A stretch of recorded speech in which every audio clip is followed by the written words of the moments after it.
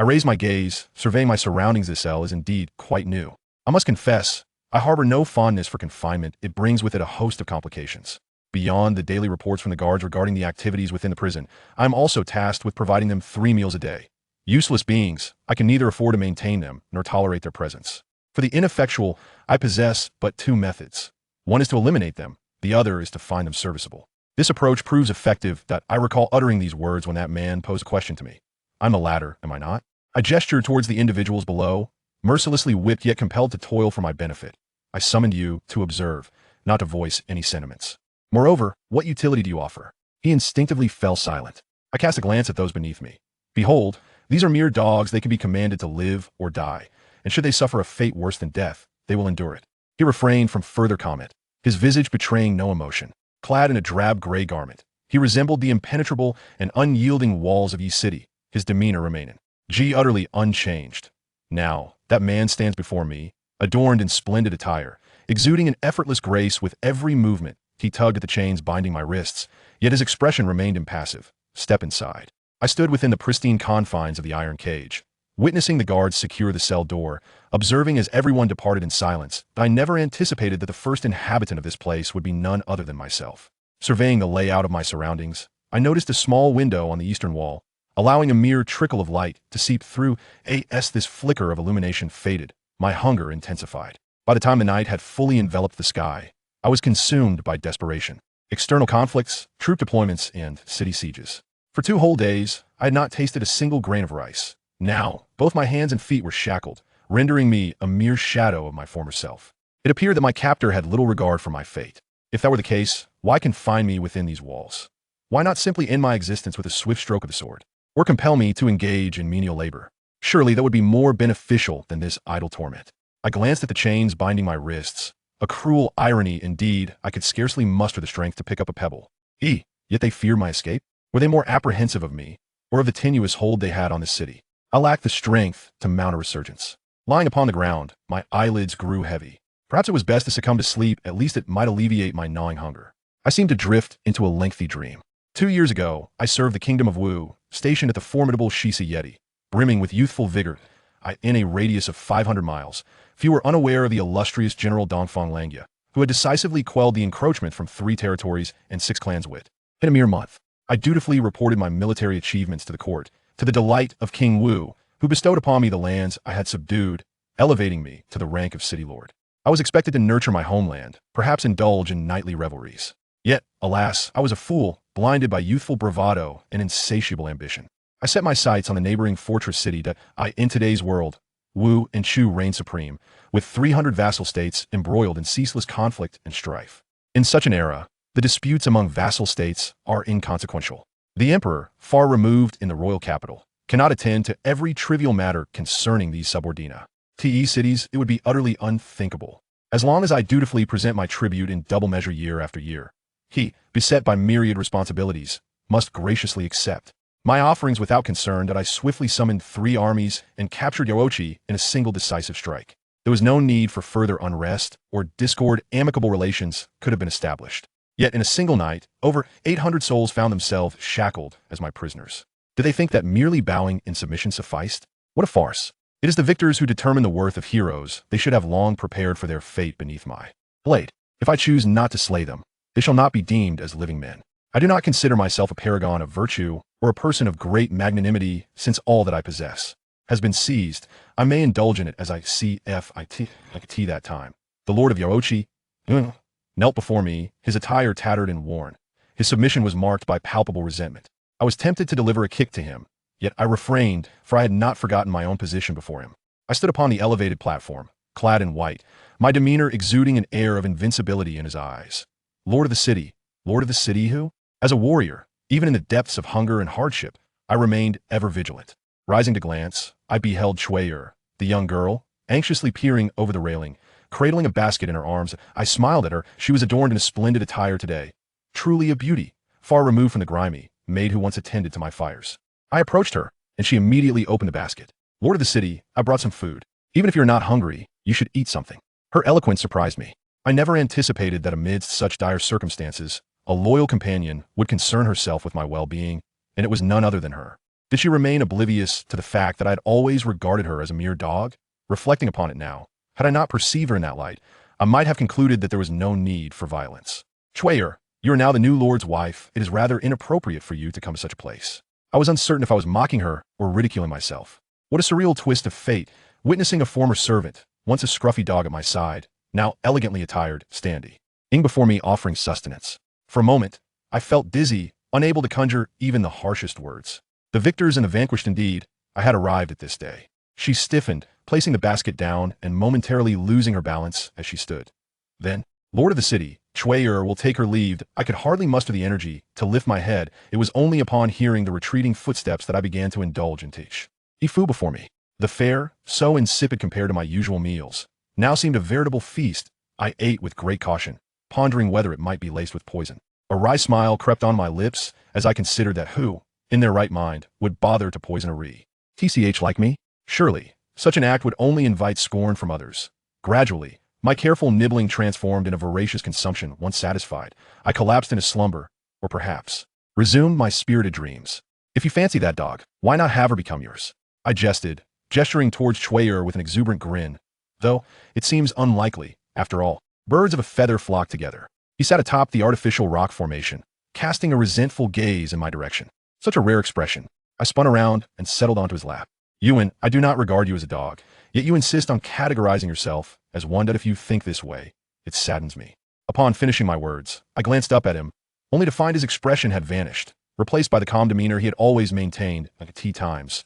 One cannot discern whether this individual possesses any matters of the heart or even thoughts of his own. If you fancy that dog, why not have her become yours? I had never realized that such a light-hearted quip would dig a substantial grave for myself. Some matters can be remedied after the fact, while others can only be lamented repeatedly. For me, it seems that no path is viable, whether it be a road to survival or one leading to demise. Initially, being a useless individual renders any endeavor futile. Furthermore, it appears that I shall never learn the art of blaming fate or others. In the following days, only Chwayer came daily to bring me meals. I greeted her with a pleasant demeanor, praying for sustenance, for after all, one cannot remain impervious to life's demands. Everything has been quieter than I anticipated. He has not appeared before me at all. It is so different from when I had him restrained, as he was quite lively then. Ewan, I desire that bird. Please capture it for me. Very well. Is that so? How curious. That is not the appropriate response. You ought to say yes. Dongfang is not commanding you. Rather, Dongfang is making a request. My voice was as gentle as a swallow's song, my eyes shimmering with autumnal allure, as I frequently tapped at the rigid lines of his somber face. Look, he is clearly reluctant, yet he must maintain an air of utmost respect and compliance. How amusing. Akin to a jester. Very well. He bore an expression of reverence, neither servile nor arrogant, and upon finishing his words, he swiftly ascended the tree. How dull it is. I constantly ponder ways to inject more intrigue into events, yet I have yet to unearth any greater excitement. Ewan, did you hear that? What a melodious sound. Clear and crisp. To me, it is akin to celestial music. As I gaze upon the dappled light filtering through the tree's shade, I turn my attention to him, my fingertips gently caressing the bird's other wing. Shall we listen once more? My words are soft, imbued with a tender ambiguity. With a sudden snap, another sound echoes. The bird lies limply in my grasp, like a rag, yet he does not even furrow his brow. Ah, stubborn one, I think, my irritation ignited. I am curious to see how long he can feign indifference. Ewan, observe this bird. It ought to remain perched upon the tree, yet you insist on capturing it. How pitiable. Why not return it to its rightful place among the branches? Very well. He responds with a decisive clarity, taking the bird from my hands and immediately leaping upwards. I watch as he earnestly seeks out a leafy bough, carefully placing the bird upon it. I nearly burst into laughter, but alas, I must stifle it. The game is not yet finished. The bird, with its wings already rendered useless, has long lost its equilibrium. Coupled with the torment of being hoisted and dropped, it naturally becomes agitated. Just as Ewan lands, the bird trembles among the leaves and, in a sudden panic, plummets from such a great height, crashing onto the stone slab below. Its tiny legs flail for a moment before going still. Observing his expression, which remained devoid of any change, I feigned indignation. Ewan, you have faltered. Your negligence has cost an innocent life. If I do not punish you, then surely heaven will. As I spoke, I drew the long whip from behind my waist, the action unfolding seamlessly and decisively. I shall enact heaven's punishment upon you now, sparing you from future retribution. Seated in the dim confines of my cell, I gazed through the small eastern window, which offered no glimpse of the sky, but merely reflected the sharp corner of the eaves from the rear house. The rough Saigon glass refracted the soft, scattered sunlight, creating a hazy ambience akin to the rhinoceros horn knife wielded by the chieftain of the Muxid tribe. The Muxid tribe. They were the first clan I sought to conquer upon my arrival in this land. Standing amidst the swirling sands of the battlefield, I fixated intently on the weapon in my opponent's hand. Coarse, crude, and clumsy. Every conceivable flaw that should not exist in a weapon was present, rendering their arms' movements slow and clumsy, reminiscent of the exaggerated slow-motion demonstrations my father employed while teaching me martial arts in my youth, which often left me in fits of laughter. Furthermore, the unrefined, unsightly jewels embedded in the hilt and blade added to the overall impression that it was a relic unearthed from an ancient grave, half-decayed and weathered. Yet, ultimately, I experienced the formidable power of such a weapon, a force that could shatter mountains. When my adversary severed the treasured sword forged from a millennium of iron, the blade struck my left shoulder. In that fleeting moment, it felt as though my very being had been cleaved in twain, my internal organs trembling in response to the shock. Had both sides not fought to the brink of exhaustion, had it not been for that ancient sword, I shudder to think of the outcome. I dared not slacken my resolve, nor retreat a single step. Instead, I immersed myself in the thrill of battle. I laughed, delirious at the precipice of life and death, my blood surging amidst the whirlpool of existence. When Duan Jian's blade sent the leader's head flying, I was unceremoniously thrown from my steed, the agony in my wounded shoulder threatening to rend my body asunder. In the days that followed, I brought back that unsightly blade as a trophy, for I loathed it so. I employed various techniques in an attempt to destroy it, yet each time, it was my prized weapon that shattered instead. Yuan seemed fond of that knife, often gazing at it from dawn till dusk, lost in its presence. I questioned him on what he found so captivating about its crude appearance and banal name. In those moments, he would respond, dull yet not blunt, keen yet restrained. I scoffed at his questionable taste. Now, I understand. He was biding his time, enduring hardships with quiet fortitude.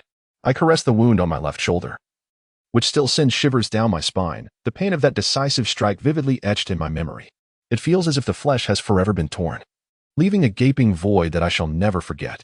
I recall the sight of Yuan, his body whipped to the point of raw flesh, blood splattering in all directions.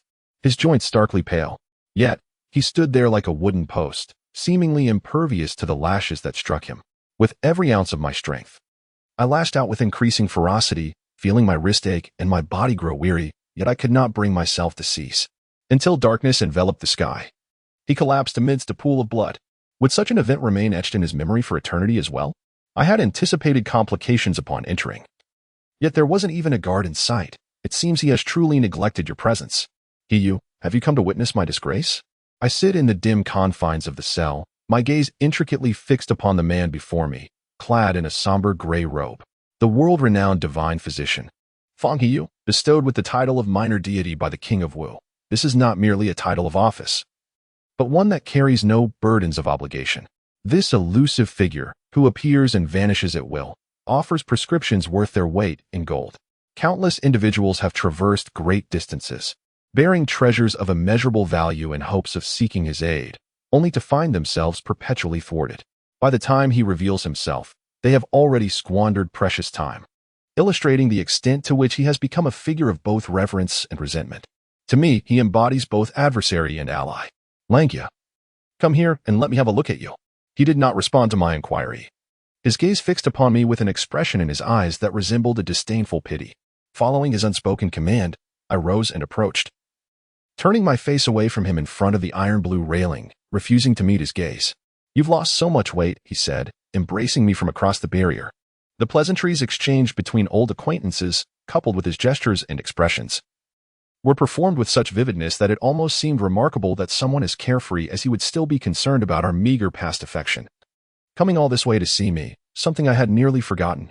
Was this an act of charity? I thought of mocking his absurdity but reconsidered. Many matters become more troublesome the more seriously one contemplates them. This prison cell is so barren that it lacks even a quilt. Although it is early summer, The evening air is quite chilly. Lang's words could easily lead to misunderstandings. When did you become so fixated on trivialities? I gazed at his somewhat forlorn face, a smile playing on my lips. Misunderstandings, who would truly care? He, not being a paragon among men, and I, ensnared within these walls, were both beyond such concerns. For anyone, whatever has been endured in the past, even if later despised, does not provoke outright rejection. It was on that fateful night when I nearly beat you into death, propelled by a misplaced sense of compassion for his worthless half-life, that I hastily traveled day and night to the border town of Wu, arriving at Chiliang's house. No one else could locate Fang Hiyu, only I could. This was not due to my greater determination in seeking him, but rather because the moment I set foot in this Chiliang's house, he would inevitably appear before me. He has always been waiting for me. I hurried back to Yeching with Hiyu, entering the desolate, overgrown, ancient wooden house of Shisai, where a figure lay on the bed, wrapped tightly in a multitude of bandages. I reached out, only to find that breath had already fled. Dead. Is it truly over? I retreated hastily to the threshold, caught by the arrival of another, my fingers clenching and releasing in my sleeve, ultimately yielding a futile question. Is there any hope for salvation? My words hung in the dusky air, dissipating into nothingness. This was not the resolute voice I had always possessed. Yuan, I have exerted my utmost efforts, yet your life has proven more fragile than I had envisioned. I cannot blame you. After all, who can truly be stronger in another's eyes? You shall not survive, and that is indeed regrettable. You can save him, said the person behind me, exuding an almost palpable confidence. Fang Hiyu, the foremost divine physician under heaven, can even heal the deceased? We exchanged a knowing glance.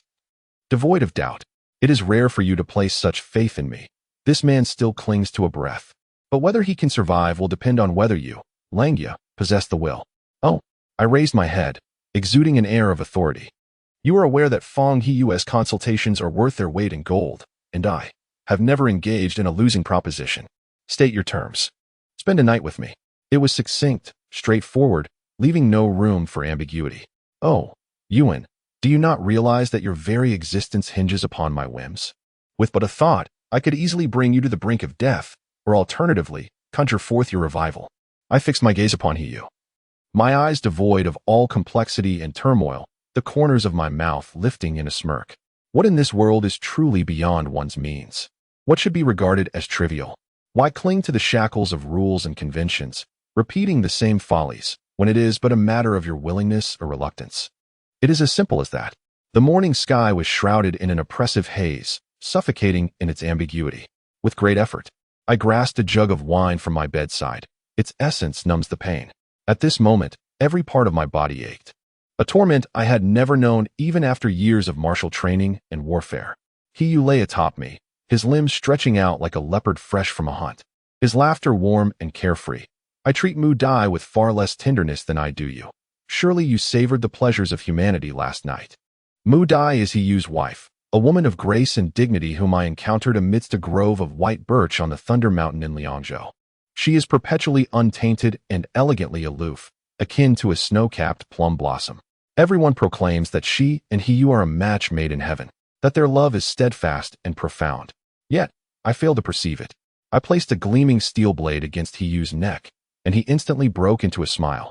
Serene and untroubled, utterly oblivious to the peril he faced. It was I who found myself perplexed, unable to unravel his demeanor. I could not help but speculate that the bond between him and Mu Dai, a couple so strikingly similar, was forged from an absolute detachment and tranquility that united them as one. At times, a true understanding between souls may prove to be more invaluable and irreplaceable than mere affection. By what rationale do you assume I would refrain from taking your life? With a casual flick of 2 fingers, he pushed aside the blade at his throat, then rose from the bed, leisurely donning his clothes. His movements always so light and exemplary, embodying an effortless nonchalance. With my unparalleled medical prowess and your singular audacity, should you remain unaware of the potential dangers that may arise from your reckless plaything, you might come to regret a time when no one could save you. I smiled, my inner confusion evident in my eyes. If this is what it means to know oneself and one's enemy, leading to victory in every battle, does it not follow that projecting oneself onto others may lead to inevitable defeat? Yet this time, your victory seems assured. There are many matters whose outcomes I cannot fully predict or control. Thus, one must always leave a way out. This is the art of war. And it is the extent of my knowledge. It was not until much later that I realized you had only guessed half the truth. When I beheld you when, fully healed and restored, I found myself unable to strike him down. As the last rays of twilight extinguished, the sky suddenly darkened, and the minuscule window of the cell barely allowed any light to filter through. He released his embrace and remarked, "I always believed you would never sacrifice anything for another. Yet, even so, you remain remarkably selfish." I fell into silence, acknowledging the truth of his words. Indeed, to give was merely for the sake of giving. A moment of unawareness led me to relinquish what I deemed insignificant for Yuan.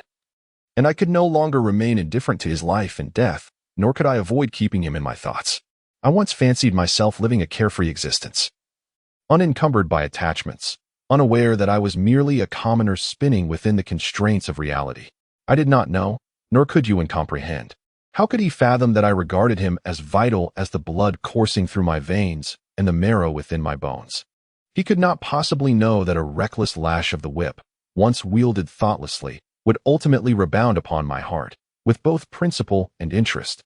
You, in truth, you have never missed a beat, have you? It was only today that I realized, from the moment he beheld Dongfang Langia, frantically plunging into the waters of Liangzhou, weakened and sprawled upon the horse's back, he had already set his sights on everything, devouring me whole. Akin to how a physician deftly manipulates the jade-green vial of life and death. The dose administered to me was indeed a potent remedy, precisely targeting my affliction. Langia, one is not mere vegetation. Even if one deliberately bows their head to conceal their expression from me, I can still perceive the reluctance in their words. As the surrounding air chillingly drops several degrees, why must one force themselves to utter words they are unwilling to speak? Dongfang Langia can no longer bear the profound implications of your sentiments, Fang Hiyu. What comfort do you still intend to offer me? For one is not mere vegetation. Who among us is devoid of emotion? Yet, the human heart can be as steadfast as metal and stone, unyielding and impervious. There is no need for you to traverse great distances to utter such reassurances, for I have long deceived myself countless times within my own heart. Am I here to console you? In truth, you had many opportunities to end my life, yet you chose to relinquish them, did you not? You perceive everything clearly, yet remain obstinately attached to your convictions. In any case, I must convey this to you. Yuan Zihao, that individual is not as heartless as you imagine. He sighed and continued, you seem quite proud, always positioning yourself on an unattainable pedestal. Yet the truth is that you lack the confidence to stand on equal ground with others, experiencing the warmth and chill of life. Which is why you live with such resignation. You, silence yourself. When did it become your prerogative to judge me? What do you truly know? I have subdued the four corners of the earth, instilling fear in all who regard me as a deity of war, with each individual bowing before my might. I have squandered wealth without a second thought, purchasing the loyalty of countless souls who gaze upon me like hounds. I manipulate the fates of others, rendering life and death with a mere flick of my wrist, trampling upon them like ants, compelling all to resign themselves to the paths I have laid out. It is others who are to accept their fates. Do you comprehend? I am increasingly agitated, my voice rising in hysteria. Where is the insecurity in my demeanor? Where do I exhibit the semblance of resignation? His accusations are utterly unfounded. Whom are you attempting to persuade? I am clearly speaking of appointment, not resignation. One phrase rendered me speechless. I once believed I shared similarities with Hiyu, yet I was mistaken. His ability to empathize has reached a level that ignites my envy. Hiyu, are you suggesting that I am trying too hard to conceal the obvious? Cease your self-importance. I have pierced him with my gaze countless times. Yet he remains unfazed, as if he has acquired some fascinating information, a smirk gracing his lips. With a resigned sigh, I ponder, Hiyu, when did you become so tedious? The wine of Wuzhong is delicate and gentle, its essence a tapestry of subtlety and tenderness. After 2 years of indulging in the harsh spirits of the Northwest, the taste of my homeland's wine eludes me, rendering it as insipid as mere water. Hiyu, such a wine may quench thirst, but it cannot intoxicate the soul. Hijiyu's preparations are woefully inadequate. This bamboo wine from Wu Village is indeed more suited to the light-hearted melodies of the Bamboo Grove and Phoenix Terrace. Inadequate preparations? Surely, this is deliberate. Here I languish, trapped within this cage, while he speaks of the light-hearted melodies of the Bamboo Grove and Phoenix Terrace, enjoying his freedom. Does he think I would simply follow him under such circumstances? Had he spoken these words earlier, I would have rejoiced at the prospect of someone aiding my escape. light-hearted melodies. Do you comprehend the weight carried by the word dance? The past echoes in my ears as if the ethereal sounds drift from the void. The bitter wood of the Northwest Shaki Uchin, with its mere 6 strings, strikes at the very core of my being. If a person's music can fully encapsulate their current despair, what mastery of the craft that must be. I close my eyes and lend an ear, immersing myself in the realm of melody and harmony, where the sentiment within the sound is nothing short of hatred. I am no one's confidant, merely someone with a modest understanding of tone. Ewan's expressions are so intense that it is nearly impossible to discern their meaning. That piece is none other than Phoenix Source. The Phoenix is trapped in the depths of hell, awaiting the 5 realms to meld its form, only then to shed its mortal coil, transforming into vibrant wings, and ascend to the skies. To perform such a piece before me is merely to mock a humble warrior. Those who know me perceive my deep-seated worries, while others question my desires. He could never fathom the true essence of the music, yet I grasp its meaning. Perhaps he intentionally played it for my ears. But why? I cannot comprehend. Regardless of the musician's emotional state, such exquisite melodies, if unaccompanied by the phoenix's flight, would indeed be a lamentable loss. The sword at my waist pierced the rainbow, and as the half-curve of my movement lingered, I raised my arm, my foot brushing the gentle breeze, resembling a dove or swallow gracefully hovering among the fragrant reeds. Swaying rhythmically to the haunting melody of the zither, a dance of glances exchanged.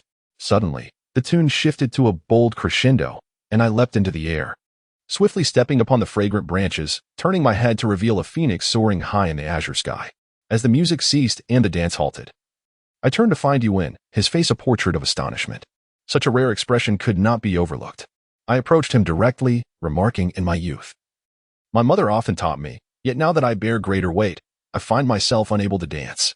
He fell silent for a moment, gathering his earlier astonishment, and replied, "Your mother must have been a remarkable dance master." "Oh, what leads you to believe that?" I inquired, intrigued, though my heart felt as if it had been tossed in a cauldron of mixed flavors. "Yuan, could you not simply compliment me without hesitation? It seems that coaxing a kind word from certain individuals requires a gentle push." "Look, you," he stammered. But upon witnessing the radiant smile upon my face, he fell silent, as if he had swallowed a date with its pit intact. It was already quite an achievement. I pressed my fingers against my temples, uncertain whether he was merely dull-witted or deliberately teasing me, and thus I reluctantly shifted the conversation. "Yuan, do you know who the foremost dancer in the world is? Who is unaware of the line, 'In splendid garments, she dances upon the clouds.'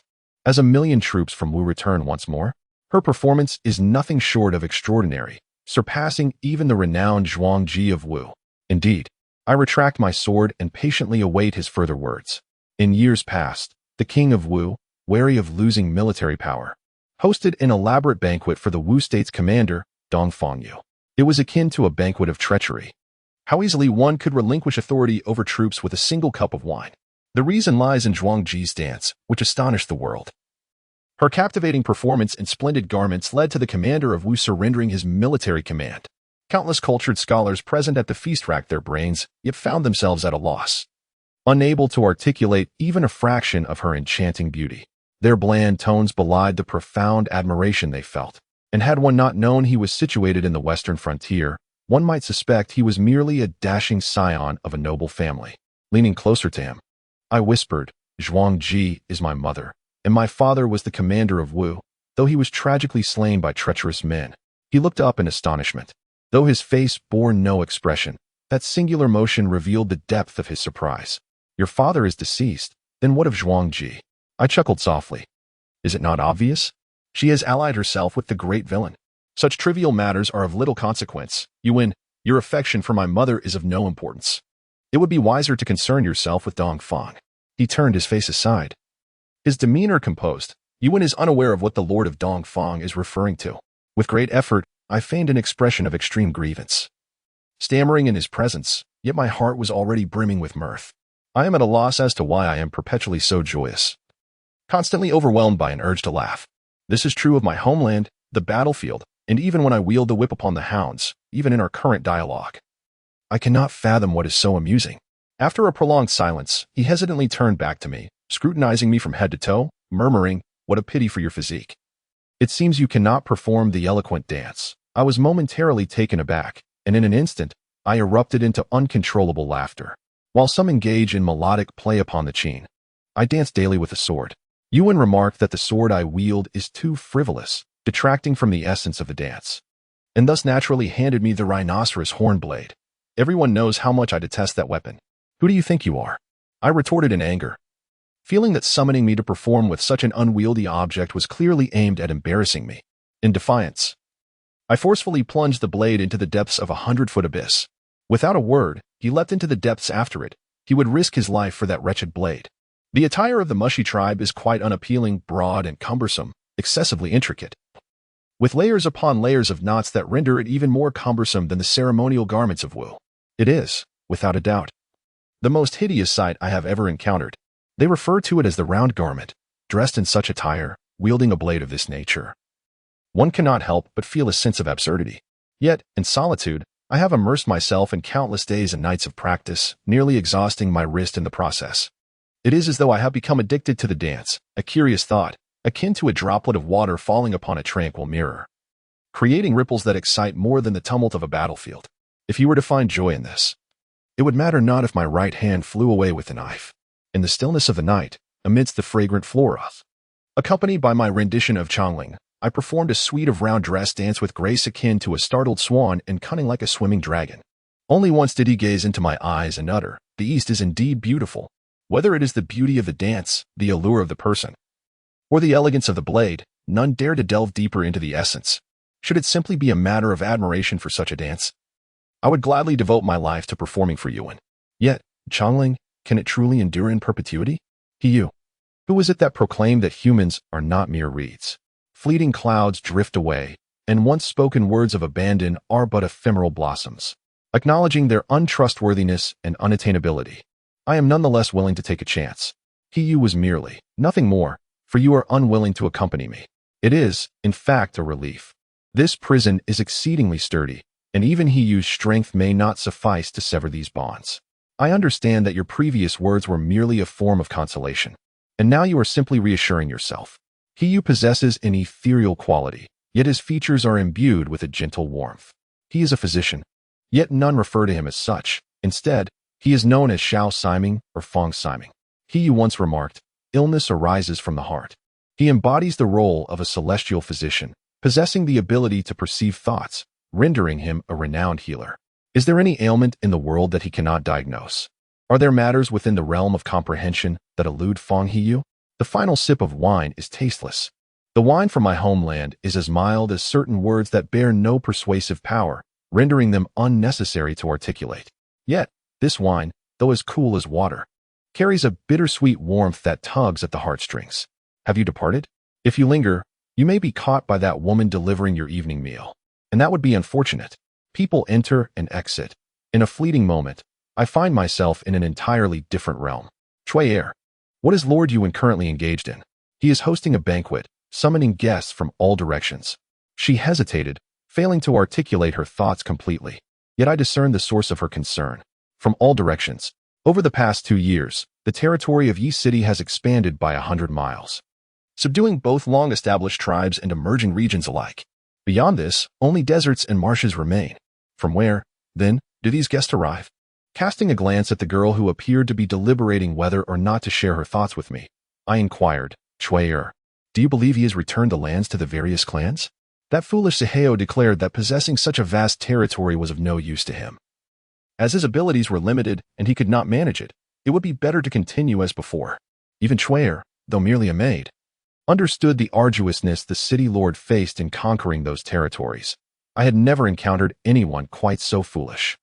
I intentionally disregarded the overly affectionate address and the seamless flow of her response. Chuyer, being just a maid, could hardly comprehend that Yuan's actions were born out of necessity. That fellow was not unintelligent. The fact that he managed to confine me here attested to the considerable maneuvers he undertook in secret. No matter how naive I may have been, I could no longer delude myself in the face of the current predicament.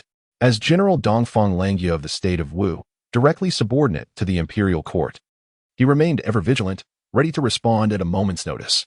Should the Emperor of Wu command a retreat, I would undoubtedly act with alacrity. Even though Yi City is a vassal state, Dongfang would still be a minister of the Wu Emperor. In this realm, should the sovereign desire the death of his subjects, they must comply without question. The current situation is both intricate and tumultuous, with the East Wu and South Chu, and the lords of the Northwest. For 3 years, Wu and Chu have been at war, and Chu has suffered defeat, leading to its decline, rendering it incapable of resisting Wu. With the support of the Wu kingdom in the East, the Wu king dispatches his trusted ministers, and thus has his own concerns. He has conferred upon me the title of a city lord, ostensibly to pacify the West, but in reality it is a guise for conquest. Consequently, I am permitted to ravage and plunder at will, expanding territories. The Yuan clan is merely a nominal lord over the land, and the key city is but a formal vassal of Wu amidst Wu and Chu. If one were to rely solely on the titles of feudal states to wield such considerable power, the hegemon of the realm must preemptively strike, first against Wu, then against Chu. What strength does he possess to withstand Wu and Chu? Furthermore, the people's hearts are estranged. Those rabid hounds have never been compliant, and they are also intimidated by my unparalleled martial prowess and the might of Jinyu, secretly scheming against me. He can only feign compliance, and thus, the interlocking fortresses of Shisai are bound in a reciprocal relationship. Here I am, a notorious villain confined, yet who would dare to oppose him? I remarked to Chuyer, Yuan is indeed burdened with labor, so busy that he has forgotten there is a prisoner awaiting inquiries. Chuyer, had it not been for your care in recent days, I fear I would have perished from hunger here without anyone knowing. Lord, city lord, Chuyer merely. Zaheo is likely too busy. Chuyer ought to. Please, don't say that, city lord. The more she spoke, the more anxious she became, her words tumbling over one another. And I could scarcely muster the inclination to mock her. See, it is not that I treat you like a dog. Rather, you have grown accustomed to acting as one. So much so that a mere compliment from me is regarded as a rarity. Do you truly believe that adorning yourself in such a manner elevates you to the status of a person? It is utterly absurd. Upon my arrival in Yi, I recall the populace was in the throes of famine. The king of Wu did not allocate a single soldier to my cause. Yet he bestowed upon me a sum of 10,000 taels of gold and silver. The land was barren, devoid of life, and the Han people here held no status. In a matter of days, I acquired a multitude of starving souls to serve my needs, feeling as if I had truly found my element. The first among them was a girl named Chuyer. At that time, she knelt at a desolate street corner, a straw stuck in her hair, with the lifeless body of a woman lying before her.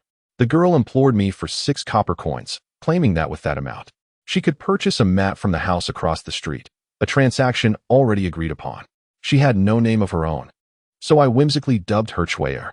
She expressed her desire to sell herself as a bride to someone, yet many had passed by, yet none could afford the 6 copper coins.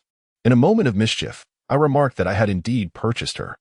Her expression darkened as she quietly replied that she was only worthy of serving me as a dog.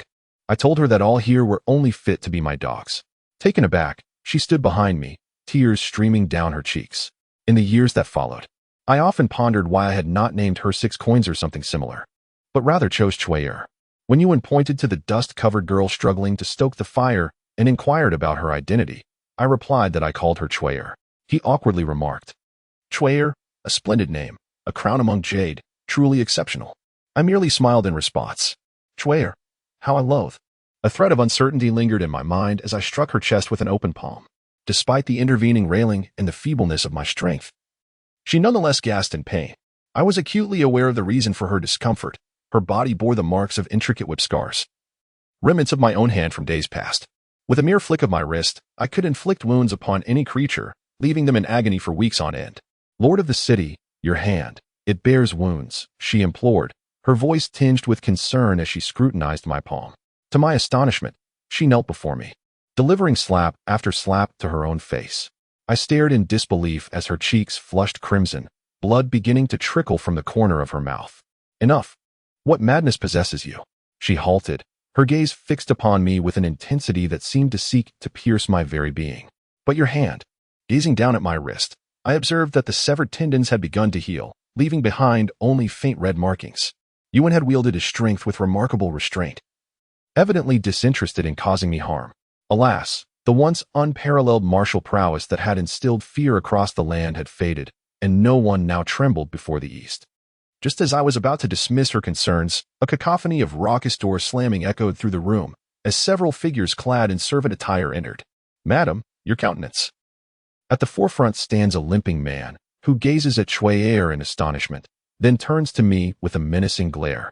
as if he intends to devour me whole.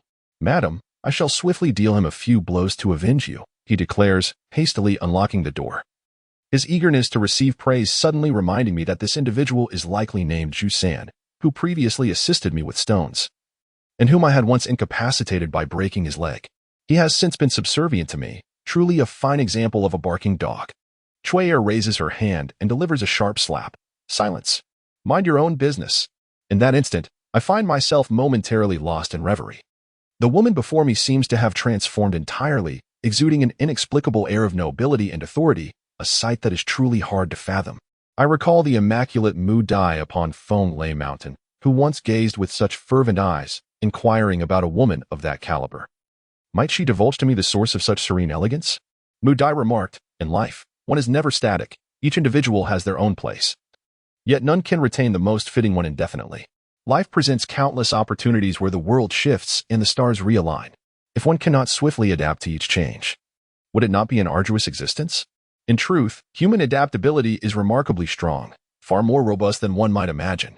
Her words hold no falsehood. For instance, I find myself leisurely lounging like a fallen dog, while in the grand hall a new master busies himself tirelessly, and before me, a dove perches upon a parasol tree, fervently displaying her phoenix feathers.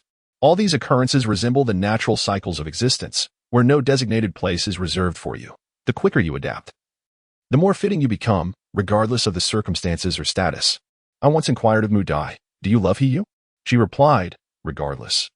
I am already aligned with him, naturally harmonizing with his essence." "And you, Chuayer, do you love Yuan?" Observe how seamlessly you blend together. The separation between man and dog is but a shallow ditch. One may fall in and climb out again. One day one may ascend to greatness, and the next descend to insignificance. What purpose does the word match serve? Where indeed is there a truly noble lineage? Some inquiries are best left unvoiced. Even if you, Chuayer, love the East, it has become utterly meaningless. Waste not your time. Accompany me to bathe and change, for Lord Yuan awaits in the grand hall. We must hurry. With that, I turned, and Jusan's countenance shifted as he respectfully addressed Chuayer. "I beseech you, madam, to return first." I donned my round garment as I entered the grand hall, that heavy and coarse ancestral attire. Before me, the trembling vine rack held a massive, crude blade, seemingly signaling the purpose of my visit today. With a swift glance around the room, I realized that all present were once my defeated subordinates. Today, they had gathered in unison, and I was astonished at the sheer number of them. Their gazes, filled with resentment, hatred, complexity, or anticipation of the unfolding spectacle, were directed towards me. Once, they had been my loyal dogs, and now they donned their finery. Seated upon the dais was the chief, clad in a purple robe, his hair adorned with a golden crown. It was Yuan. His expression was no longer the indifferent mask of yore. Instead, it emanated a commanding authority. And for a fleeting moment, I mistook him for the heavenly prince, for he now exuded the gravitas befitting a lord of a realm. To the east, behold the multitude of guests gathered today. Do you comprehend the purpose of their arrival? His first words, laced with malice, were devoid of even the slightest preamble. From the moment I donned such attire, I had surmised the underlying intentions. "Yuan, do you not yearn to reclaim even a fraction of your former glory? Was my initial impression of you mistaken? The sovereign upon the throne, undeniably majestic. I wonder if you bear a grudge, or if you delight in the resolution of grievances. If this is indeed the path you choose to tread, if this is your means of reconciliation, shall I acquiesce to your desires?" I lowered my gaze and replied, "The East remains in ignorance. They have all come seeking the renowned round robe dance of the East." Such a predictable response.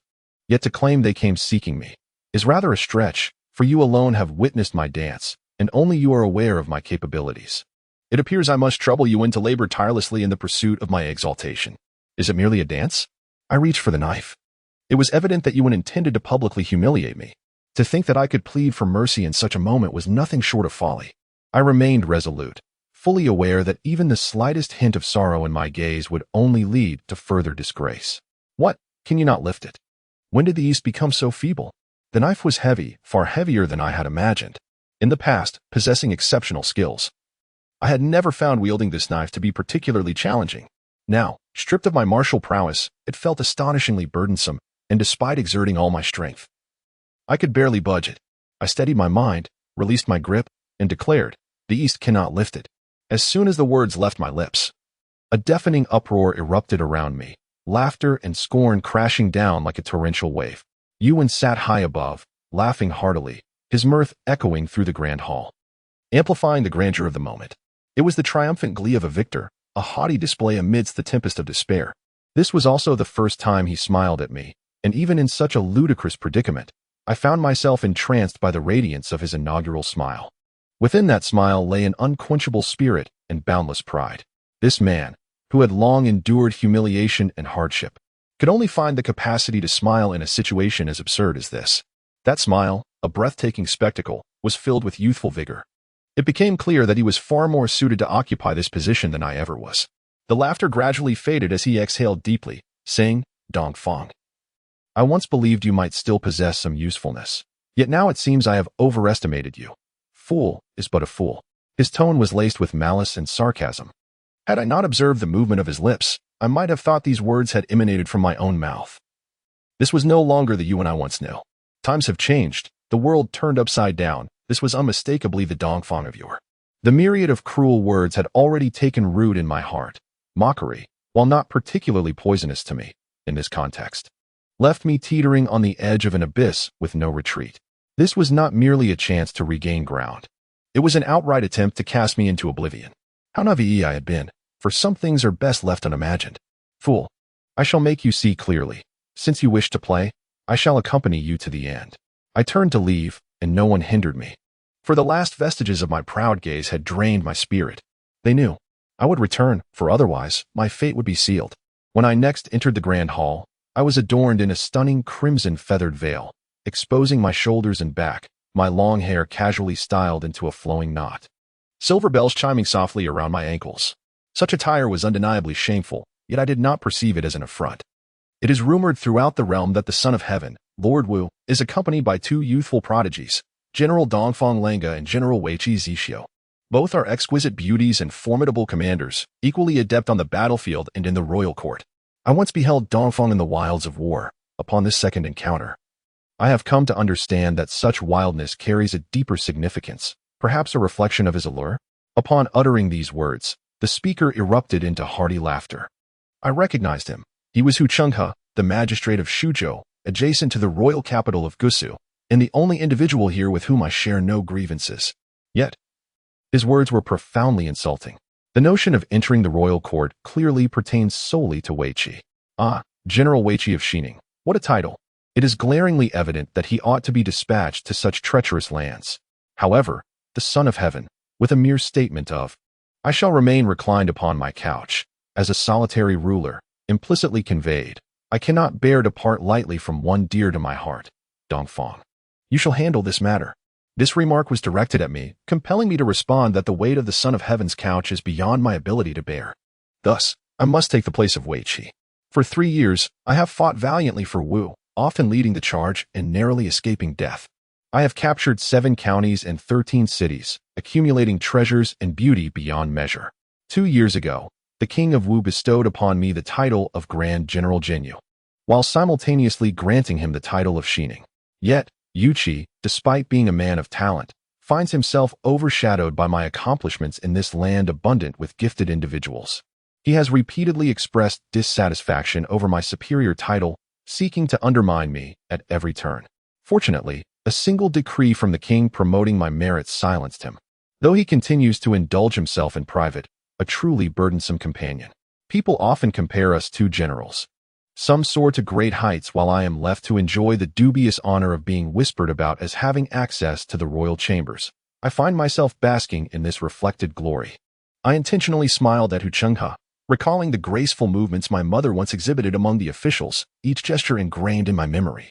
My smile, imbued with charm, was executed flawlessly. Even those who had recently gazed at me with animosity found their ires softened, captivated instead. I turned my gaze towards Yuan, whose eyes shifted in color, revealing a tempest of thoughts within. After a considerable pause, he seemed to grasp something profound and remarked, "I have heard of Zhuangji, petite and exquisite. Her melodies soaring to the heavens. Yet, I wonder how she could possibly leap into this enchanting garment. Is Yuan praising me? Yuan, this is the only aspect of you that remains unchanged. When will you be more direct?" I smile. At this moment, all I can do is smile. Accompanied by a shadowy expression and my involuntary jesting words, the distant sound of the Qiangqin drifts into my ears. It feels as though I have completely forgotten the beginning. As I float in the jade pool, surrendering to the flowing waters, light as duckweed, utterly devoid of the ruthless arrogance of the battlefield. Who says a dignified man of 7 feet cannot ride the clouds with grace? Who among us does not know that the figure dancing in this pool is the former General Jinyu, the Lord of Yi City? Yet now, all that can be seen is my delicate form, like a wispy cloud, drifting amidst the mist. My 10 fingers flutter, akin to the weaver maiden pulling threads. The other end directly leading into the eyes of the crowd. Riding each fluid note, my waist sways like a vine, bending gracefully in the wind. My legs can lift like clouds, my shoulders flow like water.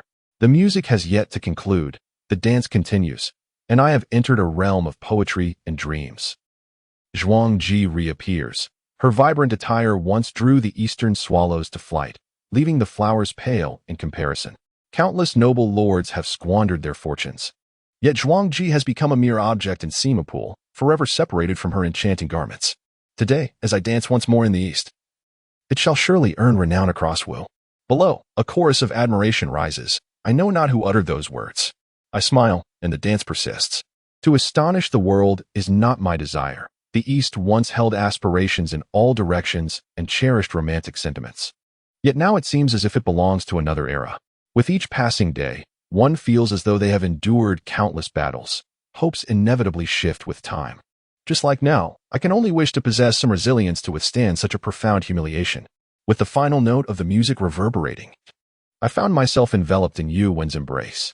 The 4 corners of the room were captivated by my presence, yet I had already succumbed to my own infatuation, merely because I beheld his smile, gentle and radiant. Yu Wen's smile was indeed charming.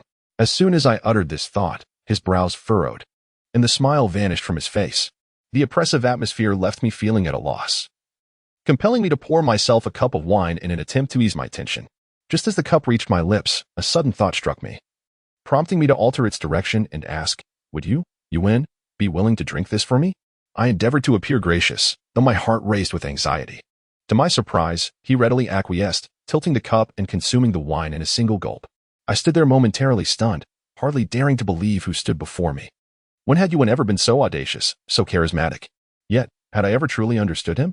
Almost mesmerized, I watched his elegant and decisive movements. A man is not devoid of charm, only awaiting his moment of triumph. Perhaps this was his true nature.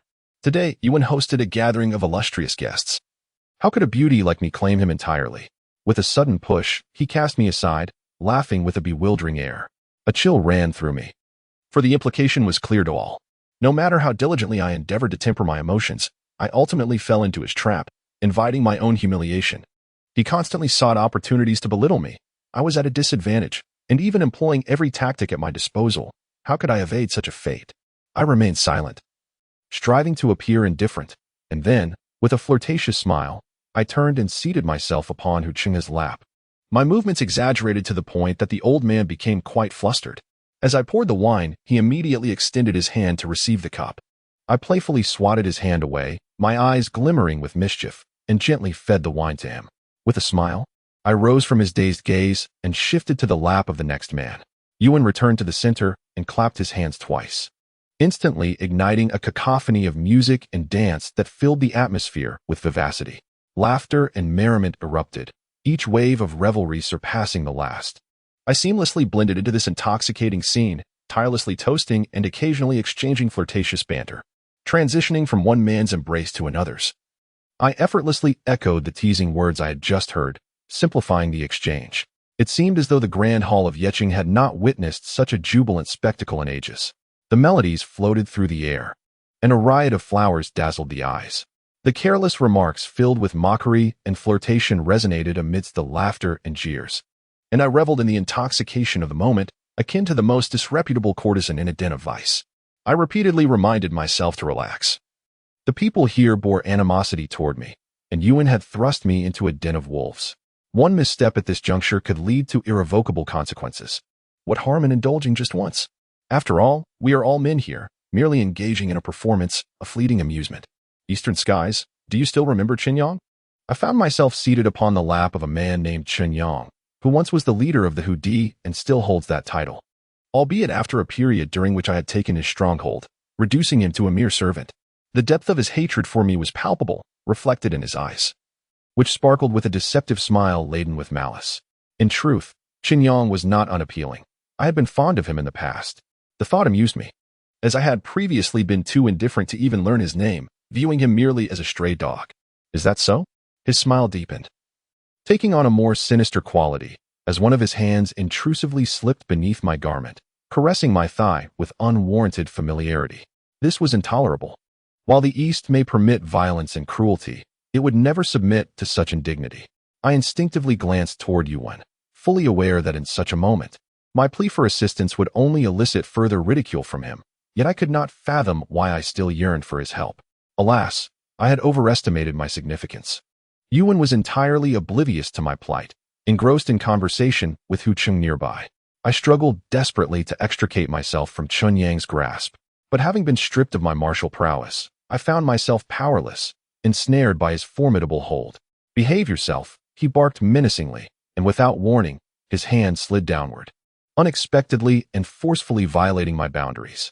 The pain is excruciating, tearing at my very soul, and I cannot discern whether it is a multitude of fingers or an entire hand that intrudes upon me. I can hear the sickening sound of flesh being pierced, as the blood flows ceaselessly from my back, the wretched hand stirring within me. I desperately tilt my head back, stifling any cries that threaten to escape. My vision blurred and clouded. I can see nothing clearly. Dongfang, come here. How many times must I call you? Is Yuan calling for me? A shiver runs through my body, and I slowly regain the clarity that had fled in my moment of weakness. The hand that intrudes upon my rear remains steadfast, perhaps truly having heard Yuan's command. Dongfang, must I beseech you to come to me? It is indeed Yuan. His voice laced with authority. In that instant, I grasp at a lifeline, an unexplainable strength surging within me, and I pull away from Chun Yang with a sudden force. A whirlwind of sensations envelopes me, and I crash heavily to the ground, my body convulsing, my stomach churning violently. I fear my very intestines have been wrenched from me. I lie on the ground, gasping for breath, utterly oblivious to the extent of my disarray. As I regain my composure, I notice many have gathered around me, regarding me with a peculiar gaze, as though I were some monstrous spectacle. Yuan is not among them. I clench my teeth tightly, exerting all my effort to finally turn my body over. The moment I met the scorching gazes of the crowd, a smile blossomed on my lips. Could it be that Dongfang is inebriated? It seems he cannot find his way. Indeed, Dongfang appeared quite intoxicated. Many responded with disinterest, their repugnant smiles returning to their seats. I struggled to lift myself, attempting to walk towards Yuan as naturally as possible, yet my legs felt utterly unresponsive, as though they belonged to someone else. I could not afford to collapse. I had persevered this far, and this banquet had dragged on for too long. If I could endure just a little longer, I would be free. With unsteady steps and gritted teeth, I smiled at everyone, still exuding an enchanting charm, still captivating the hearts of those around me. By the time I finally reached Yuan, I was drenched in sweat. He appeared exceedingly impatient and looked up, saying, I saw you chatting so merrily with Brother Qinyang earlier. I wonder what amusing tales you shared. I leaned closer, my smile playful and bright. Oh, so Yuan is so concerned. Have you been paying attention to Dongfang all along? His expression suddenly darkened, and he forcefully pulled me onto his lap. Ouch, that hurt. I thought I could hold back my cries. But his sudden action left me utterly unprepared. What is the meaning of this? What has Qinyang done to you? A chill coursed through my heart. The urgency in his tone and the concern etched upon his face felt surreal, as if I were ensnared in a dream, yet it unfolded right before my eyes. Could it be that he had discerned something amiss that prompted my summons? Yuan, are you worried about Dongfang? Is he lost in his own thoughts again? I forced a bitter smile and said, Yuan, your swift actions took me by surprise. But that was not the case. He caught me off guard, his hand reaching towards me as I sat. Alarmed, I exclaimed, Yuan, what are you doing? He withdrew his palm, revealing a crimson stain that gripped my heart with fear. I couldn't help but silently rejoice that the red garment I wore concealed the blood. Otherwise, I would have become the subject of ridicule. Yuan's hand clenched into a tight fist, and I attempted to pry it open, yet he remained obstinate, his voice strained with barely restrained fury. How dare he? I lifted my gaze and smiled dreamily at him. Yuan, are you satisfied? He offered no reply, though I longed to know how he would further mock me. Instead, I felt his arm encircle me tightly, as if he sought to meld our bodies together with an intensity that rendered me breathless. A wave of discomfort washed over me, and the rhythmic melodies of the performance continued in the pool, the music weaving in and out like a hazy dream, intoxicating in its allure. Burying my face in his chest, I found myself inexplicably shedding tears, something I had never done before. After a considerable interval, when I believed that everything had settled, an unexpected sound of muffled laughter echoed above me. Instinctively sensing something amiss, I was too late to react. Ewan seized a handful of my hair and, before I could grasp the situation, forcefully turned my face towards the crowd. He then leaned in close, whispering in my ear. I have never encountered someone so obsessed with maintaining appearances, nearly deceiving me. Before I could comprehend the unfolding events, he yanked my hair and stood up, pushing me into the center of the dance floor. He boisterously declared, "What wrongdoing have we committed towards Dongfang? Why is Dongfang in tears?" The crowd exchanged glances, their eyes darting about, and then erupted in uproarious laughter. Even the dancers in the pool paused, doubled over in mirth. Ewan laughed maniacally behind me. What on earth is happening? My mind buzzed, struggling to decipher where it all went awry. Just a moment ago, I was engulfed in a tumult of anxiety. His lingering warmth still clung to my sleeves and skin, yet now, the atmosphere had shifted dramatically in an instant. Previously, I had navigated the night with wit and agility. But now, every nerve seemed to defy its own will, halting its functions. I opened my mouth, yet no sound emerged. Vaguely, it felt as if my own voice queried, "Why? Why? Why?" He paused deliberately, as if pondering, a wicked smile curling at the corners of his mouth. Without such a maneuver, how could one truly appreciate such exquisite scenery? Look how joyfully everyone is laughing. This is entirely the merit of the East. Such an overt insult. What has happened to him? Just a moment ago, was that a dream? What has become of me? Merely for a single embrace, I have allowed myself to be so thoroughly humiliated. I cannot comprehend. I simply cannot understand. I find myself ensnared in an unprecedented numbness.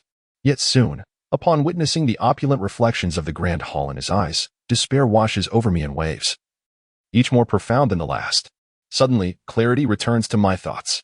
In that fleeting moment, everything becomes painfully transparent, slicing through my heart, leaving me icy with realization. You are fully aware, you know everything. You understand my feelings for you. You know how deeply I cherish you, and thus, you choose to humiliate me in this manner. It is deliberate. Ewan, do you even grasp the extent of your cruelty? Cruelty? He seems to have heard the greatest joke of all, his eyes sparkling with derision. Dongfang, I recall you once pointed at these individuals and said to me, "Look, these are dogs. If you wish for them to suffer, they shall endure suffering. Now they are all gathered here. I am suddenly curious to see how Dongfang will make them suffer." I gazed in astonishment at his resolute and utterly cold visage, his eyes at that moment exuding a disarming candor, a candor so striking it bordered on mockery. It was difficult to discern the righteousness of Yuan, yet it seemed like the retribution of the East. Nevertheless, I could not suppress my muted inquiry. I asked you but one question. Do you find nothing amiss in my reckless actions, or is there truly nothing else to your discontent? Is the East indeed devoid of merit in your eyes? Upon hearing this, he chuckled, his laughter brimming with a wild arrogance akin to that of a wolf toying with its prey. With a swift flourish of his sleeve, I immediately felt a searing pain on my left cheek. I bit my lip, compelling myself to listen to that unmistakable, distinctive magnetic voice. "Beast, your emotions are as shattered as your skills in chess. Do you recall? In our past games, you were perpetually defeated. In truth, I could have annihilated you within 30 moves, yet do you know why I prolonged each match? It was because you lacked any genuine understanding of the game, yet insisted on feigning competence. Thus, the board was always laden with formations of strategy, with every shift I made to encircle your pieces. You unwittingly gifted me an entire battalion. Do you now grasp why you eventually emerged victorious? It was simply because I replicated your formations, and in doing so, you inadvertently provided me with the means to dismantle them. Hence, in recent days, I was able to lead the remnants of the key city to breach your walls. Indeed, the reality is as such. It is so simple. Yet, I never contemplated that once I had formed a judgment about the character and actions of another, the remaining folly would be entirely my own. I have never believed that Ewan could be so treacherous and duplicitous. No, it is my deliberate refusal to entertain negative thoughts. Have I ever truly pondered his nature? 2 years is far too brief a span to discern the essence of a person. I was indeed overly presumptuous. foolishly clinging to a glimmer of hope even in such dire straits. How long have you been plotting against me? This question need not be asked. However, I must hear it from your own lips. If despair can deepen, let it plunge to the very marrow of my being. After all, over these past 2 years, you have concealed your true self with remarkable artistry. Even in death, I wish for clarity. That is indeed the right sentiment. To pose such a question signifies a degree of enlightenment. Let me enlighten you. And as for the round dance, did you truly believe I enjoyed watching you perform? Do you understand why I insist you wield that knife? Firstly, I am certain you would never allow me to perish. You would only yield. Secondly, you have already attempted it. Without internal energy, one cannot lift such a heavy blade. That knife would compel you to draw upon your martial prowess. Yet your movements would still be slower than the dance of a weapon. My internal energy and martial foundation are not lacking, merely misaligned, lacking the precise techniques. Every motion you execute in your dance conceals profound essentials, including the modulation of your energy's application, which, in that moment, becomes integral to my calculations. In the East, if you ponder carefully, you would grasp everything. Alas, your naivety surpasses my imagination, and I have, regretfully, harbored concerns in vain. Each word resonates, echoing like the melodies of Feng Fei from yesteryears, concealing countless grievances and veiled mockeries. How could I possibly be unaware? How could I fail to comprehend? It is I who have deliberately chosen to overlook, to feign ignorance, to deceive myself, clinging to the hope that one day, you are shameless. You have betrayed my affections. This proclamation nearly escaped my lips in a roar, and I regretted it immediately. In moments of impulse, one can indeed utter words unfiltered. Betrayal? Dongfang, there have been enough jests this evening. I do not mind if you add another to the mix. I have never professed any affection for you. And let us not forget, you are a man.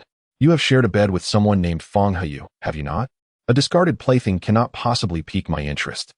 You must be curious as to how I came to know this. Allow me to enlighten you. It is your own carelessness that has betrayed you. In the past, Chuyer caught a glimpse of it, and just a few days ago, she inadvertently let it slip, coming before me to declare that you were doing things for my sake. Such an innocent girl, and yet I find her endearing. How is it that you fail to see my indifference towards you, and cannot perceive that I am merely toying with you? It is truly pitiable. Moreover, why do you always engage in such absurd antics? Do you have any idea how difficult it is for me to suppress my laughter each time? After he finished speaking, he erupted into another hearty laugh, as if he had been stifling it for an eternity. The entire assembly joined in his mirth, a crescendo of laughter crashing like waves. Each swell sharper than the last, piercing through me like a multitude of serrated blades. My heart felt hollow, as if it were pressed against my spine, rendering me utterly desolate. I collapsed to the ground, all my strength drained away. I could no longer see the myriad of ghostly faces surrounding me. In this vast expanse, I was utterly alone, weeping unabashedly before the crowd. Their revelry underscored their role as the orchestrators of this grand performance, while I played the fool, akin to a bird with broken wings, utterly incapable of escaping the script that had long been laid out. There will come a day, much like today, Yuan. It is worse than death. The East has already tasted this despair. As I entered the guest room alongside Hu Qinghe, I began to disrobe the moment he closed the door. I could hardly fathom the reason behind my actions, merely compelled by Yuan's provoking remark, "Tonight, serve well." From afar, as a mere prisoner, I found myself devoid of the grounds to contest, since I lacked the ability to defend myself. What purpose would be served in futile resistance? Perhaps enduring humiliation for self-preservation is a form of safeguarding oneself. The old man made no attempt to intervene, patiently waiting as I discarded my flimsy dance attire, standing before him in utter vulnerability.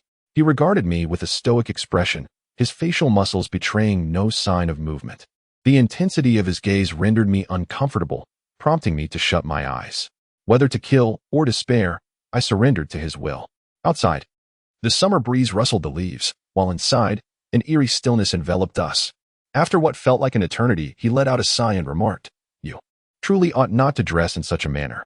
With that, he turned and retrieved a bundle from the bed, carefully unwrapping it on the table, revealing a neatly folded garment of brocade, which he extended towards me. His actions bewildered me, and I mechanically reached out to accept it. However, in my unsteadiness, the garment slipped from my grasp and fell to the floor. In that instant, a surge coursed through my veins, as if something had detonated within me, leaving my mind in a state of blankness. I forcefully shut my eyes to stave off the ensuing dizziness, while the cacophony of sounds continued to echo in my ears. When I finally reopened my eyes, I was met with a clarity that was almost beyond belief. How could it be? How could it possibly be this? Unconsciously, I found myself retreating step by step, my trembling arms tightly clutching my body, suffocated by an indescribable weight on my chest. The garment lay sprawled on the ground, ostentatious and glaring, like a sharp arrow piercing deep into my heart, stirring up an overwhelming tide of anguish. Though I remained bare, I dared not bend down to retrieve that garment. Adorned with azure buttons and crimson embroidery, draped in cloud-like sleeves, and featuring a white tiger pattern at the collar. A first-grade, general's attire. This was my ceremonial robe from Wu. In the East, I first encountered you in the first year of the Qianyang era. Do you recall those moments? He gazed at me and inquired. The first year of Qianyang, under the reign of the king of Wu. That was 5 years ago. The new sovereign had just ascended the throne, issuing new edicts while the situation remained uncertain. The king of Chu seized the opportunity to declare war, instilling panic among the court's officials, as Wu's general had passed away, leaving the position vacant for too long, and yet we could not afford to underestimate our formidable adversary. The new ruler promptly revisited the grievances of the past, restoring the rightful name of the descendants of Sima, rallying 30,000 elite troops to confront the Chu forces, for time was of the essence. In April of the first year of Qianyang, I achieved my first victory, with news of triumph flooding in from the east, and the sounds of victory resonating throughout. The emperor inscribed the plaque pillars of the nation within the Golden Hall. But do you remember September of the second year of Qianyang? How splendid you were then. September of the second year of Qianyang, the fifth expedition. I seemed to behold the azure and violet smoke rising from the Tower of Gusu, soaring high into the sky above the golden hall of the royal capital, merging seamlessly with the clouds, a sight of boundless magnificence. The resounding drums echoed in my ears, accompanied by the incredibly melodious sound of the horns. Amidst the drumbeats, the warriors fervently shouted for the defense of the Central Pass, proclaiming our nation's might with a vigorous and lofty spirit. The spirited melodies of our march surged skyward, while the banners of the kingdom of Wu, soon to be planted at the central fortification, rustled sharply in the wind. The Son of Heaven of Wu personally led the ministers of the court, with the governors of the 16 prefectures surrounding Gusu arriving from afar to bid farewell at the northern gate. As the sun reached its zenith, the golden goblet fell to the ground. With a wave of my sword, 100,000 troops advanced. The charisma of the renowned generals captivated the hearts and minds of countless loyal subjects and stirred the fervent blood of valiant patriots. In that moment, where was the East? He inquired. My gaze was hazy, my voice ethereal and unreal, beyond the peaks of the mountains, at the very edge of the clouds. On the platform lay a flickering candle, swaying gently in the breeze, its flame dimming, reflecting my own sense of uncertainty. Hu Qinghe, undeterred by my demeanor, was nonetheless deeply stirred by my words. He ceased his inquiries, stroked his beard, and continued unreservedly. Moreover, in the 3rd month of the 3rd year of Qianyang, that year, you wielded blunt weapons against sharp ones, exhausting your strength and resources, ensnared in the confines of the city like a trapped beast. I had initially accompanied General Yuqi to lead reinforcements into battle. However, General Yuqi inexplicably defied the imperial command, refusing to mobilize. In that moment, I was consumed with anxiety and could only take a small detachment and venture forth alone. In the 3rd year of the reign of Qianyang, in the 5th month, the Battle of Pingzhou unfolded. It was the most arduous and convoluted campaign I have ever fought. Our valiant soldiers had long defended the easily assailable territory of Pingzhou, yet our supplies were abruptly cut off, morale waned, and we received no reinforcements. Ultimately, my 30,000 famished troops found themselves besieged within the inner city of Pingzhou by a mere 9,000 enemy soldiers. Despite being outnumbered, the terrain of Pingzhou was sufficient to entrap 30,000 men. I could only incessantly reassure everyone that the Chu army numbered no more than 9,000. How could they possibly prevail against us? Yet, we all understood that this figure was merely a fade, for the enemy had already secured the advantages of time and terrain. At that moment, I resolutely believed that retreat was not an option. How many could escape if we fought our way out? We weighed our choices. If we charged forth, we would lose both territory and troops. Yet, if we held our ground, we might at least retain some hope, sacrificing only lives, not land. Thus, I decided to gamble, to place myself in a position of peril in hopes of survival, testing the limits of my capabilities. I shall never forget the indomitable presence of General Dongfang amidst the chaos. The winds howled, the situation was dire, and we found ourselves in a quagmire of indecision. The remnants of our forces should have discarded their arrows and armor, seeking a narrow escape through the enemy lines. Yet, General Dongfang remained steadfast on the battlefield, unyielding in command. With a single gesture, he rallied half of the dispersed troops, inspiring fervor wherever he went. In the face of life and death, there was but one word to strive for: victory. What a remarkable battle it was. The so-called extraordinary battle, as perceived by the world, I cannot condone as trivial. In those days, I was excessively headstrong, concocting a plethora of grandiloquent justifications to indulge my whims. It was only when I had cornered everyone into a predicament that I realized the gravity of my actions. I was merely toying with their lives, unable to bear the weight of defeat. At that moment, I believed I would not return alive, and thus contemplated a valiant death on the battlefield. Surprisingly, it indeed transformed into an extraordinary victory, one so remarkable that even I could scarcely fathom it. I still recall your laughter after the battle, when you said to me, "If we had wanted to flee, we could have done so long ago." United in purpose, we faced the heavens with our heads held high. I never believed we could lose. How confident and majestic the East was at that time. To never believe in the possibility of defeat, I scarcely remember uttering those words. Perhaps it is because we had never tasted defeat that we could so casually speak of victory and loss, even while our hearts were heavy with trepidation. Putting on a brave front for others, I was unwilling to concede, youthful and impetuous, convinced that if one were to gamble their life, victory would surely follow. The East must still recall the 12th month of the 3rd year of Qianyang, when we declared, "The state of Wu possesses formidable generals. Henceforth, we shall no longer be at fault." To utter the word fault from the lips of an enemy king was a profound humiliation, marking the end of the adversary's long-held ambitions and inscribing a lasting legacy of suffering upon the state of Wu. In the 3rd year of King Wu's reign, during the 12th month, the final battle of the 3-year conflict between Wu and Chu unfolded in a most agonizing and brutal manner, transforming the ice-covered surface of the Huan River into a crimson mirror. Within the reflections of that mirror, I unleashed an arrow from a distance of 100 paces, piercing the throat of the enemy commander. The fierce winter flames burned brightly, then came to a halt. The king of Chu, calling for peace, declared, "The Wu kingdom possesses formidable generals. Henceforth, they shall not transgress." The Wu kingdom suffered a loss, ceding 15 territories and offering golden chariots as tribute. The disgrace of Chu became the pride of Wu. As I led my victorious army back to the capital, the welcoming procession extended for 300 miles beyond the gates of Suzhou. Perched atop my steed, I commanded the grand and triumphant troops, flanked by officials from all 57 counties of Wu, who knelt in the biting cold. No one paid heed to the chill in the air. Such a grand homage to someone other than the emperor had occurred only twice in the past 3 centuries. This time it was I, having achieved 9 victories in 9 battles, receiving accolades and promotions to the highest ranks. The realm of Wu entered an era of peace and prosperity. Hu Qinghe continued to gaze at me, his face etched with profound regret, a sentiment that rendered those opposite him uncomfortable and disdainful. He spoke solemnly. How could the general of yesteryear not stand above all, commanding the winds and clouds? In just 2 short years, how much of the general's spirit has been dulled? All for the sake of one person, one individual, his voice faltered, revealing a pain that seemed to surpass even my own, as if he could no longer continue. For the sake of one person? Many matters are not as they appear to others.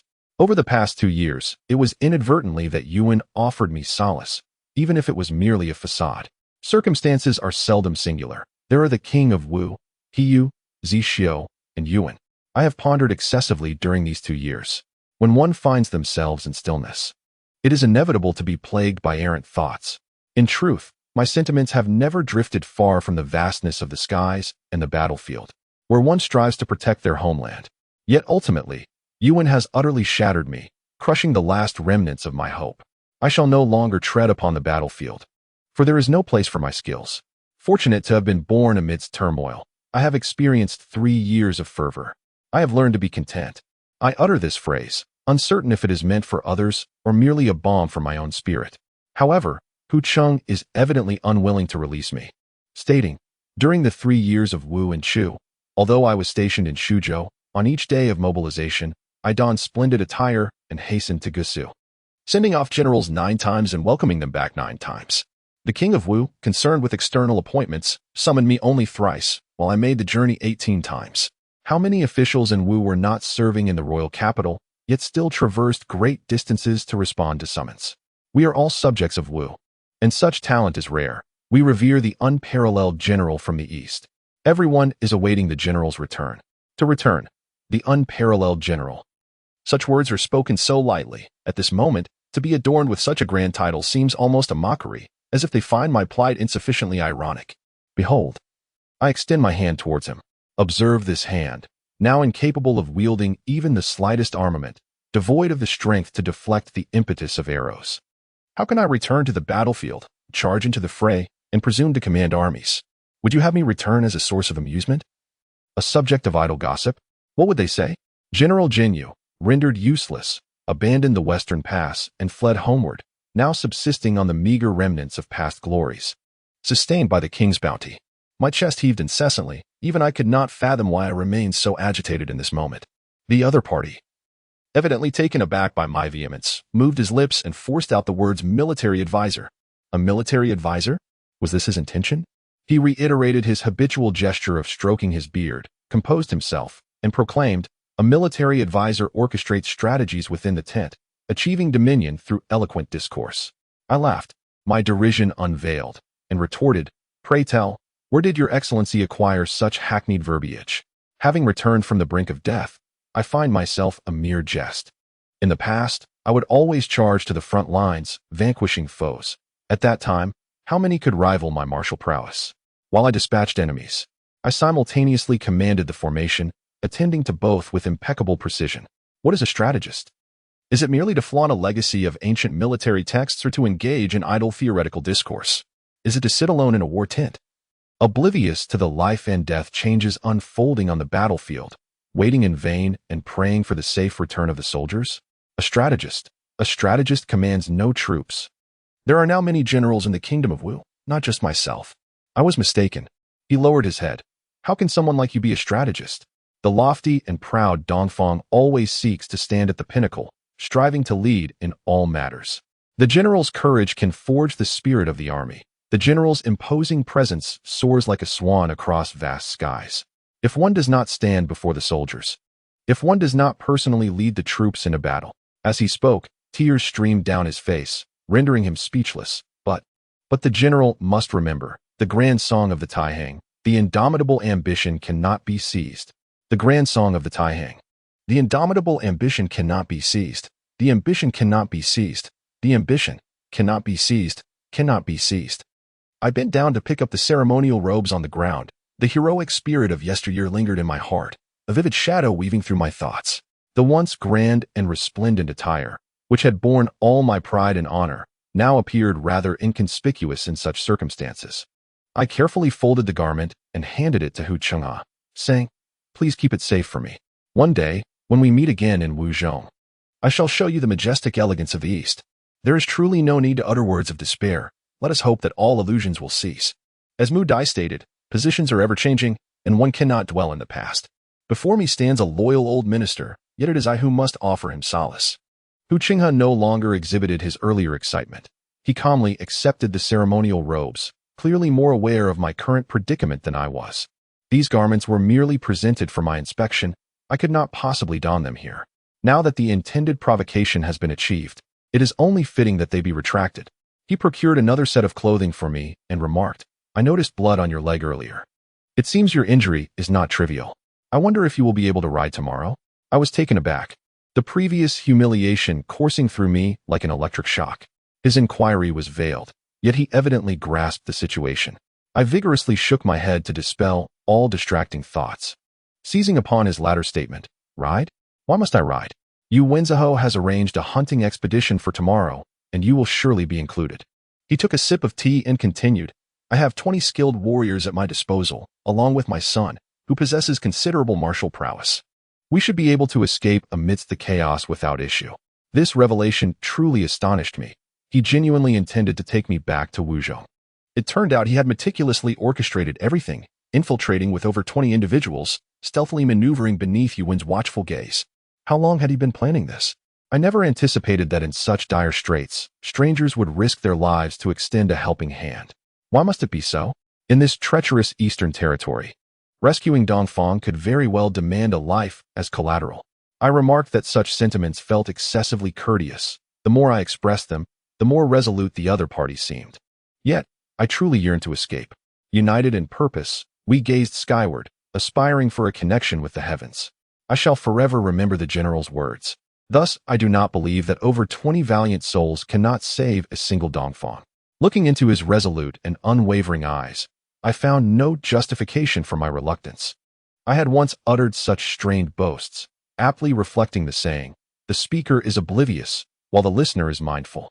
20-odd gallant souls, united in heart? Could it be that all of his subordinates genuinely wished to rescue Dongfang?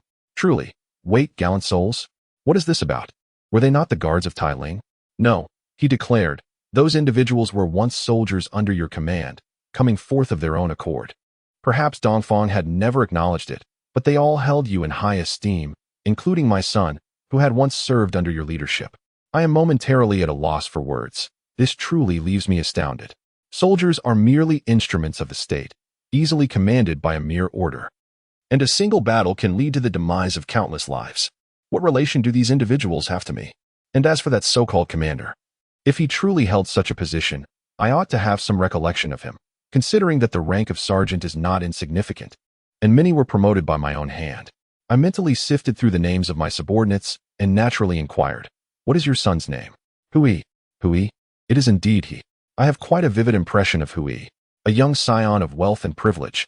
He wields the influence of his father's position to assume command, yet he has consistently flouted the laws within our ranks. On the battlefield, he has shown cowardice, audaciously feigning death before me. I once apprehended him and administered 200 strokes of the rod, nearly leading to his demise. However, he subsequently adopted a more compliant demeanor. Yet, I shall always remember the glint in his eyes, a blend of 3 parts arrogance and 7 parts haughtiness, frequently casting disdain and resentment my way, while inadvertently betraying a hint of trepidation.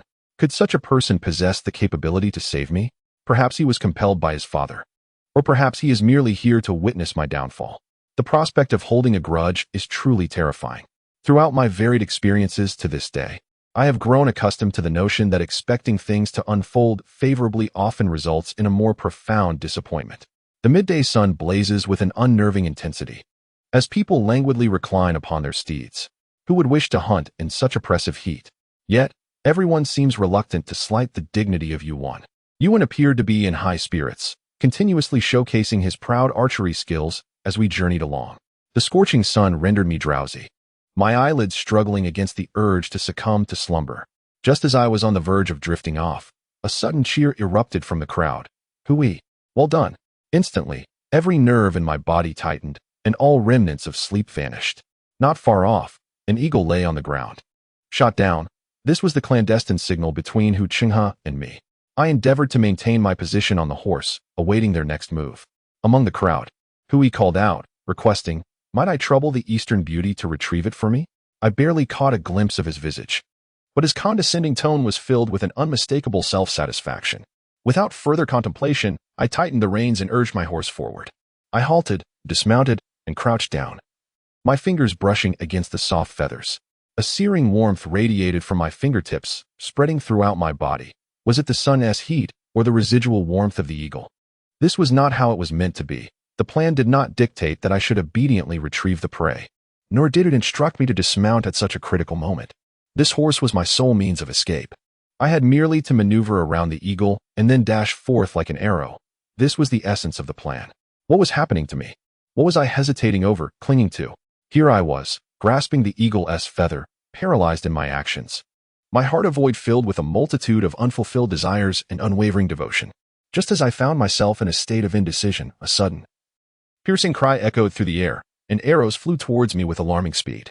Although none struck their intended target, one grazed the wound on my left shoulder. The searing pain surged through my entire being, and instinctively, I grasped the eagle on the ground, drenched in sweat and paralyzed with disbelief as I turned my head. There sat Yuan atop a chestnut steed, raising his bow with a mocking smile, an expression tinged with regret. "Yuan, how could you be so heartless?" I exclaimed. immediately discarding the eagle and vaulting onto my horse. In that instant, chaos erupted as a group of over 20 emerged from the crowd behind me. It was Hu Qing and his companions. I squeezed my legs against the horse's flank, the pain in my body fading into oblivion as I galloped towards the forest, accompanied by the throng at my heels. The trees blurred past me, the wind howled fiercely in my ears, and in the distance, I heard Yuan's command, "Pursue." There was no time to look back. I was at the forefront of the frenzied crowd, fleeing for my life with a primal instinct I had never known before. Thus, I remained oblivious to the fact that a torrential rain of arrows loomed behind me. It was only after I had sprinted several miles, my taut nerves finally easing, that I began to discern the ominous sounds of arrows whistling through the air, the clash of flesh against steel, the gushing of blood, the whinnies of horses, and the cries of warriors, culminating in the fall of life itself. This experience was more harrowing than defeat in battle, more shocking than the collapse of mountains. I seem to recall the valiant warriors who vowed to protect me at all costs. They once built the lofty pillars upon which I ascended to greatness, forging my solid and illustrious reputation. Today, once more, they have shielded me from the calamities that beset me with their very flesh and blood. Yet, how heedless I was of their sacrifices. In my personal narrative of triumph, I regarded them as mere instruments, carelessly maneuvering them on a chessboard. The triumph of one general often comes at the cost of countless lives. All our lives, all our lives. Why has it taken me until now to grasp this truth? The capacity for empathy is inherent in all humanity. As I recklessly expend my forces, I realize that I am the most ruthless of all. A solitary individual, devoid of community, is rendered insignificant, merely one among countless beings. Without the unwavering support of others, the East is truly nothing. What right have I to shine alone, to elevate myself above the mountains? A person as selfish as I am does not deserve such unwavering loyalty. The trees on either side, densely packed and then sparse, continued their rhythmic procession as I fiercely urged my steed forward, determined to survive. I bear the weight of all their lives. Father! With a piercing cry echoing through the air, I abruptly turned back. Before me, the swirling leaves danced in tandem with the falling body of Hu Qing, conjuring a mournful elegy that scattered like paper money across the sky. And then, there came the settling of dust. I stood frozen, unable to move, gazing at the lifeless figure of the elder sprawled on the ground in the distance. His back pierced by numerous arrows, each one a grim testament that all of this stemmed from me, all for this inconsequential being. The echo of his heart-wrenching words lingered in my ears, a grand song for the Taihang, a resolute ambition that cannot be seized. Just yesterday, yes, just yesterday, it felt so surreal, as if I had unwittingly severed a lifetime from another. I had dreamt that one day, in the land of Wu, we would meet again and share our innermost thoughts. As fellow ministers, we would serve our state together. Our acquaintance, why lament the lateness? Yet, it is indeed too late. What are you hesitating for? Why do you not flee? The urgent and stern voice of Hu Yi suddenly yanked me back to the harsh reality. He stood before me, eyes ablaze, parrying arrows aimed at me with his sword, while urgently instructing, "Run. Father will not have died in vain." After uttering this, he turned away from the bloodied elder and struck my steed with a fierce blow. In an instant, the surroundings surged forth like an overwhelming tide, swifter than the passage of time, more ephemeral than life itself, in the fleeting moment of existence. Hu Yi has already guided me through the encirclement. His towering figure gallops alongside me, the golden rays of the setting sun forging him into a figure of strength. No longer the willful and capricious scion of a wealthy family, he now exudes an air of maturity and cold resolve that permeates my very being, stirring memories of valiant battles past. Yuan Zihao, fortunate to escape the clutches of peril today in the eastern realm of Langia, from this moment forth, no, I shall share the heavens with him. The dawn breaks with a hazy and ethereal light, as the first star of the east dispels the mist over the Yao Sea. A gentle red glow casts itself upon the tightly shut city gates in the distance, barely illuminating the characters Xingzhou, which rise and fall indistinctly in the thin fog, leaving one unsure of their proximity. Originally, I intended to enter Wu through Liangzhou, but circumstances did not permit it, coupled with my physical exhaustion. We were left with no choice but to seek refuge in the nearest border town, Xingzhou. Hu Yi's voice bore an unmistakable weariness, yet tinged with a sense of relief. Accompanied by this tone, the crimson city gates loomed merely a few feet away. I too breathed a sigh of relief. The wounds on my lower body rendered my legs numb, while my left arm was similarly unresponsive, with only my right hand gripping the mane of the horse. I had endured to this point, and as my body tilted, I felt myself begin to sway to one side. In a moment of peril, I was lifted onto another horse by a powerful arm, the sound of tense breaths echoing above me. My tightly clenched fingers relaxed, and strands of horsehair slipped through my grasp. "Open the gate," boomed the resonant voice of Hui, the gate commander, piercing through my eardrums and reaching the city gates, followed by the sound of friction between the gate and the ground. "Gate commander, gate commander." I repeated this new title in my mind, only to descend into darkness amidst the ensuing clamor. Upon awakening, I beheld Hui, who was resting his head on the bedside. He had donned a pristine white garment, though of coarse material, its texture reminiscent of mulberry and hemp. Clearly, he was in mourning. At that moment, he stirred, lifted his head to gaze at me vacantly, uttering, "You're awake?" Before returning to his position, I observed the profile of his face, still heavily burdened with fatigue and clad in that white attire. He appeared almost like a fragile paper figure, evoking a profound sense of sorrow within me. In his slumber, he seemed diminutive. "Ah, I am truly awake." Suddenly, he shot up, startling me. His eyes reflected an intense excitement, as though by magic, transforming from a mere paper figure into one bursting with vitality. I felt energized by his fervor, attempting to rise, only to discover I was restrained. It was then I realized that my shoulder was bound in bandages, and a chill enveloped my lower body, unsure of what sort of potion had been administered, leaving me to ponder these sordid affairs. He seemed to perceive my doubts, and he spoke hesitantly. I previously sought a physician. By the way, this is the county magistrate's office." As he uttered these words, a faint blush spread across his face, which seemed incongruous with his sharply defined features. For a moment, I forgot my own discomfort and gazed at him with a sense of ease. "Hui, how old are you this year?" I inquired. 19, he replied. 19? Just 19. Much younger than I had imagined. Thus, it dawned on me that when he accompanied me on the campaign, he was merely 16. It was during the winter of the second year of Qianyang. At that time, he exuded a charm that felt both flamboyant and frivolous, standing in stark contrast to the disciplined army. However, military life is inherently a path of trials, one that can refine and even transform a person's perceptions throughout their life, compelling them to forsake the romantic escapism of youth, facing the overwhelming and brutal realities, emerging anew from the fires of adversity. Observing his strikingly handsome features, which were often marked by determination, I could discern a subtle radiance that lay between maturity and youthful exuberance. It was a brilliance forged through rigorous trials and tribulations, yet still retaining a sharp edge, deliberately concealed beneath the innocence of his youthful brow, manifesting as a cool detachment. How had I misjudged him? Indeed, he is still quite young. Suddenly, an inexplicable sense of remorse washed over me, and an overwhelming desire to convey my apologies emerged. "I'm sorry." The words hovered on the tip of my tongue, and despite my hesitation, I ultimately uttered them. "I am sorry." A questioning tone, yet devoid of any inquisitive expression. His furrowed brows suggested impatience. "What do you apologize for? What do you apologize for? Is it possible to utter an apology for having lost a loved one at such a tender age?" Over the past few days, an unspoken understanding had lingered between us, marked by a silence that neither of us dared to break.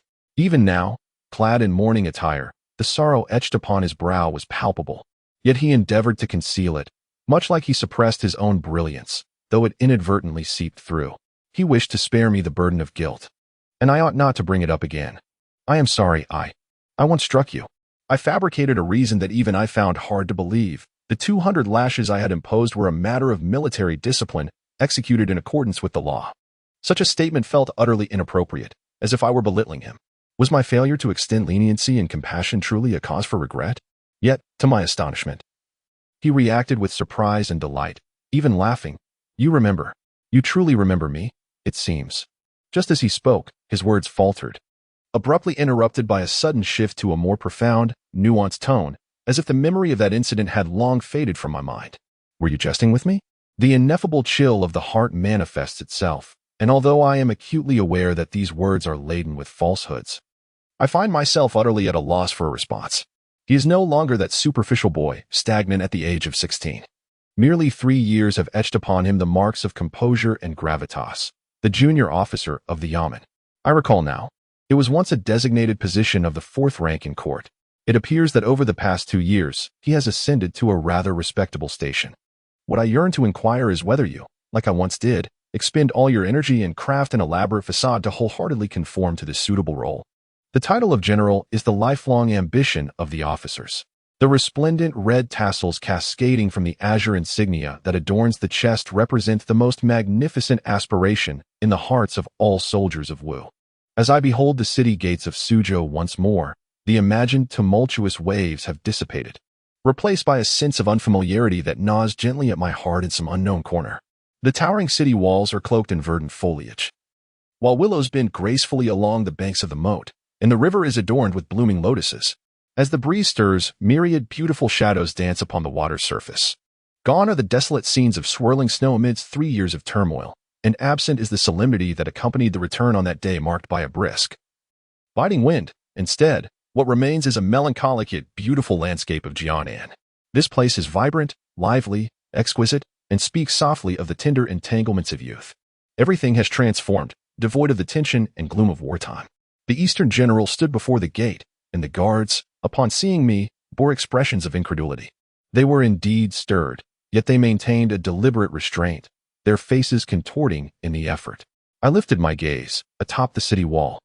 A small contingent of soldiers soon gathered, yet none exhibited the reckless abandon of old, choosing instead to remain stationary, gazing down with a serene detachment. In their eyes, I discerned a complex interplay of admiration and disappointment, with some even flickering with a glimmer akin to fireflies, embodying despair, indignation, and regret. Rumors travel swifter than one might imagine.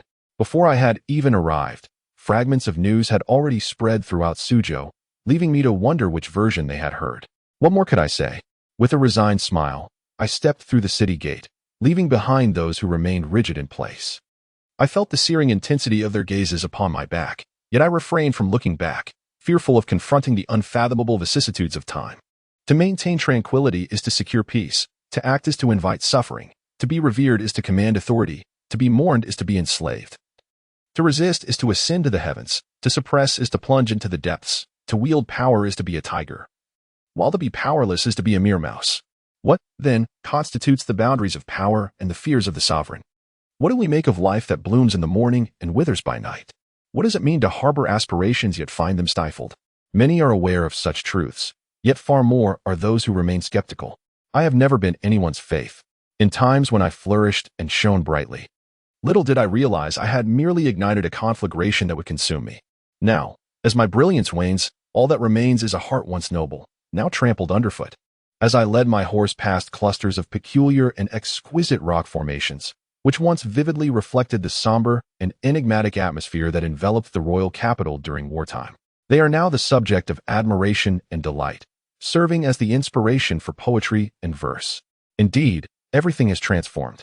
The bones of war are buried in desolate lands. While today, willows and plums grace the riverbanks in the spring, the only constant remains, my heart chilled and my body cold. The following morning, the king of Wu summoned me. Yet, it was not for an audience, but rather for a court assembly. Clad in the ceremonial robes sent by Hu Yi, I squeezed into the ranks of officials, despite having lost my abilities and responsibilities. After all, there remains this vanity of a title, existing ironically like its owner. I was unaware of what the king had communicated to the others beforehand, as it seemed no one was astonished by my sudden reinstatement. Even former acquaintances merely nodded slightly in acknowledgement, as if I had always stood in this position, filling a gap that was neither crucial nor significant. The discussions within the Grand Hall revolved around nothing more than oppressive taxation, agricultural policies, and the tributes from vassal states. The sagacious monarch upon the throne listened with the same indifference as ever, as events unfolded smoothly yet monotonously. Occasionally, the crowd would involuntarily cast glances in my direction, their fleeting expressions conveying sentiments they yearned to articulate but could not. This was certainly not an admonition against my role as a general. Hastily abandoning what was referred to as the fortress of Xia, for such matters held little significance, we were all officials, and thus shared an unspoken understanding. I no longer possessed the authority of military command or the merit to overshadow my sovereign, and therefore, I was no longer bound by a grandiose edict to remain in that distant western frontier. Seizing the final moment before the court's adjournment, I stepped forth from the assembly of officials and knelt reverently at the center of the Golden Hall, gazing upon the long-absent, valiant visage of the emperor. The exaggerated solemnity etched upon his face starkly exhibited the ruthlessness and coldness inherent to a ruler. With measured grace, I removed the crimson tassel from my collar and offered it up. Shanyang, this time, your deeds are complete. What is General Dongfang doing? King Wu inquired. His gaze steady. A fleeting hint of tension had briefly crossed his features, quickly vanishing, masked by the subtle demeanor of an emperor accustomed to maintaining his composure. Since General Jinyu does not favor such cumbersome trinkets, neither do I. It is for the best to dispense with them, he remarked, shifting his gaze elsewhere. His implication sharp and imperious, leaving little room for dissent. What do you think, esteemed generals? As I followed his gaze, I beheld the formidable presence of Generals Zhengdong, Yunnan, Beizhan, and Xining. It seemed that none dared to withstand the potency of that single glance. In a profound silence, they began to act, each removing the ceremonial ribbons adorning their chests, much like myself. No one looked my way, yet I could surmise the grimace of suppressed fury etched upon their faces. Their hands tightly gripping the crimson sashes, revealing the bulging veins and pronounced knuckles beneath their skin. How could they not harbor resentment? They were valiant warriors, forged in the crucible of blood and battle during the years of strife. Once, they had all pursued a shared dream of safeguarding their homeland. Yet, the king of Wu had so effortlessly ensnared me in an unjust predicament. What they reluctantly shed was not merely fabric, it was pride, acknowledgement, and the highest form of honor. Standing at the forefront was a figure of ennui, idly toying with the delicate strands in his hand as if they were inconsequential trifles. With a flick of his little finger, he curled the strands, allowing them to cascade down in a graceful manner, his movements harmoniously effortless. The crimson threads entwined around his slender, exquisite fingertips, akin to the embellishments on a finely carved jade, exuding an allure that he found utterly trivial. What he sought was something far more substantial, something imbued with power, rather than this superficial adornment. He was General Xining, the renowned beauty of the Wu kingdom. The one spoken of in hushed tones, the illustrious Wei Qi Zixio, who, in the splendor of the palace, brought the sun's rays to the king each night. At noon, I summoned Hui to assist me in tidying up the general's residence. In truth, there was little that required attention prior to my return. The place had already been meticulously arranged by someone unknown. Even the inner chambers were organized with an impeccable sense of order, maintaining the original ambience. Every blade of grass and each ornamental rock formation reflected my personal taste, exuberant yet unrestrained, evoking no sense of unfamiliarity. My mood, however, was rather dismal, and I sought the company of another to share a cup of tea. I was aware he would not take offense, yet without a pretext, I felt uneasy. Hui, a man of blunt candor, remarked that I ought not to resign in such an awkward predicament, thereby squandering the fleeting sympathy of those officials. I chuckled. Hui, are you jesting with me? He returned my laughter with a mischievous grin, tinged with a hint of mockery, exuding a free-spirited charm. Today, I realized this fellow was not merely troublesome. Once the fervor had subsided, he reverted to his usual capricious demeanor. Truly, a leopard cannot change its spots. What struck me as even more peculiar was why the king of Wu would go to such lengths to prevent my resignation. Even he could discern the underlying tension in our sovereign-subject relationship, suggesting that if he was not mistaken, it had escalated to an extraordinary degree, rendering any superficial courtesies entirely unnecessary. I understood his forthrightness, yet hearing such words from someone younger and less seasoned was indeed disconcerting. Hui, do you wish to drive me to despair? Could you not express yourself with a touch more subtlety? Might you not exhibit an ounce of compassion? I utter these words in a state of helplessness, yet my steps do not falter. I approach the flower stand, retrieve the key, and unlock the drawer beneath the vase, revealing a rigid and solemn brocade box. In the past, I regarded this object as a treasure, fraught with anxiety over its possession. Now, in relation to Qianyang, my current state feels as though I have extracted a thorn from his heart. I take out the item within, for I must now rely entirely upon it. This trinket possesses a value 100-fold greater than my own. I toss it to Hui, feeling as though I have handed him a scalding potato. Goodness, this is the first time I have been so close to examine this object. Subsequently, he is at a loss for words, replaced instead by exclamations of astonishment. He holds the small tiger in his hands, turning it over and scrutinizing it with exaggerated expressions and gestures, utterly enamored. His antics leave me in a state of bemusement, and I retort, Hui, it is merely a half-tiger talisman, not some exquisite artifact. You are not an antique dealer, and your discerning eye leaves much to be desired. I am aware. He dismisses my comments while continuing to appreciate the piece. I recall having seen you hold it high once before, but from a distance that rendered it indistinct. The last utterance, marked by a peculiar accent, was met with my unwavering gaze. He tilted his head, hesitating as he reluctantly returned the talisman to its box. Only then did he adopt a serious demeanor. The king wishes to place this item in your possession. But why? I inquired. If I were to resign from my position, who do you think it would fall into? General Sheening, he replied without a moment's thought. Suddenly, a realization struck him, and he smiled. It was merely a subtle twitch of the lips, yet it was a remarkably genuine smile, a fleeting acknowledgement of, oh, how did I not consider that? Devoid of any mockery or lamentation. After all, he was not the one directly involved. How could he harbor the myriad of sentiments and helplessness that I possessed? Indeed, if the three armies were to fall under the command of Yuchi Zixio, it would be the very scenario that King Wu would dread the most. As a sovereign, it is only natural to harbor suspicion towards those in power. A truth as old as time. It is well known that Zixio is the beloved of Qianyang, who would certainly prefer not to entangle their relationship in the same web of concerns that I face. And now, I have undeniably become their most impeccable shield. After Hui finished laughing, he began to sigh, though it was unclear whether the sentiment was for me or for himself. Yet, it was not a sigh of despair or resignation. He spread his hands casually, as if to convey a sense of acceptance. In truth, being in his company was rather refreshing. All my previous assumptions were proven wrong. This fellow seemed capable of quickly adapting to any situation, not by exerting effort or donning a facade, but by genuinely embracing the changes with a sense of nonchalance. Hui, truly a person of exquisite novelty and astonishment. So remarkably refined that it incites envy within me. I turned slightly and remarked softly, Hui, have I ever mentioned that you bear a striking resemblance to someone? A fortnight has passed in such an absurdly mundane manner.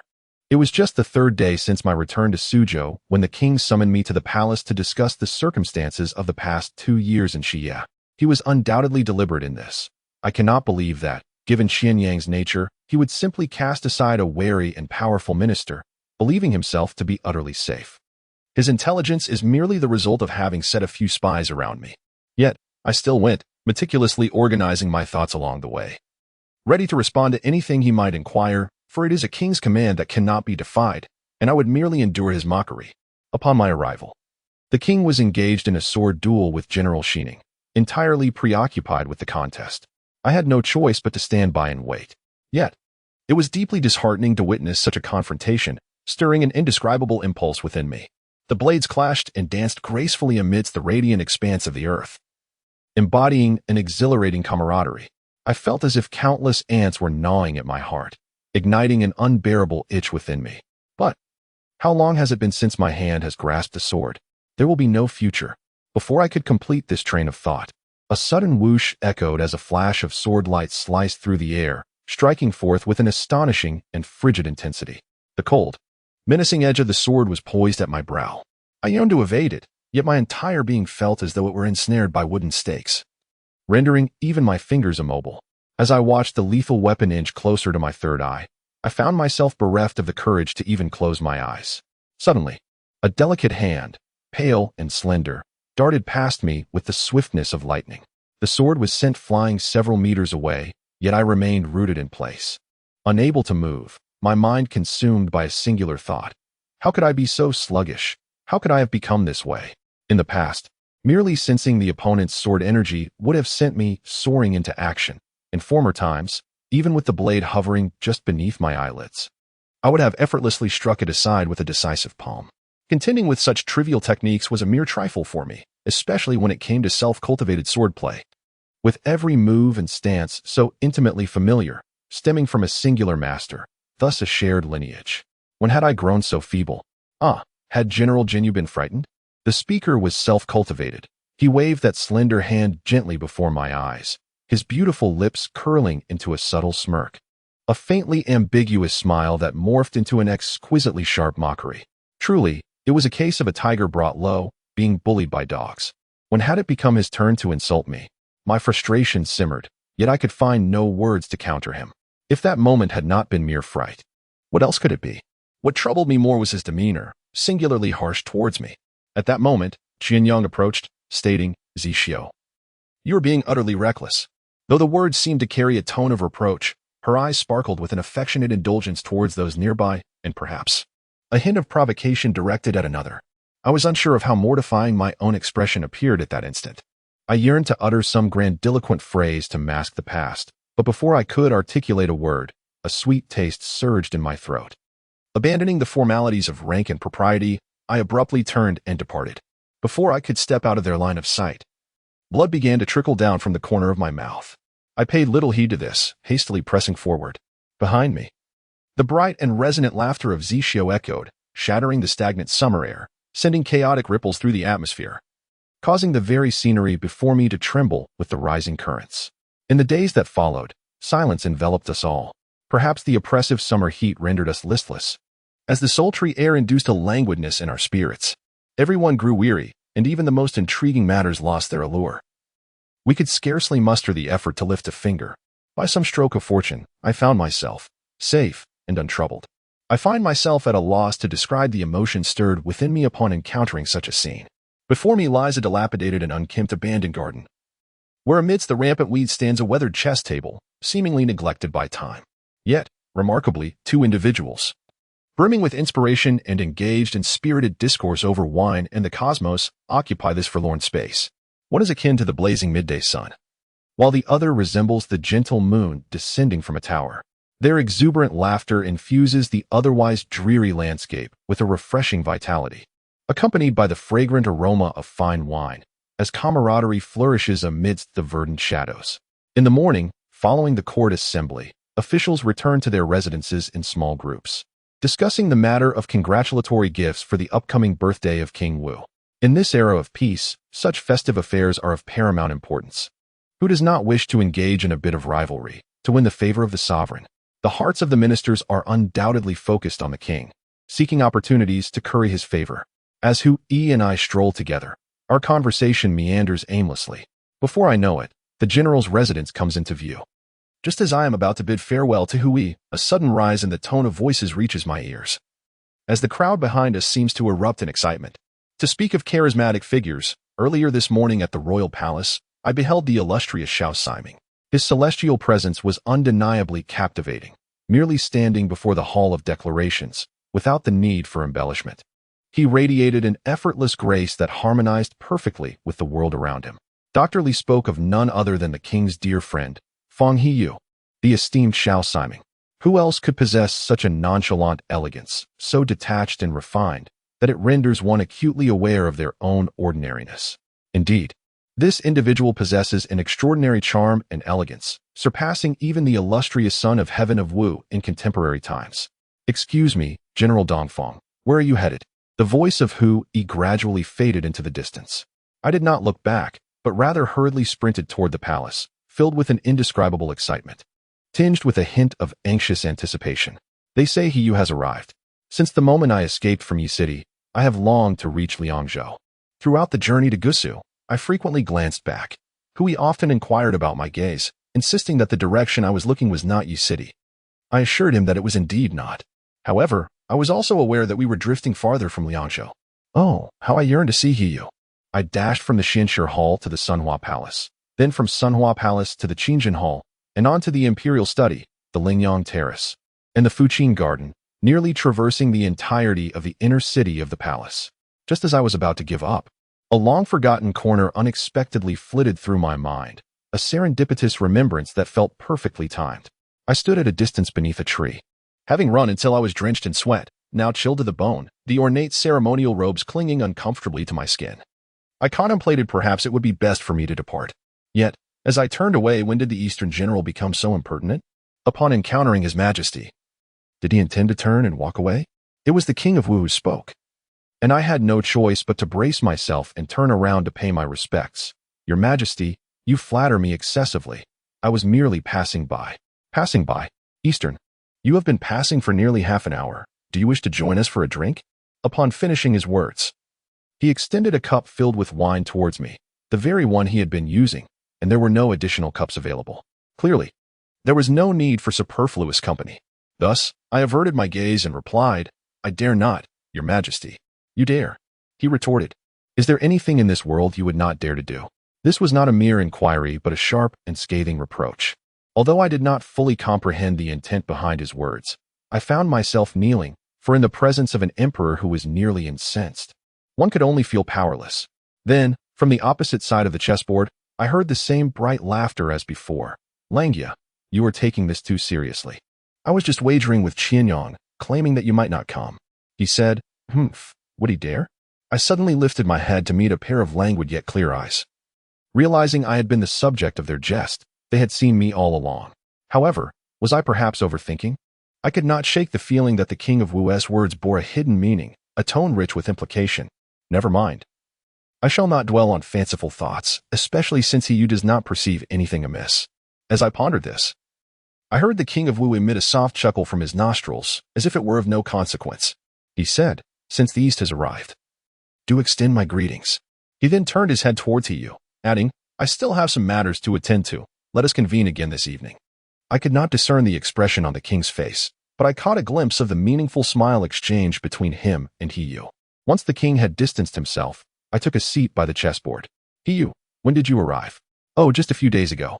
His response, seemingly innocuous, sent a jolt through my heart. And what have you been up to these past days? I endeavored to maintain a calm demeanor. Yet my tone betrayed a sense of urgency that even I could detect, aligning with my rhythmic breaths.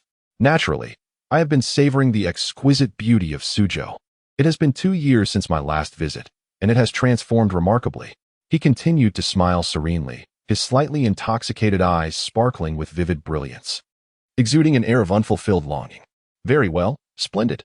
As I became acutely aware of my own indiscretion, I found myself rising abruptly and snatching the wine cup he was about to raise to his lips. I sought to suppress the questions that threatened to escape, yet they spilled forth uncontrollably. You know I am here, do you not? These words were nearly forced through clenched teeth. The wine in my hand splashed, and I realized I had gripped the cup far too tightly. Had I possessed any inner strength, that cup would have surely shattered into a fine powder by now. General Jinyu's return to the capital is a matter of great renown, one that even reached my ears in Liangzhou. However, the subsequent words were drowned out by a thunderous clap, resounding like an awakening shock. Despite the distance, the thunder seemed to strike at my very heart, dislodging something deep within. A profound sense of loss and a lingering sense of grievance enveloped me. I recall 2 summers ago when I was summoned to the west. It was a similar sultry season in Suzhou. He traveled a great distance from Liangzhou, solely to share a pot of wine with me. He urged me to leave Liangzhou for Wu, citing the arid conditions as a reason to escape the heat along the way. Yet, it was my own spirit that felt parched. I understood he sought an excuse to accompany me, to keep a watchful eye on me during a time when I was far from well. Nevertheless, I stubbornly chose Laoqing, deliberately seeking to vex him. A place leagues away from Liangzhou.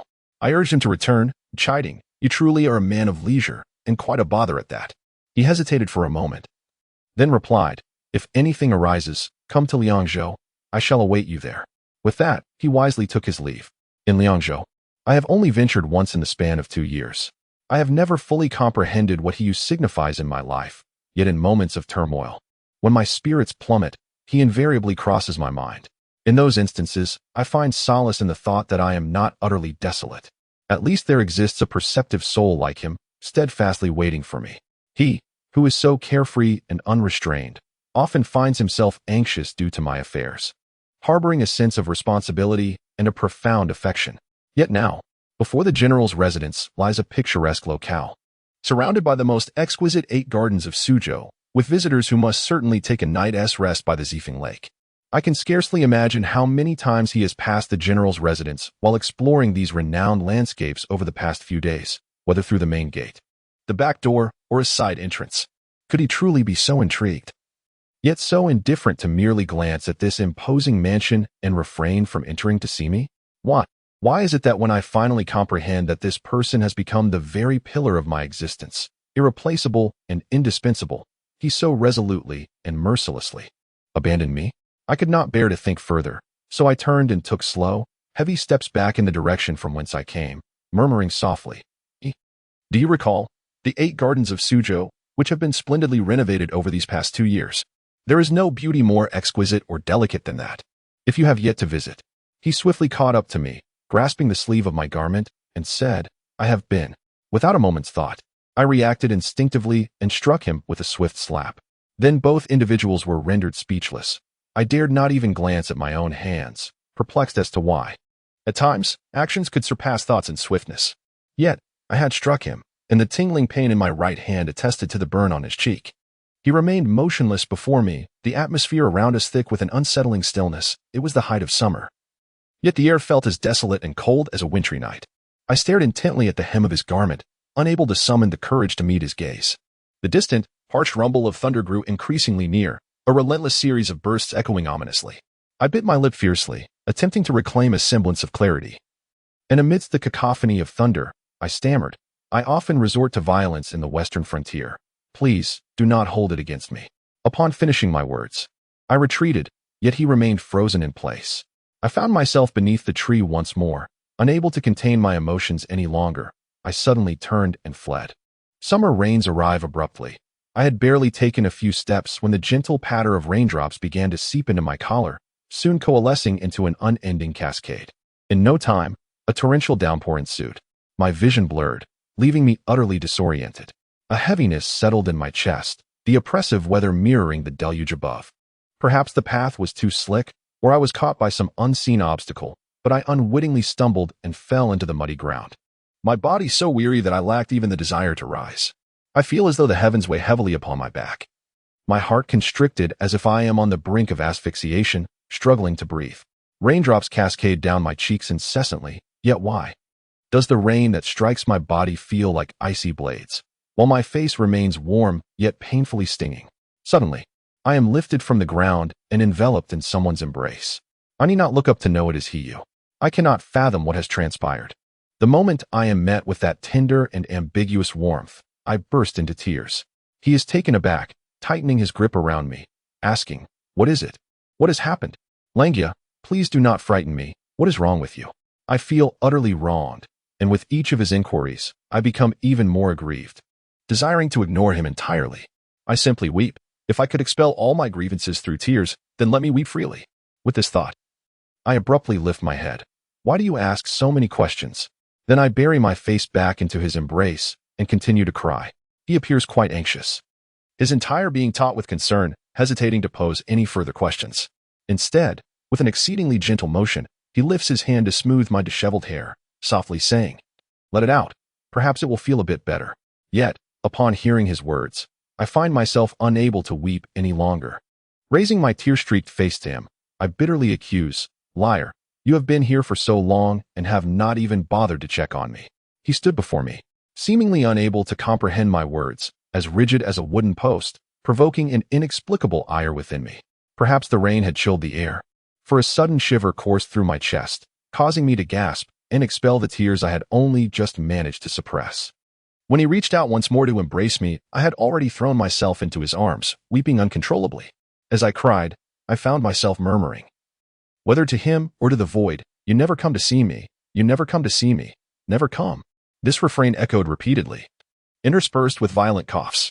My tears flowed in a frenzy, and I clung to him, incessantly patting his back. I was acutely aware of my unreasonable behavior, of my emotional excess, yet I simply could not bring myself to cease. Time slipped away, and as the rain gradually subsided, I too had exhausted my tumult. My body felt drained, as if all vitality had been sapped from me, leaving me to lean against Hiyu, utterly fatigued. It was then that he cautiously lifted my chin, gently remarking, "Look at you, your face has turned purple." He then reached out with his other hand to wipe my face haphazardly. I felt the sting of the dirt from my earlier fall against my cheeks. Yet the coolness of his sleeve brought a comforting relief. When he removed his arm from my shoulder, a faint smile unexpectedly graced his lips.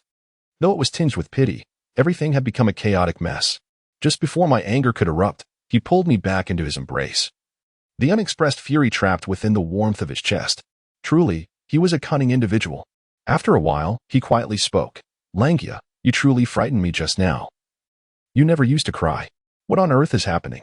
"Don't ask," I replied hastily, and he immediately fell silent. I don't know. So much," I murmured in his arms, cherishing every inch of warmth emanating from him. My mind felt numbed, desperately wanting to articulate something, yet unable to find the words. It wasn't that I couldn't speak, but rather that I was lost as to where or how to begin. Should I start with Yuan, Qianyang, or perhaps you? My thoughts were in disarray, as these matters had piled upon one another over the course of 2 years, leaving me utterly bewildered and increasingly burdened. One of his hands encircled my waist, guiding me in a circle to walk alongside him. "I may know what you wish to express. Let us take our time," he said, leading me back to the garden we had just departed. After a heavy downpour, the lingering sin of alcohol had dissipated, and the garden had returned to its former coolness. Soaked through, I felt the chill enveloping me, mirroring the garden's newfound coldness. Behold, this is the Yuyang Palace, where Prince Qianyang once resided. Here lies a pond where we used to compete in water-splashing contests, and you always emerged victorious. And here, this chess table, though worn over the years, still bears a beautifully etched chessboard, as pristine as ever, for no game has ever been played upon it. We were all rather inept at the game. As he spoke, a reminiscent smile graced his lips, drifting softly in the cool air after the rain. Devoid of the dizzying allure and bewilderment, his smile, in truth, held a tinge of sorrow. We then resumed our seats beside the chess table, as if the preceding moment had never transpired, as though we had always been seated here. I felt a twinge of awkwardness as I gazed at him, whose wise eyes mirrored the brilliance of his delicate heart. I found that I truly needed not utter a word, for he comprehended all. This square chess table is a wellspring of countless poignant tales, once graced by four ambitious youths, much like us now, who sat here, engaging in grand discussions and singing exuberantly. I recalled the carefree laughter amidst the verdant foliage, the heartfelt confessions of aspirations shared among the youthful spirits. At that time, we were so intimately connected, with not a sliver of distance between us. Yet, what force has driven us further apart?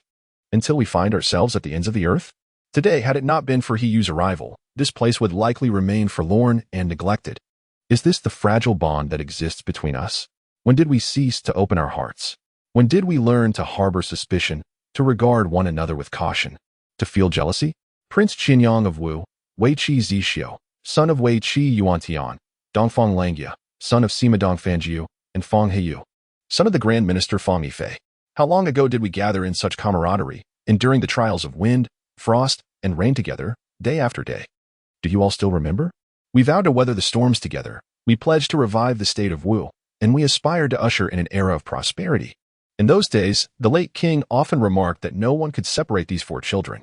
The elders in the court marveled, proclaiming that after the three dukes, there were talents aplenty, and with such a harmonious understanding among the heir apparent, the revival of Wu was just around the corner. Back then, I truly believed we would be invincible. We promised to join hands in creation, pledging steadfast loyalty to one another. Yet, it turns out, it was merely an ethereal aspiration, as time flows ceaselessly and dreams dissolve into the vastness, leaving behind only the unrecapturable oaths of yesterday. The world remains unchanged, yet the bonds of affection have faded.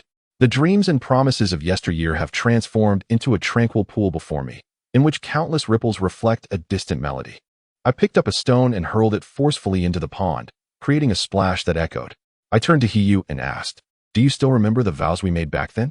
He was momentarily taken aback before responding, "United in purpose, we shall govern and secure our realm. Ready to face 1,000 deaths without hesitation. 1,000 deaths without hesitation." I tilted my head, casting a glance at his eternally flawless visage, and lightly remarked, "But you departed before Qianyang ascended the throne. Among the four of us, you were the first to betray." I merely pondered that perhaps if we had never been together, there would not be so much silence. If only Fang Heyu would not resort to what-ifs to evade accountability. It was truly a disappointing response. Was he truly seeking justifications for the oaths he once forsook? Observing his indecisive demeanor, I thought it best to let it be. After all, it was already done. I inhaled deeply and spoke candidly. In truth, I should not blame you. You all wish to forget the past, though your attempts are more conspicuous. Look here, Qianyang has acted even more resolutely than you. He abandoned the Yuyan Palace, burying our emotions right here. On the chessboard lay the wine jug brought by Qianyang, its spout curving downward, yet it had been drenched by the heavy rain. Fully aware that the wine no longer bore its original flavor, I lifted it to my lips, for there was nothing else here to savor. The wine is thin, overwhelmed by an abundance of rainwater, which has tainted its original clarity and richness, rendering it ultimately tasteless. Why do you not come to see me? I believed you did not wish to meet. A lie. You fled. You have always been like this, perceiving everything with clarity, then retreating into the distance. As I spoke, I raised my head to meet his gaze, pure and precious like a cherished gem. Should I say that you are an enlightened person? He stared at me for a long while, the brilliance in his eyes gradually dimming, reflecting the heavy sky after the rain, shrouded in a layer of gray, melancholic mist. No, I am not. It is merely that some things have become clear. Yet I remain a person of stubborn ignorance, and thus irretrievably lost. Suddenly, a surge of exhilaration coursed through me, invigorating my spirit. I stood upright, realizing that you did not come solely to celebrate Xianyang's birthday, nor to indulge in sightseeing. You have concocted a multitude of excuses, deceiving even yourself. This is why you have been indecisive these past few days. You came to see me, did you not? Did you not? He did not respond, but instinctively turned his head away. I caught a glimpse of the corner of his mouth, seemingly striving to maintain an air of resilience and nonchalance, yet forced to keep it tightly sealed, embodying both strength and fragility. I no longer require any superfluous responses. My words alone constitute a perfect answer. It is not a genuine inquiry, merely an expression of the rationale he provided, while I narrated the outcome, and that is all. You, when do you intend to depart this time? This is the question I dread the most, yet I cannot endure another sudden disruption. Therefore, tell me, how many more days can we savor? His deliberation appears excessively protracted. In truth, he need not ponder for so long.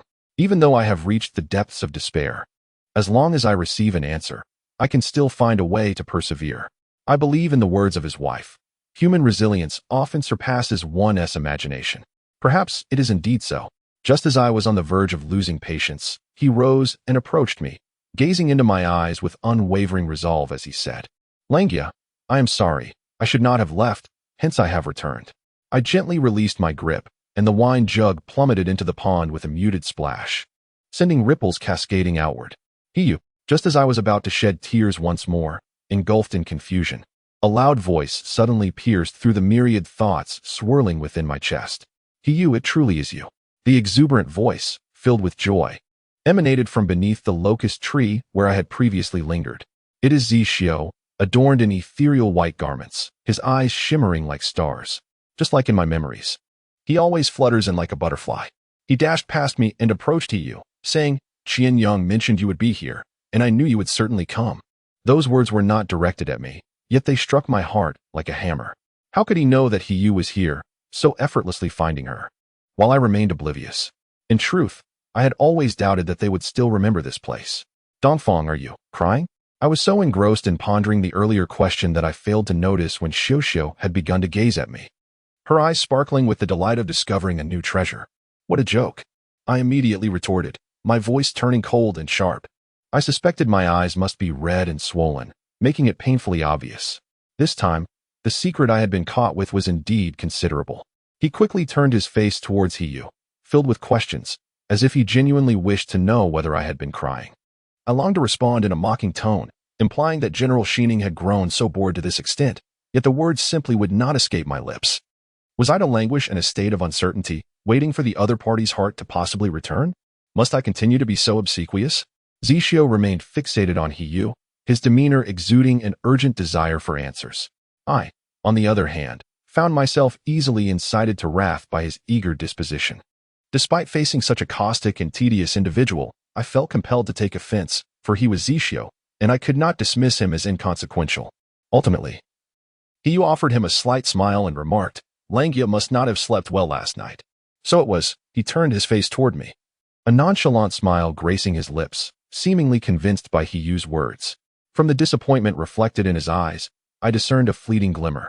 Yet I remained unwilling to abandon my intuition. Naturally, he would be disheartened, and I had no intention of granting him his desires. He was so intent on inflicting harm upon me, seizing every opportunity to do so over the years, that opposing me had nearly become his creed. If he did not leave me utterly devastated, would he ever relent? It felt as though we were two petulant children, a spectacle for Hiyu's amusement. Yet, I derived no sense of comfort from this. Even catching a glimpse of his fleeting defeat did not bring me any sense of accomplishment. In truth, I find myself deeply pained by Zixio. I long for those bygone days, those innocent, unblemished, and carefree times. From the moment of our birth, we have never been apart. At the age of 15, we entered the palace together and subsequently encountered Qianyang and Hiyu. I am utterly incapable of harboring any resentment towards Zixio. For a full 18 years, we have been inseparable. His agility is remarkable. I can never forget his figure clad in white, gracefully traversing a pond adorned with swaying lotus flowers, reminiscent of an ethereal fairy drifting upon the harmonious expanse of water and sky. In the delicate rain, his silhouette appears faint, so faint that it becomes indistinguishable, where he ends and the lotus begins, or where the horizon lies. It is as if one might believe. In the next moment, he would be whisked away by the wind, transforming into the gentle, pervasive plum rain. At that time, I perceived him as fragile, hesitant, and in need of protection. Then came a sword, as intricate and whimsical as its master, striking swiftly, so swiftly that I scarcely had time to discern how it severed the sleeve of his garment. When he handed me the tattered fabric, I merely accepted it with a dazed expression, shaking my head slightly as I said, "Zishio, your clothing is torn. Let my mother craft you a new one. Her craftsmanship is unparalleled. Should she undertake the task, every tailor in Gusu would have to shutter their doors." Yet, I had forgotten that when I uttered these words, my mother had already departed with Situ Wei-chi, soaring into the heavens. It was the very day after my father's funeral. It was then that he was severing our bond of brotherhood. Self-reflection, self-reflection. I once harbored an overwhelming fear of losing him. I envisioned dedicating my entire life to cherishing him. Yet, I was mistaken. He is not fragile. Perhaps he is delicate, but his delicacy resembles that of a needle, sharp and piercing. My inability to perceive this previously was not due to his insipidity, but rather the vast chasm that lay between us.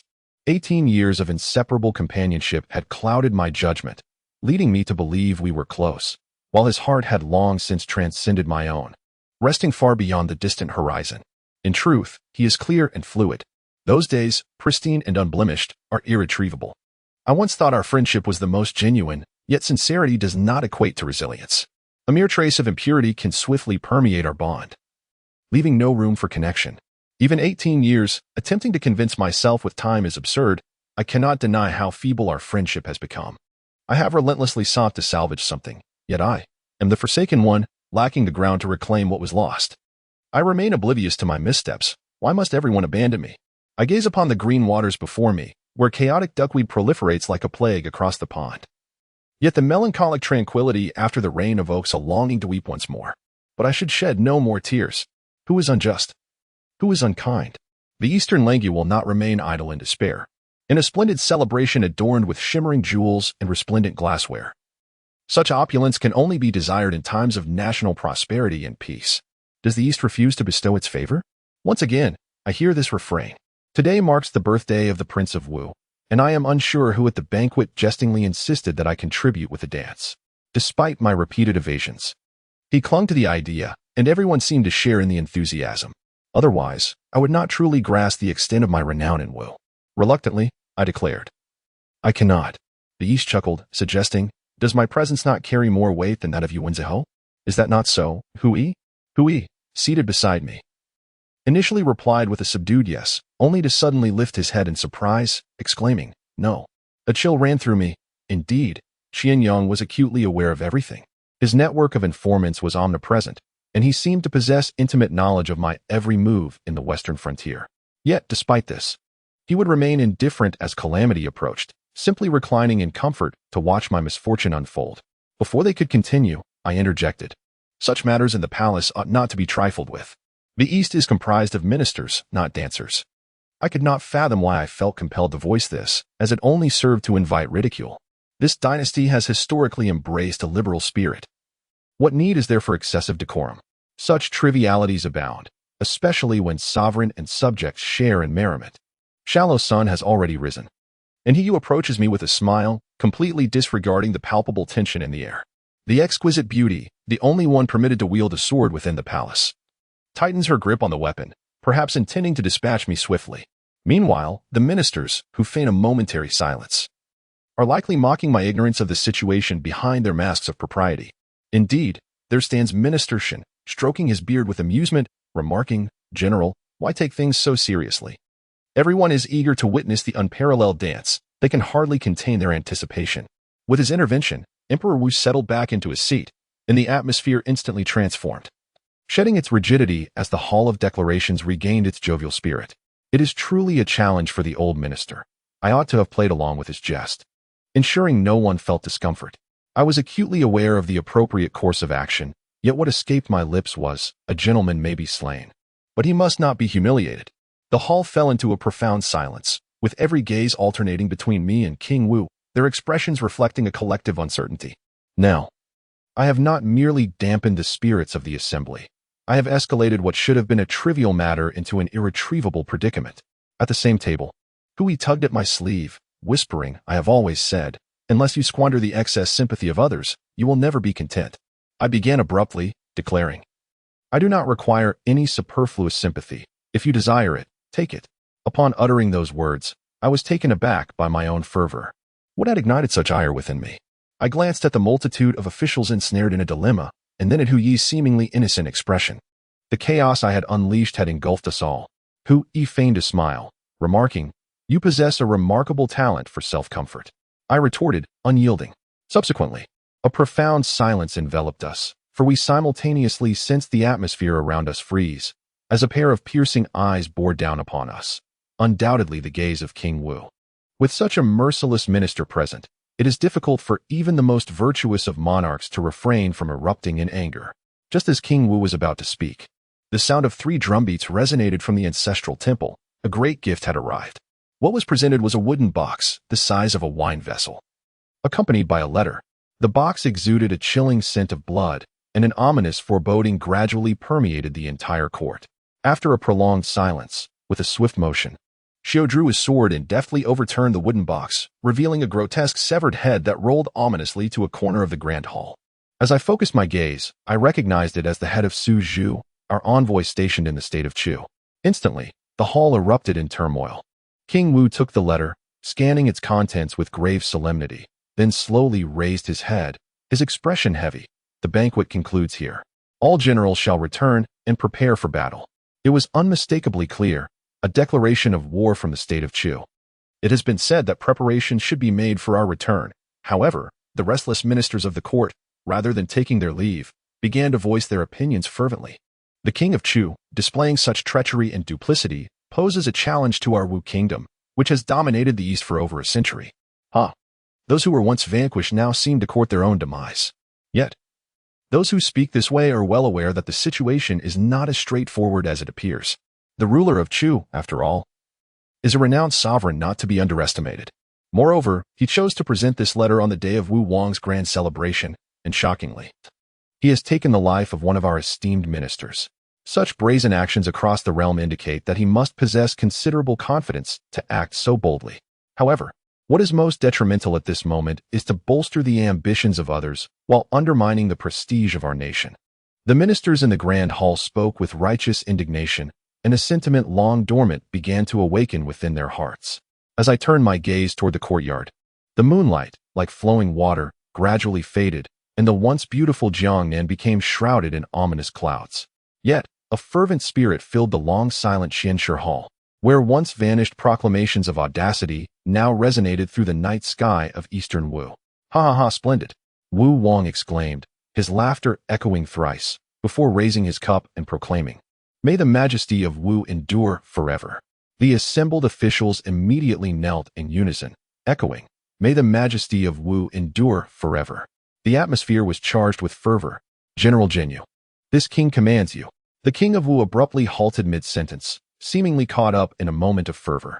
The atmosphere in the hall, once brimming with zeal and enthusiasm, fell into an eerie silence. The sovereign cleared his throat twice, glancing at Zishi beside him, attempting to utter something else. Yet the words that escaped him were still, Dongfang. A hush enveloped the assembly. My heart raced. He was still unwilling to part with Zishi. Even at such a critical juncture, clinging to sentiments of love and affection. The frozen tension lingered but did not hold for long, as officials in the hall began to murmur among themselves in hushed tones. Finally, it was Minister Shun who stepped forward. Your Majesty, think carefully. The clash of nations is no trivial matter. How can we involve a man of no worth? At this point, he cast a somewhat apologetic glance in my direction before promptly turning back to continue his candid admonition. With Minister Shun's initiation, the courtiers rallied, their voices rising in a continuous stream of encouragement for the sovereign. How presumptuous they were, believing that our esteemed state of Wu, rich in talent, could falter with the absence of one individual. For a century, Wu has reigned supreme. It is hardly dependent on a single Dongfang. Surely, our great Wu is not so feeble as to be without capable generals. I sat in a daze, observing a group of ministers who appeared unfazed by the impending national crisis. Their conversations were direct and unyielding, striking at the heart of the matter without any pretense. A hand, warm and reassuring, clasped mine from behind, and as I turned, I saw Yu, his face adorned with a gentle expression of solace. He had been by my side for quite some time, yet I had remained oblivious to his presence. A smile of relief graced my lips as I remarked to him, "Qianyang is a wise ruler. With such a cadre of unflinching ministers who speak their minds, I should feel comforted. Indeed, I ought to feel joy. For at least the people of Wu are united in purpose, not given to indulgence and excess. Yet, I found no joy within me. I am not the paragon of righteousness that others perceive me to be. The weight of honor and disgrace truly rests upon a single moment. In the eyes of the world, what am I now? You could see my turmoil, yet remained silent, as did I. Why question the harshness of fate? I am merely caught in a state of transience, unable to rise or let go. Glancing at Qianyang, I noticed he too appeared torn and uncertain. The thrill of the battlefield is exhilarating, yet I find myself overwhelmed by my own limitations. Thus, I withdrew my hand from his grasp, disregarding the astonished gazes of those around me, and knelt before the sovereign, feigning despair as I declared, "My king, the greater good prevails." A half-hearted minister from the East cannot shoulder such grave responsibilities. As I spoke these words, a faint smile was absent from Qianyang's lips, and Xiao mirrored the same solemnity. This was not a moment for mockery. Everyone was acutely aware of the urgency of the situation. The embarrassment and anxiety etched on the faces of those present were palpable. There was no room for hesitation. It was evident to all. King Wu cast a sweeping glance over the assembly and, unwilling to relent, inquired, "General Jinyu, do you have any suitable candidates?" A rather unnecessary question, indeed. The officials below were restless, their gazes collectively fixated on Weiqi Xiao, as if summoning him forth. I stole a glance at Xiao. He exuded an aura of righteousness and authority. As I averted my gaze, I straightened my posture and declared with conviction, "I recommend the Yamen Xiaowei, Hui, to lead the 3 armies." How absurd it was to suggest that a mere 4th-rank Xiaowei command the entire military. Such a proclamation would surely lead others to believe that our esteemed Wu kingdom was at its wit's end, a veritable jest. "Dr. Shun," the king continued, "may I ask you, what rank did General Dongfang hold in his time?" This question silenced the crowd, for all were cognizant that my past military endeavors were merely makeshift responses, devoid of formal title. To ensure absolute certainty, let us permit General Dongfang to accompany us and serve temporarily as a military advisor. "Dongfang, do you consent?" I lowered my head in a silent affirmation. This suggestion was indeed mine to propose, yet I hesitated to gauge my own influence, fearing public discontent. Now, however, it seemed the moment had arrived. The feast, originally destined to conclude, surprisingly continued, with everyone indulging in drink, their faces adorned with masks of exuberance. The celebration of longevity transformed into a raucous gathering of camaraderie. The king of Wu appeared at ease, his expression radiating a sense of liberation, signaling that the matter was now settled, leaving the ministers with no room to voice any demoralizing sentiments. However, Hui's countenance remained rather grim. This was to be expected. He was no fool, and had I been in his position, I too would not have fared much better. Yet, I had not anticipated his display of such evident discontent. He was not typically one to be easily disheartened. As this thought crossed my mind, I found myself instinctively parting my lips, but what was it that I wished to convey to him? He suddenly turned to me, his gaze intense. "Do not apologize. Though I may not fully grasp the situation yet, I understand." Then he smiled, his demeanor softening considerably. Seizing the moment, Hui expressed his gratitude to Dongfang for the recommendation. His words, however, offered little solace. What did he mean by "I understand"? Did he truly comprehend? "Hui, I have faith that you shall not falter. I cannot ascertain the weight of my words, for I myself am oblivious to their impact. I merely wish to respond in kind to his sentiments, hoping to clarify my thoughts further." Yet it appeared he possessed far greater clarity than I had imagined. We exchanged no further words, and soon a multitude gathered to offer him toasts, uttering congratulations and accolades. These are the customary formalities, unavoidable and tedious. He swiftly ascended a towering mast, and correspondingly, a throng of supporters and admirers quickly amassed below him. Yet, everyone understands the fickleness of fortune. Nothing is ever set in stone, merely a transient cycle of glory and disgrace. The outcome is likely of little concern to anyone but the individual involved, who may not even be aware of it. Even today, I vividly recall that evening 5 years ago, the night before my first campaign, which was marked by a similar grand banquet. I too indulged in numerous celebratory drinks, reveling throughout the night. Utterly intoxicated by excitement rather than alcohol, how naive and foolish I was. Come, Dongfang, I raise a toast to you, congratulating you on your honorable enlistment. With a smile, I down my drink. Zixio, you are the sole person tonight to offer me a toast. It felt remarkably effortless to utter words more awkward than those of my counterpart.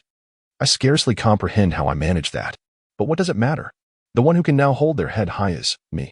In a sudden outburst of anger, he flung the contents of his cup, leaning in closely and adopting an imposing stance beside me. Dongfang, in your eyes. He did not finish his sentence, casting a glance at Hu Yi before returning his gaze to me, almost regretfully stating, you are pushing him into the abyss. Indeed, I am aware. Are you not surprised? Do I appear to be ignorant?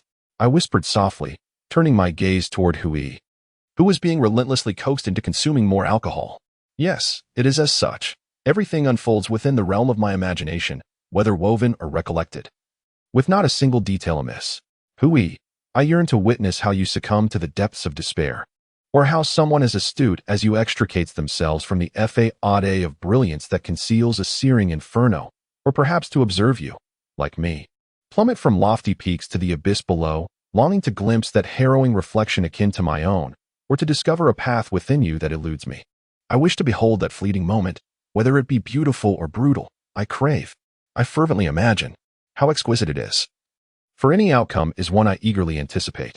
You truly prefer to shatter like jade rather than remain intact like mere pottery. Do you believe such actions will extinguish me? How foolish. Dongfang, I raise my glass to you once more. Our days are plentiful. I hope you will not harbor regrets in the future. Zixio lifted his cup again, as though he had discerned the shadow of sorrow upon me, smiling with a depth that was both profound and merciless. Despite his evident defeat, he bore the air of a victor, instilling in me both doubt and dread. Yet, I harbor no regrets for taking this step. I merely seek self-redemption. And this, joining the military, is merely the first stride. Once I have solidified my own foundation, you, those who have repeatedly toyed with me, shall not be spared. All dreams and emotions are nothing but illusions. I desire nothing more than a sufficient reserve of strength. In a moment of reflection, I noticed that my self-discipline had departed. And Hu Yi approached me. I will demonstrate to you that my fate will not be any better than yours. If you require proof. If that is the only way you can find solace. His eyes were reddened, laden with gravity. He was intoxicated, otherwise he would never utter such earnest words. Yet I remained sober, and for a fleeting moment, I nearly succumbed to despair, but I cannot. My vengeance has only just commenced. I lifted my glass and gulped down its contents, regaining my composure. Innocent souls abound. Who can pity whom, and who harbors feelings for whom is merely self-destruction? Hu Yi, do you harbor hatred towards me? Surprisingly, I find a peculiar comfort in this. Since you are intoxicated, let me hear more truths. You know that I can never. I extended my hand to cover his mouth. Enough, I no longer wish to listen. I thought you would never resemble the person I once was. I do not wish to witness this unmasked version of you, for I have finally come to understand that one must prioritize oneself or face dire consequences. Therefore, do not disappoint me. It seems my capacity for alcohol is commendable, as I managed to drink my way from the Hall of Declarations back to the general's residence. He who accompanied me to my chamber and dared not leave. He truly is overly concerned. Qianyang has begun to make use of me again. Should I feel elated? Come, let us drink once more. Langia, you are intoxicated. No, no, no, no, no.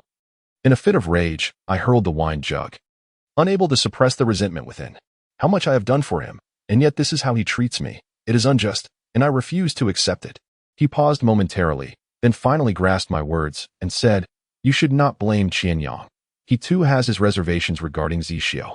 Reservations? You dare compare me with Zixio? How has Qianyang treated Zixio? He has safeguarded him with utmost care, even sparing him from the battlefield. I cannot comprehend what there is for Zixio to envy about me. He merely acted in accordance with the circumstances. Do you not acknowledge that? Acting in accordance? Very well, let us concede that. Does that mean his decision to cast me aside was merely a matter of circumstance as well? At that time, it had already. Silence. At that moment, my thoughts abruptly shifted, and I found myself reminiscing about 2 years ago. How blissfully ignorant I was. Back then, I naively inquired, is the West truly significant? Must I go there? I do not wish to leave you. nor do I want to depart from the kingdom of Wu. You said, how foolish am I, who does not comprehend that the West connects to the state of Chu. Even if he sought to expand his territory, he should have reassigned me to the North. As for the campaign to the West, that is precisely how he conveyed it to me. He provided neither soldiers nor resources. So how could he possibly expect me to embark on such an endeavor? Do you know what he intended with the 1,000 taels of gold and silver he bestowed upon me? Of course, you are aware, as is everyone. Though unspoken, that was my remuneration, the reward for my unwavering dedication to serve my country, even at the risk of my life. Now that peace reigns across the land, I have become redundant. I am treated like a dog, summoned at will and dismissed just as easily. Yet, even so, I foolishly believed I could share in his burdens, that I could understand him well enough to relieve him of his worries.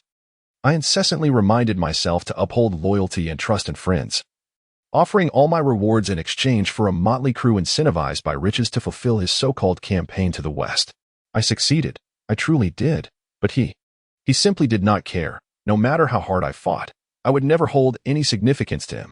This is the folly of blind loyalty, akin to that of my father. How absurd it is, as if history were repeating itself. My father lived a life of unwavering loyalty and steadfast righteousness. Yet he endured immense hardship and met a most ludicrous end. He was conspired against and murdered by two of his closest friends.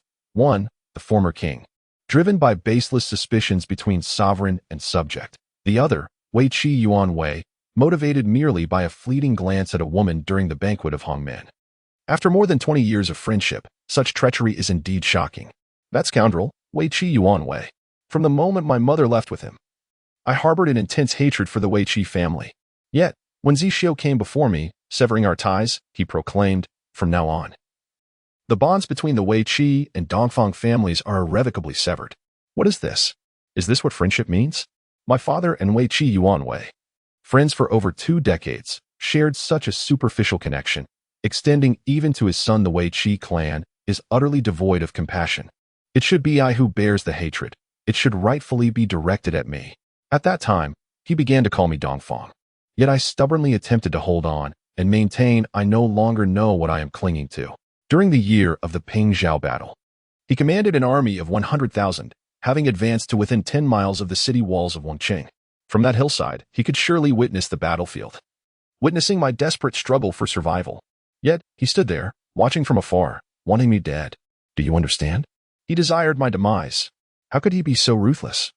So utterly heartless, I find myself at a loss for words tonight, reflecting on matters I had long wished to forget. I believed I had buried them deep within, only to discover they linger like a malignant tumor in the recesses of my heart. This fleeting moment of realization compels me to ask, am I a failure? Suddenly, he who embraces me, exclaiming, Langya, you still have me. I have always called you Langya. Why do you perceive me as an adversary? In truth, it is I who has failed. Are you the one who has faltered? Do you too wander aimlessly? Is it for my sake? What a farce. Gazing at his candid yet powerless demeanor, I find no pang of sorrow within me. I believe I am finally capable of petrifying myself and commencing anew. I understand that such events are mere iterations of the most ordinary of histories, ubiquitous across any era or nation. Yet, in our midst, they appear overwhelmingly jarring. But this is not my fault. Regarding your father's situation, everyone was hurt. We all foresaw the trajectory of events. We have been striving to avert such outcomes.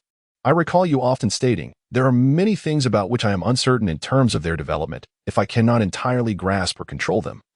I must leave a way out. So, have you left yourself an exit? Is it true that while everyone else is diligently avoiding pitfalls, I alone am hastening towards them? Pray tell, must we all resign ourselves to a fate of estrangement, believing that such a choice will spare us from certain tribulations? Langya, there are matters that ought to be relinquished. Clinging to them only leads one into a labyrinth of despair. You must understand, no one compels you. It is you who cannot grant yourself release. I detest his scolding tone, for to him, everything seems to be an immutable truth. I harbor an even greater disdain for his impersonal nature, which renders interactions painfully cold. Yet, he speaks with a certain accuracy. We must devise a means to extricate ourselves. Thus, I chose the words I believed would please him, acknowledging that I shall endeavor to forget those bygone days. It is all over, is it not? Soon, I shall depart from Suzhou. However, he overlooked the fact that some occurrences are bound by a relentless rhythm, and such patterns, akin to a track, are inescapable. I harbor no intention of betraying anyone, truly. It is merely a sudden realization that such a scenario is no longer feasible. The Minister of Justice, Feng Yi, cannot safeguard my father. So what strength does Feng Yi possess to protect me? Should the day come when I am coerced to the guillotine, would you not follow your father's path and resign in old age? He, speak the truth. He seemed to ponder for a moment, yet ultimately, he spoke honestly. At this juncture, he too is powerless to turn the tide, just as my father could not save the Grand General. He merely preserved his own existence. Isn't that precisely the case? I smiled mockingly at him, both desolate and alluring. Therefore, I deceived you. First, I have not forgotten anything. Second, such matters cannot be forgotten. I aspire to be the one who alters the course, rather than escaping it like you. I seek vengeance. Do you think that this is merely over? What, then, does my Eastern language signify? I shall never be a foolish person like my father. Indeed, he was absurd, and I disdain his foolish nature. I turned to Hiyu and said, I tell you.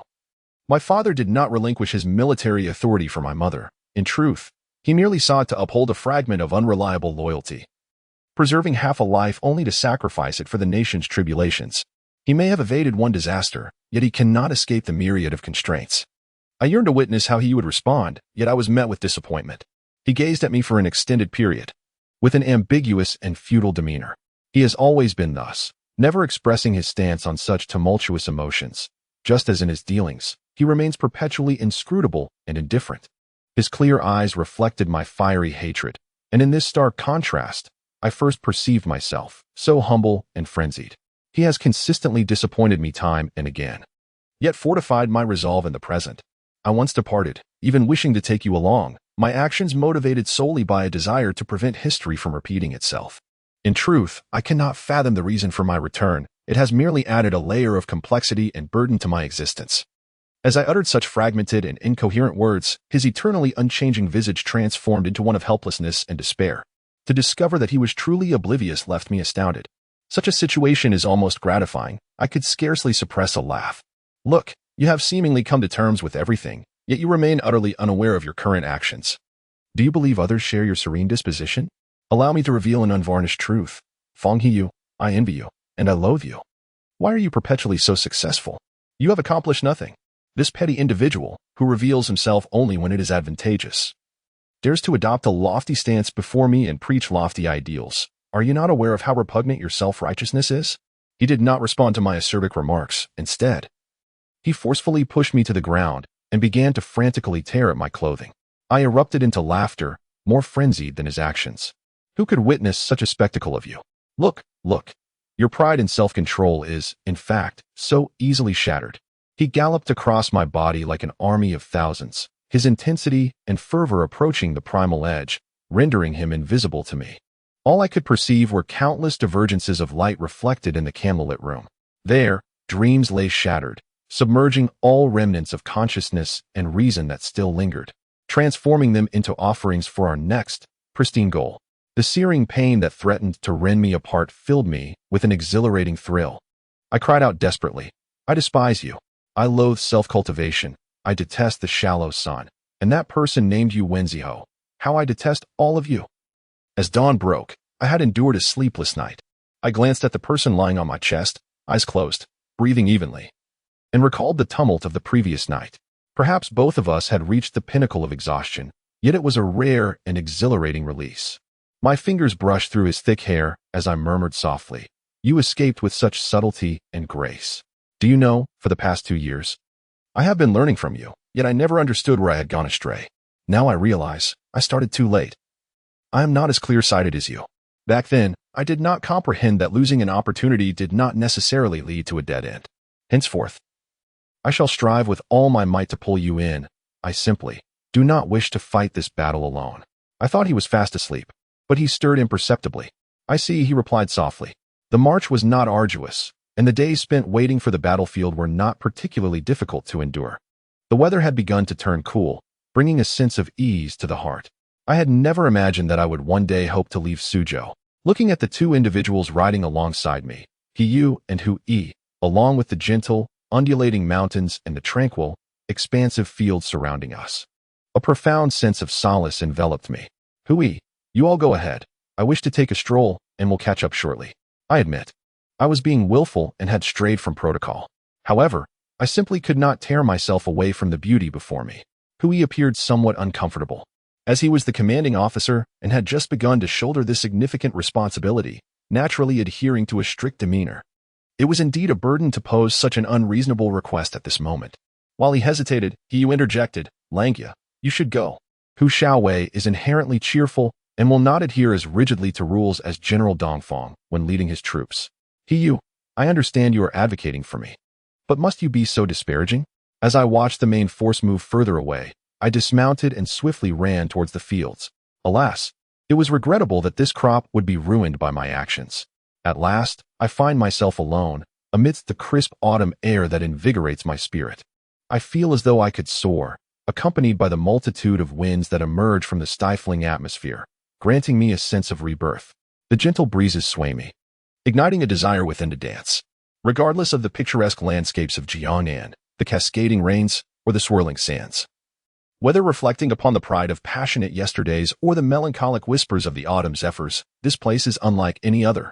I have traversed these paths countless times, often overlooking the humble abodes and gardens of the farmers, once dismissing the simple yet profound beauty of this rural vista. The meandering streams murmur softly, while the golden stalks of wheat stand tall and proud. The fields unfold their gentle melancholy, and here, even the air is imbued with tranquility, harmoniously enveloping me in a cocoon of serenity. Life flourishes all around, returning to its purest essence. Who am I in this moment? Why should I ponder? I dance among the towering wheat fields, moving in harmony with the winds, shedding my burdens and anxieties. The vast, lonely expanse of the blue sky and earth embraces my fleeting yet vibrant liberation. As the winds settle with the twilight and the birds return to their nests, the sun dips below the horizon, casting its golden threads upon the new wheat stalks. A gentle breeze stirs, and a familiar figure emerges, becoming ever clearer with each breath I take. Hey, you, I call tentatively, and he stands there like a scarecrow rooted in the fields, unyielding to the winds. You are so beautiful, he murmurs, lost in reverie. Whether it is my habitual oblivion or his ethereal grace, he always appears behind me like a wraith. How long has he been here observing me? Why do I still remain oblivious to this strangely familiar presence? Surely I cannot have immersed myself to such a degree. Reflecting on the events of a few nights ago, an illusion often washes over me. This person is not innately carefree and poised. Rather, he is meticulously guarded, treading carefully with deliberate caution. If this is indeed the case, I cannot fathom what he is truly engaged in. Am I merely overthinking? I wonder which nerve has been pressed during my slumber, as I have been startled time and again. By the way, what did you just say? It is not that I did not hear clearly. I merely wish for him to repeat it. He stood still, a flicker of youthful innocence crossing his face, then pressed his lips tightly together, poised to speak. You are stunning, I interjected before he could. Huh. He seemed taken aback. Truly, you are remarkably handsome, especially here. I approached him earnestly and declared, you resemble a picturesque landscape, seamlessly blending into this scene, an indescribable harmony. You possess the essence of the wind. No one embodies this beauty better than someone like you, a free spirit. He let out a soft sigh, seemingly unfazed, and said, it is late. We should be on our way. Did I say something amiss? I am uncertain about his condition. His gaze appears particularly dim. Upon our return to the encampment, everyone was engaged in setting up their tents and preparing meals. He stood alone at the road's entrance, anxiously peering in our direction, seemingly oblivious to how long he had been waiting. I could almost discern his emotions. Were it not for my duties as a commander, the person I encountered in the wheat field might have been him. Alas, he still resembles a child, despite everything. Captain General, I have discovered the identity of the opposing commander, he stated. I am eager to see what kind of talent the state of Chu can still muster. Those defeated generals now seem to possess an inflated sense of self-worth, unaware of who has truly progressed. It is said that this individual is well-versed in military strategy and possesses exceptional martial skills, a rare and valuable talent. His name seems to be, let me recall, well-versed in military strategy and possessing exceptional martial skills, a rare and valuable talent. Does the state of Chu truly have such a person? To my knowledge, the only individual in Chu worthy of the title of a commanding general is the venerable Sima Chening. Alas, he is advanced in years and has faced the trials of war. I ended his life with a single arrow during the calamity at the Huan River. I have remembered. His name is Yuwenziho. Clang. A crisp sound echoed. It was not I, but the military token in Hu Yi's hand that had fallen to the ground. At this moment, I finally noticed his complexion, a pallid hue tinged with a ghastly purple, an unusual expression of dread and fear etched across his youthful and well-formed visage, resembling someone poisoned, instantly extinguishing the vigor of his youthful spirit. What is the matter? I had yet to fully process my astonishment at his intense reaction. He cautiously evaded my scrutinizing gaze, then gritted his teeth and uttered a chilling declaration. The vengeance for my father's murder cannot be tolerated. This sentiment was undeniably reasonable, beyond reproach. Yet, an unsettling feeling lingered within me, an inexplicable dissonance. Yes, his eyes. They did not reflect the kind of fervent hatred that would drive one to forsake everything. Rather, they revealed something akin to fear. The tone in which he spoke was starkly incongruous with the pallor of his face. Hui, are you afraid of him? Why? Ultimately, I refrained from voicing this disquieting thought. Today, everyone seems peculiar. There is a saying that man's calculations cannot rival the heavens' designs. Despite my meticulous efforts in Wuzhong, it unexpectedly backfired. It appears that fate has its own inscrutable determinations, a scenario I could never have anticipated. Yuan. It seems we are indeed fated to cross paths. Fortunately, my emotions have calmed, no longer resonating with the fervor of the past. Perhaps due to my departure from Shiyi and Wuzhong, or perhaps the pastoral tranquility had dulled the edges of my turmoil, allowing me to collect my thoughts, to unravel the complexities, and to strategize for the future. Even though I no longer yearn for intense revenge, these phases remain essential. I must engage in self-reflection. Am I beginning to waver? The flames often burn brighter amid the tempest. Once tranquility sets in, it becomes all too easy for the heart to grow complacent. This is merely a fleeting period of emotional respite. I must mechanically spur myself to compose these writings. Otherwise, I shall inevitably regret it in the future. Opportunities like this must not be squandered. I contemplated throughout the night.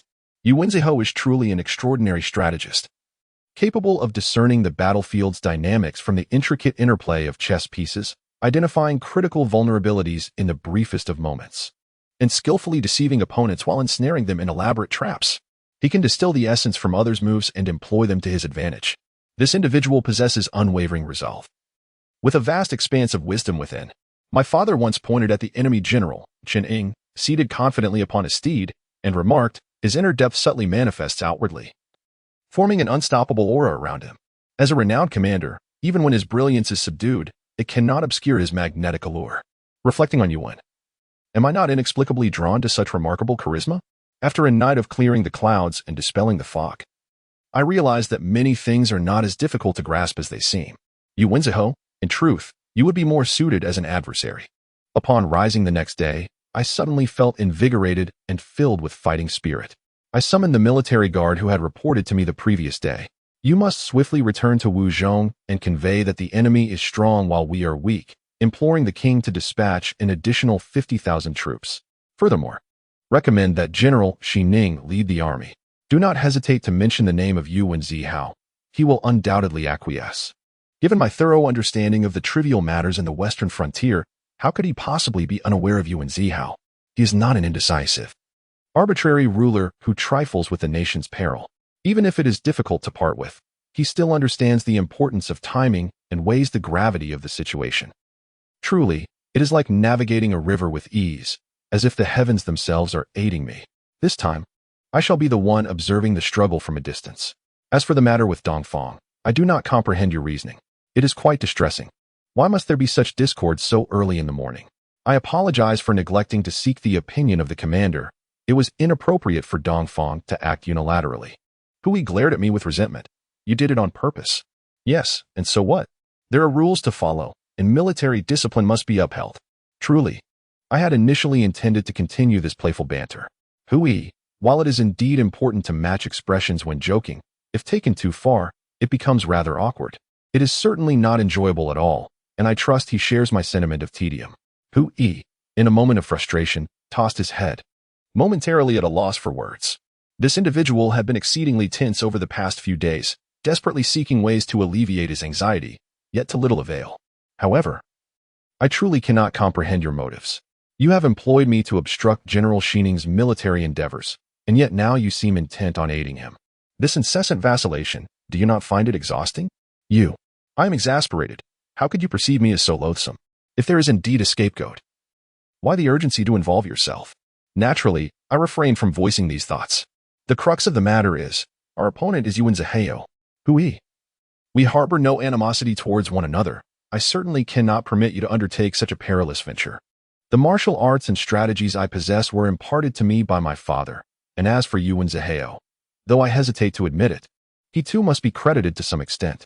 In terms of both warfare strategies and martial prowess, these two individuals possess formidable capabilities.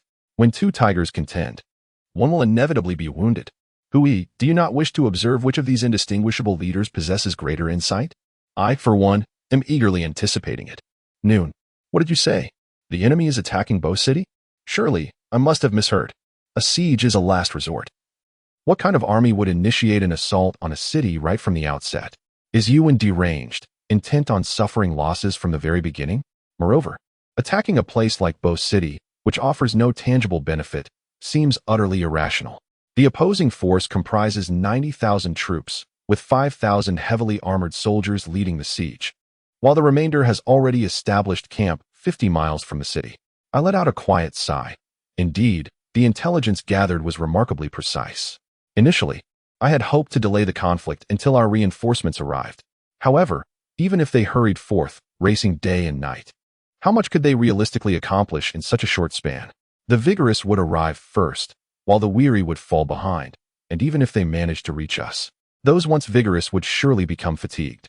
Delaying the occupation of strategic ground could merely be deemed an oversight, yet failing to defend our city is not an option. It seems that for this initial round, we cannot afford to wait for reinforcements. Reluctantly, I found myself compelled to consult with Hui and devise a plan. In truth, there was no need for a map. The camp lay less than 20 miles from Bo City, and everyone was expected to familiarize themselves with the surrounding terrain prior to setting up camp. Nevertheless, these were all necessary steps, and perhaps some insights could be gleaned from the process. After hours of deliberation, I arrived at a singular conclusion. This city possesses no redeeming qualities, which was hardly a conclusion at all.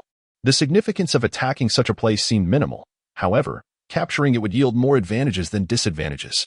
Bo City is a pivotal stronghold, nestled between the undulating terrains of Yunli and Fengyang, both of which belong to the Chu state. When the Chu state ceded land, Shanyang and I selected this city primarily because of its potential for development as a well-off locale. In contrast, to the left, Yunli is bordered by towering mountains, presenting treacherous access, while to the right, Fengyang is perilously close to the Chu state's core territories, making governance challenging. The only merit of securing this city lies in the fact that if the enemy were to capture Bo City, the three cities would naturally unite, rendering it exceedingly difficult for us to reclaim it. Surely, the adversary cannot be attacking merely for the sake of conquest. Even the most rudimentary soldiers are aware of such folly. Is it possible that Yuan has lost his senses? This notion is utterly implausible, unless there exists some strategic advantage in the connection of these three cities. Yet, in such a flat and open terrain, it is perplexing to fathom its potential utility. My mind is a tumult of confusion, unable to discern clarity, and an unsettling suspicion of deception lingers. After lengthy discussions with Hui, we remain at an impasse. My gaze inevitably drifting towards Hiyu, who sits comfortably, sipping his tea with an air of languid indifference. Hiyu, what is your perspective? I inquired directly as I approached him. He nearly choked, hastily setting down his cup, and regarded me with a bewildered expression. It was evident he had not been listening at all. A wave of frustration washed over me, yet recognizing the urgency of our situation, I endeavored to quell my irritation. I meticulously recounted the battle reports from Bo City, and since our prior deliberations yielded no fruit, I felt compelled to demonstrate the entirety of my discussions with Hui to him, employing earnest persuasion. The result, however, was but a dismissive remark. I am merely a bystander here, at best a half-hearted medic, and naturally, I have no authority to voice an opinion. What a masterful evasion. A steadfast adherence to one's own mast. Hiyu has truly disappointed me. My anger gnawed at my teeth, and I almost involuntarily regarded him with a gaze filled with loathing, only to find the result increasingly disheartening. I yearned to peer into the depths of his eyes, yet they remained as stagnant as still waters. He was as aloof as ever, All my despair stemmed from the realization that I should not have harbored any hopes. This individual had never made any promises that day. He merely uttered a casual understood. Everything was merely a product of my simplistic subjective delusions. Time and again, I received these ambiguous responses, leading me to mistakenly believe I had gained something. A promise, or perhaps a source of support. You leave me feeling cold and alone. I spoke softly, and upon finishing, I turned to walk outside. At such moments, even the impulse to mock had vanished. I was unaware of when Hui had departed. Perhaps he had gone to seek counsel with other leaders. However, I had not walked far when I felt someone embrace me from behind. I am sorry. I promised not to let you fight alone. Did you ever promise? I did not turn around, perhaps out of fear. He dodged the question, then, with fervor, proclaimed behind me, from now on, regardless of what Langya wishes to pursue, he will offer his unwavering support. Hearing such words, I find it impossible not to be moved, yet I am even more terrified by his sudden shifts from coldness to warmth. This could render me akin to a tattered garment, patched together in an unseemly manner. In the past, I would have preferred his perpetual chill. Yet now I can no longer summon such resolve. I endeavor to inquire calmly, is this a promise? It is a vow, he replies without the slightest hesitation. A vow? If uttered by another, it could resonate with profound significance, but from his lips, it is merely a jest. Do you recall the words, united in purpose, governing the nation and ensuring peace, willing to face death without hesitation? It seems that Fang Hiyu's vows are merely trampled upon. You have betrayed once, betraying 3 souls. This time, let us rectify the past together. Grant me an opportunity. When I turned back to meet his gaze, I found it transformed into a resolute determination that could not be overlooked, gradually becoming somewhat murky, like a thin mist settling over clear waters. In truth, it is I who should apologize. I have drawn a circle, encompassing all those precious to me, even though they are aware of the perils lurking within. Even though he knows that this place could shatter his pristine existence. When Hui was found, he was in the company of Generals Zhang, Dong, and Yu, engaged in a northern and southern campaign. Hui was an exceedingly proactive individual, characterized by his cheerful demeanor and humility. Although they had never crossed paths before, he effortlessly integrated with everyone during the past few days of marching. The others shared similar traits, magnanimity, integrity, and genuine spirit, qualities that seemed distant from me. The passage of time does not simply erode these attributes. I still yearn to uphold them, yet I have grown disillusioned. Disappointment possesses the power to extinguish all hope. As I contemplated this, a report came in. The enemy had dispatched 3,000 troops, and the defenders of Bo City requested reinforcements. The notion of 3,000 troops was utterly astonishing. Such valor from the defenders of Bo City, a mere stronghold, was capable of compelling the new forces of the Chu state to deviate from their plans. It seemed our Wu state border forces were indeed formidable. Hui, unable to contain himself, exhibited signs of anger as he prepared his gear and calculated routes on the map. I stepped forward to halt his actions, remarking on his youthful impulsiveness. There must be a strategy behind this, I cautioned. Our current planning is inadequate, and we cannot advance recklessly. But what about the people of Bo City? He retorted indignantly. Naturally, they must be abandoned. To sacrifice oneself for the nation is also a mark of honor within the military. Honor? How resplendent you are. They fight valiantly, defending home and country. Yet we, with our vast army of 150,000, abandon them so callously. It is an unavoidable circumstance. I helplessly pat him on the shoulder. This lad has accompanied me for a year and a half. Has he not sufficiently grasped the brutality of war? I did not wish to see his indignant visage. Yet the more I gaze, the more it evokes a sense of familiarity. Suddenly, I am reminded of Zixio, with his impetuousness and a hint of arrogance. If it were Zixio, he would undoubtedly rush to provide aid. He is uniquely harsh towards me. Such a Zixio might not prevail against that cunning fox, Yuan. I chuckle, thinking that this presents a perfect opportunity to temper his obnoxious pride.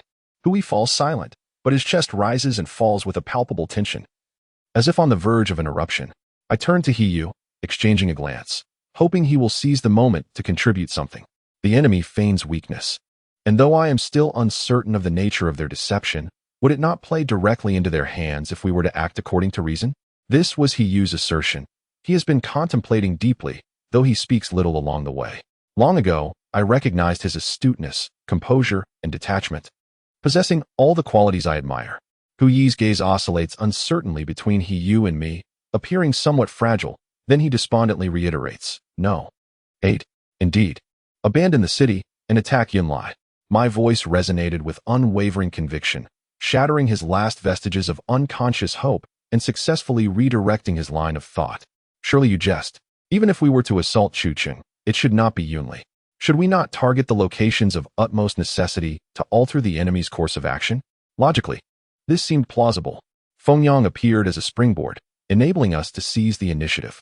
If we were to strike Fengyang, the Chu army could hardly ignore our advance. Moreover, since they were capable of attacking Bocheng, Fengyang must undoubtedly fall within their strategic calculations. But how does this differ from the mission to relieve Bocheng? The opposing forces seem utterly chaotic, compelling us to resort to equally perplexing maneuvers, perhaps in an attempt to confound the enemy's perceptions. I am acutely aware of the folly in this approach, yet it remains our only recourse at this juncture. I articulated a plethora of seemingly plausible theories, leaving him bewildered. But these were mere facades. I simply wished to avoid a direct confrontation with Yuan for the time being. I certainly could not voice this. Not out of fear that Hu Yi might succumb to madness, but rather to shield myself from the stark reflection of my own selfishness through the reactions of others. I no longer possessed the energy to grapple with guilt over certain matters. Yunli, with its vulnerable defenses, lies with the majestic Wailing Ridge at its back and the vast plains before it. They lack reinforcements, allowing for a swift confrontation. Most crucially, the state of Chu has not incurred significant losses. They may not care much, and should they take notice, it would indicate that these three cities possess some strategic value. He has deepened my understanding of my own words, leaving me uncertain whether he is intentionally persuading Hu Yi or merely speaking for my benefit. His remarks have made me more vigilant. Is it a miscalculation regarding Yunli? Or does the crux lie in Bo City and Fengyang? Setting aside distractions, let us take a gamble. The capture of Yunli was remarkably swift. Before the enemy could seize Bo City, our grand army of 150,000 swept through the city like a fierce gale. It is somewhat amusing to contemplate. 150,000 to conquer a remote outpost. This was hardly a siege, but rather akin to plucking a fruit from a tree. With only 3,000 stationed there, the remainder must return immediately. Just as I finished issuing my orders, a scout arrived with news from the front. The state of Chu has withdrawn its forces from Bo City, amassing 90,000 troops to assault Yunli. It is impossible. Hui and I exclaimed in unison. How could they have committed their entire force? What significance does this place hold? Furthermore, Bo City was practically on the brink of capture. Having suffered such considerable losses in troops and resources, they would rather risk it all than concede. Has Yuan truly lost his senses just now, or has he only just begun to lose them? In light of this, let us brace ourselves to confront the adversary directly. We possess an army of 150,000, while our opponent has merely 90,000, should battle ensue. Victory shall undoubtedly be ours, as Hui Dao remarked. Alas, we have no alternative. Self-reliance seems a distant hope, and in such dire circumstances, even the chance for selfishness eludes us. Furthermore, I remain perplexed as to why Yuan would willingly embrace defeat by engaging in such a futile endeavor. I cannot fathom what could possibly hold greater significance for Yunlai than Bocheng, especially considering the ease with which we have pressed forward thus far, virtually unimpeded. This place is so neglected that even the state of Chu pays it no heed. As I gazed upon the majestic and ancient peaks, renowned for their formidable and timeless pathways, a sudden inspiration struck me. The desolate ridges are indeed barren, with perilous cliffs and ancient stone formations that, despite their grandeur, bear no signs of life. Such mountains surely cannot ignite a flame. It was then that I issued a command that drew gasps from all. Into the mountains. Venturing into the mountains is a grave taboo, especially with our army of 150,000. We must be swift. I insisted, for time was of the essence, and I could not afford to elucidate my reasoning to Hui. I was uncertain if we could all enter before the enemy arrived. As I observed our troops entering the mountains in waves, I finally spoke calmly to him. The terrain is steep and easily defensible. They cannot assault the mountains. Of course I am aware of that. But do you possess a means of exit? No. Entering the mountains must be done in batches. It is impossible to leave all at once. If the troops disperse, they would be utterly vulnerable. More importantly, although we claim to have 150,000 soldiers, the actual supplies and heavy artillery remain at the original camp. Should the enemy station a small contingent at the exits and cut off our provisions, our army of 150,000 would find it nearly impossible to escape. Why would one want to act in such a manner? It would be tantamount to self-destruction. I smiled at him, my lips curving upwards. Have you forgotten we have a backup plan? Rest assured, if the self-cultivator also wishes for my demise, then let the 150,000 troops accompany me to the grave. This time, it is not merely 30,000. Can he truly afford such a gamble? Self-cultivator? I looked at the newcomer in astonishment. From where did you arrive? How peculiar. Are there other paths here? Naturally, I did not come by the road, he replied. I had forgotten. His lightness of foot is exceptional.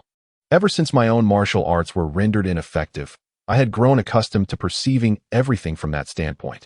Finally, as night fell, the chilly mountain breeze dispelled the restlessness of the day, yet the person before me brought the murky humidity of the southern rain, instantly disrupting my fleeting tranquility.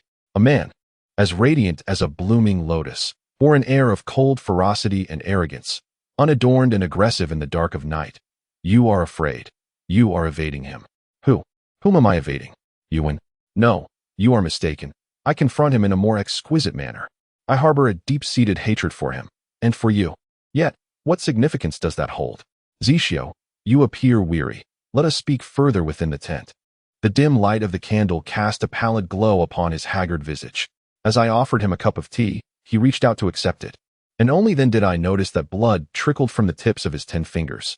What on earth has this fellow endured to emerge in such a state? What brings you here? I inquired. Of course, I came to see the most useless ornament in the army, he chuckled. Enlisting is truly amusing. However, it is somewhat understandable. Were I in your position, I would likely seek refuge in some remote valley to hide away. He paused to gauge my reaction, only to find it lacking in amusement. We are all tethered together like grasshoppers on the same string. Indulging in trivial banter serves merely to satiate momentary whims. Where would he find the energy for such? What? Has a sudden whim compelled you to summon me? This retreat seems rather premature. Zishio, you have gone to great lengths merely to share these thoughts with me? Very well. Let us return to the matter at hand. You are aware that I have only 50,000 men at my disposal. Are you jesting with me? In the event that General Xining fails to prevail, it will be no easier for Dongfang to escape unscathed. My life is firmly grasped in your hands, and you are well aware of this. How tiresome it is, knowing that I am compelled to act. The only viable path forward is to unite in our efforts against the Chu army. His concern is indeed heartfelt. Was it truly necessary for him to make a special trip to remind me? Even if he harbors doubts about my reliability, he must understand that no one would willingly sacrifice 200,000 troops. The wind has grown stronger, causing the candle flame to flicker restlessly. Yet, from the moment we fell into silence, it seems we can no longer find any superfluous topics to discuss. Over the years, we have not shared solitude. Those who once were inseparable and conversed without reservation now sit face to face, only to find themselves enveloped in a disquieting passage of time. After a long while, he hesitantly spoke. Dongfang, in truth, what? It is a rare sight to witness him in such a disoriented state. I know Zishio all too well. He is an astute individual. Even when cloaked in sarcasm, he would never naively believe that someone capable of defeating me would be easily manageable. How much confidence he truly harbors remains a mystery. Thus, I inquired, Zishio, when was the last time you led troops into battle? On the 9th day of the 6th month in the 3rd year of Qianyang. His response was swift. Yet his voice faltered to a point of fragility. In truth, he had misremembered the date. It was the 11th of June in the 3rd year of Qianyang. At that time, we had divided our forces into 2 paths. Though we were both commanders, I had never stood alongside him on the battlefield. Reflecting on it now, I ponder whether, had such an opportunity arisen, our relationship might have mirrored the present. Never mind, let bygones be bygones. We must focus on the here and now. Self-cultivation, have you not been out of the fray for far too long? Suddenly, the teacup in his hand fell with a resounding crash, shattering into a multitude of fragments. He hastily bent down to retrieve them, appearing somewhat disoriented, and then clutched the shards tightly in his palm, as if lost in contemplation, heedless of the sharp porcelain edges that might cut into his skin. I grew somewhat impatient and crouched beside him. He continued to gaze blankly at his palm, seemingly oblivious to my presence. Leaning closer, I asked in a tone devoid of emotion, "What is the matter?" Startled, he exclaimed, and the fragments slipped from his grasp, scattering across the ground, vivid red, as striking as a demonic apparition. I hesitated, contemplating whether I should utter a word, when he suddenly seized my shoulders with fervor. If today passes, I shall never see you again." At this point, he abruptly pushed me away, clutching his bloodied hands to his head, his gaze unfocused and wandering. lost in some distant thought. No, I must. No, no, no, no. He shook his head vigorously, his long hair, laden with dust, cascading around him as if he had lost his mind. Before I could fully comprehend the situation, he dashed out of the tent. I had never witnessed such erratic behavior from Zishio. As I emerged from the military tent, the moon hung high in the sky. And Zishio smiled at me beneath its glow, a gentle smile that seemed to carry a hint of warmth. Aren't you going to see me off?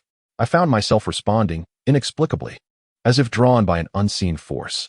Of course, this was where I had come from, so it was only natural to return here. Yet, this was a precipice. Ascending was effortless, but descending posed a formidable challenge, especially given your injury. A moment's carelessness could lead to a tragic fall. I was at a loss for words. The thoughts I wished to express eluded me. Was this what it meant for the heart to grow cold?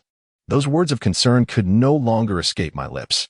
Zishio continued to gaze at me, as if anticipating something, his expression tinged with a certain melancholy. Creating a blurred perspective, though we focused intently on one another, it felt as if no one truly saw the other. Time flowed indifferently between our silent exchanges. Then he turned to tie a knot, and I finally exhaled, noticing that when I spoke, my voice emerged hollow. Zishio, which side of the mountain are you camped on? Indeed, to the north. After descending here, one must traverse the mountain ahead, cross a river, ascend another peak, and then descend a precipice.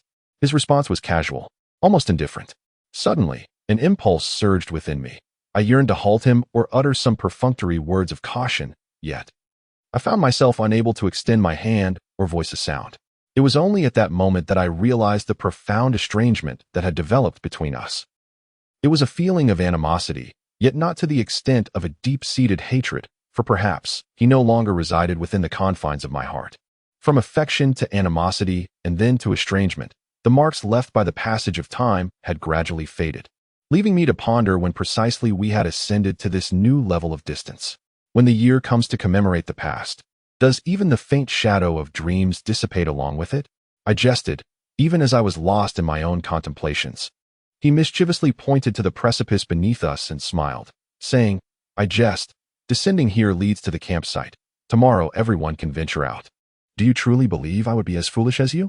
Yet, before he could finish his sentence, he had already fainted at the edge of the cliff. What a display of bravado. After a long, arduous march, arriving in such haste, utterly exhausted, and still compelled to climb from this wretched place in the dead of night. His posture was perilous, half of his body dangling precariously in the void. I approached him, suddenly enveloped by a sense of cautious advancement. The flames of vengeance igniting gradually within my heart, an opportunity not to be missed. If I were to give him a gentle push, Weichi Zishio would be finished. I walked towards him, then retreated, only to advance once more, until, in the end, I did not strike, but rather cradled him back to the tent. He cannot perish just yet, for if he does, it would spell doom for us all.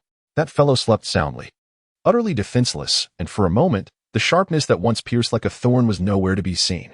This must be what death is like, tranquil, delicate, invulnerable, bearing a countenance that invites trouble, instinctively retreating behind me when confronted with insurmountable challenges. Later, you found the shallow sun, discovering a barrier stronger and more reliable than I, while simultaneously realizing that a subject is forever feeble before a sovereign. You kicked me aside, intent on eradicating me. Isn't that so? Isn't it? At some point, I found my hands tightening around his slender neck, startling even myself. It turned out we were not as estranged as we appeared. Deep within my heart, the intertwined memories of years past, though blurred, had shaped the animosity I harbor today. Perhaps his as well. No. The truth is, you are indeed formidable, and yet cruel. But it is all in disarray, and I can no longer bear to contemplate further. Fleeting emotions often lead to erroneous judgments. Which of these is authentic?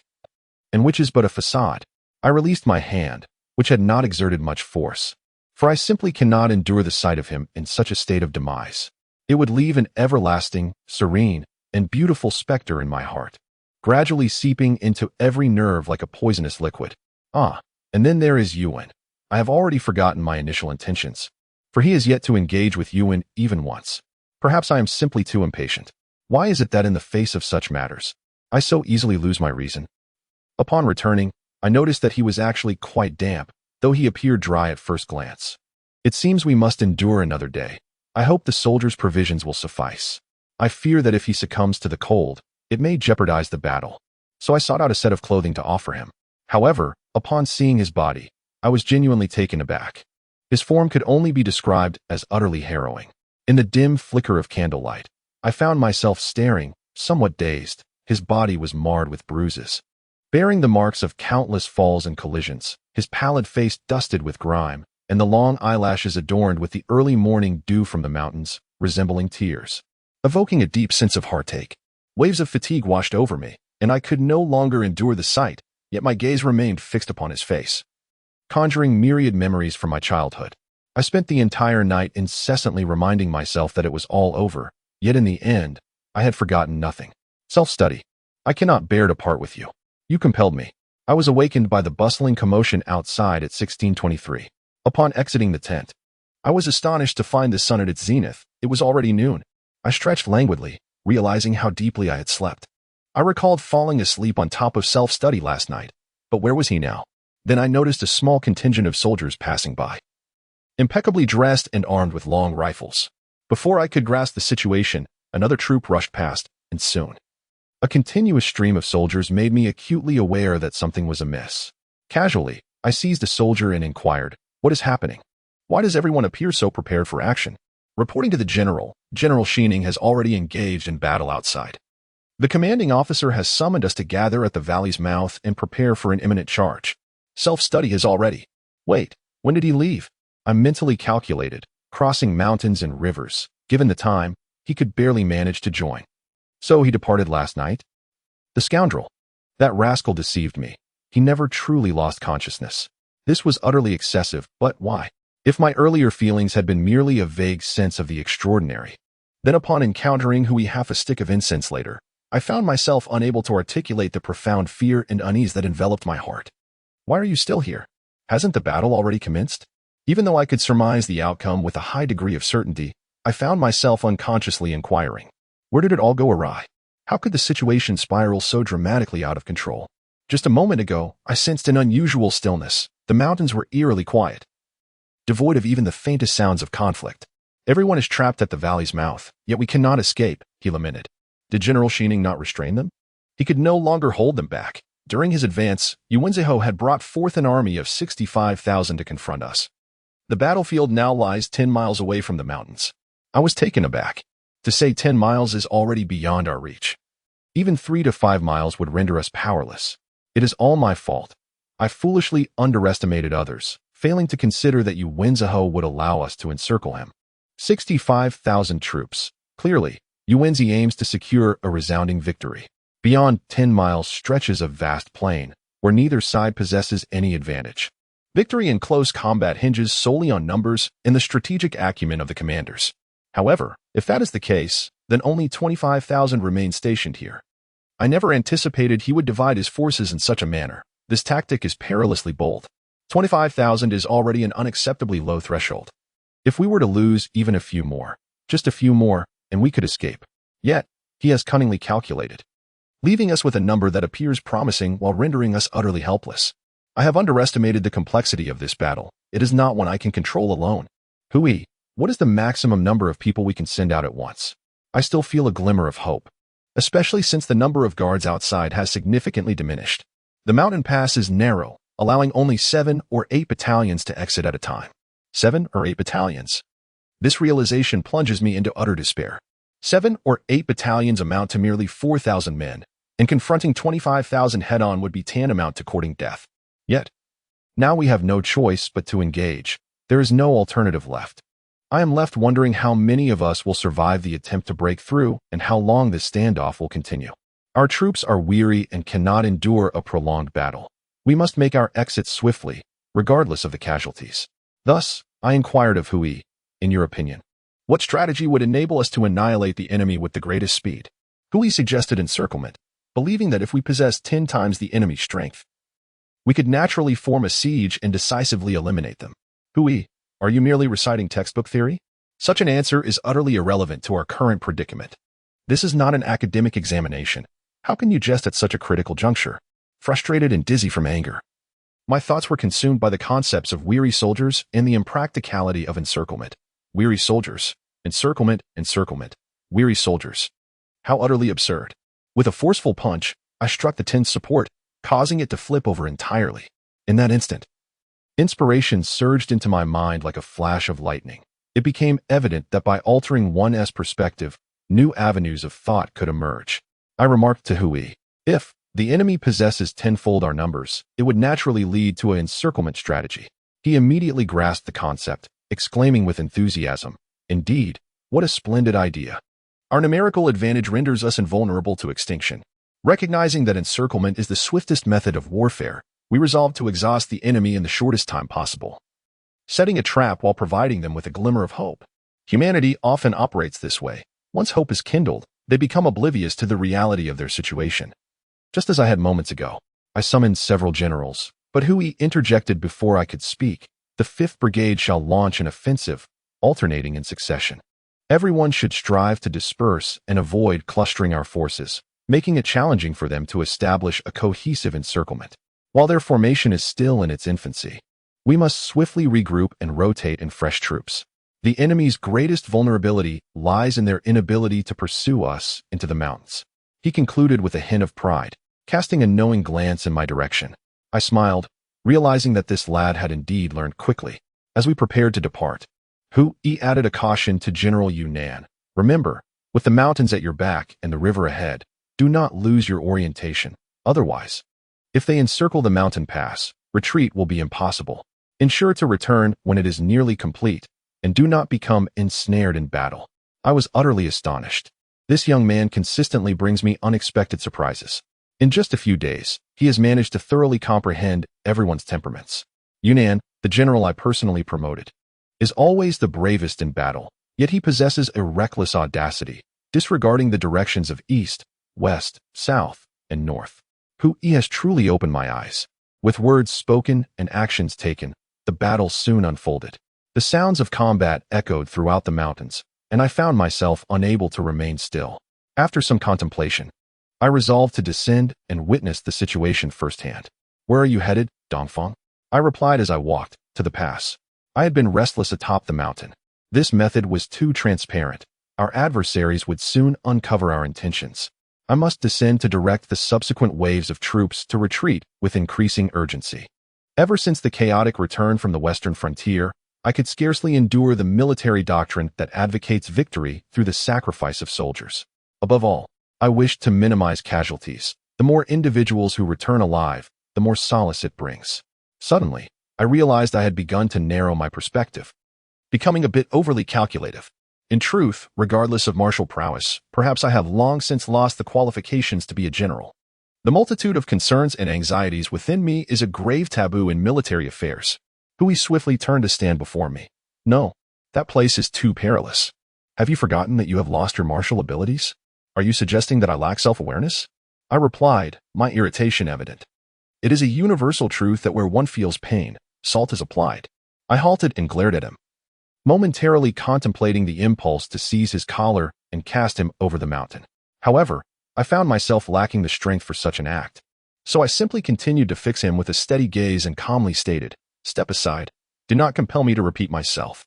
He obediently moved aside, yet remained closely behind me. Let him follow. My annoyance stemmed from his careless words, for he was indeed a person of considerable adaptability. Yet he consistently behaved like a clumsy resource provider. The situation ahead was increasingly favorable, unfolding precisely as I had envisioned. Even when the enemy comprehended our intentions, they were utterly unprepared to respond. Indeed, as long as Yuanzaho was not involved, this group was entirely inept. After numerous back-and-forth exchanges, it became apparent that our objective was within reach. Hui raised his sword, calling out, "Everyone, charge forth and leave no one standing." Instantaneously, the mountains resounded with the beating of drums, and the eager troops surged forward to attack. I too yearned to rush out and make a significant impact. But he restrained me, suggesting that at such a time, both military personnel and medics should refrain from seeking the limelight. Upon his words, we both shared a hearty laugh. Indeed, his eloquence surpassed that of Hui. I found myself at the rear of the procession, and thus only caught a fleeting glimpse of Yuan. He raised his weapon high, the resplendent horn blade, its crimson edge reflecting the fierce and majestic hues of the setting sun. It was then that I truly realized the blade's breathtaking brilliance. It still had the power to stir my uncontrollable heart. The warrior, clad in bronze armor, stood resolutely against the wind, as if he had existed in the midst of countless armies since time immemorial. He seemed to embody a formidable magnetism that drew the gaze of all, a powerful force amidst the chaotic turmoil. No matter how tumultuous the scene, people could always lock their eyes upon his figure, as striking as a rainbow piercing the sun. The general wielding the sword shouted, "Retreat!" The thunderous hooves of horses kicked up a cloud of dust that filled the sky. I found myself momentarily blinded by the chaos. When I opened my eyes again, all that remained was a billowing smoke drifting westward. I began to run desperately in pursuit of their retreating forces, unsure of why I felt compelled to chase after them. Yet, like a frenzied bull, I was unstoppable, and none could deter me from my course. Then, Zishio stood before me, sword in hand.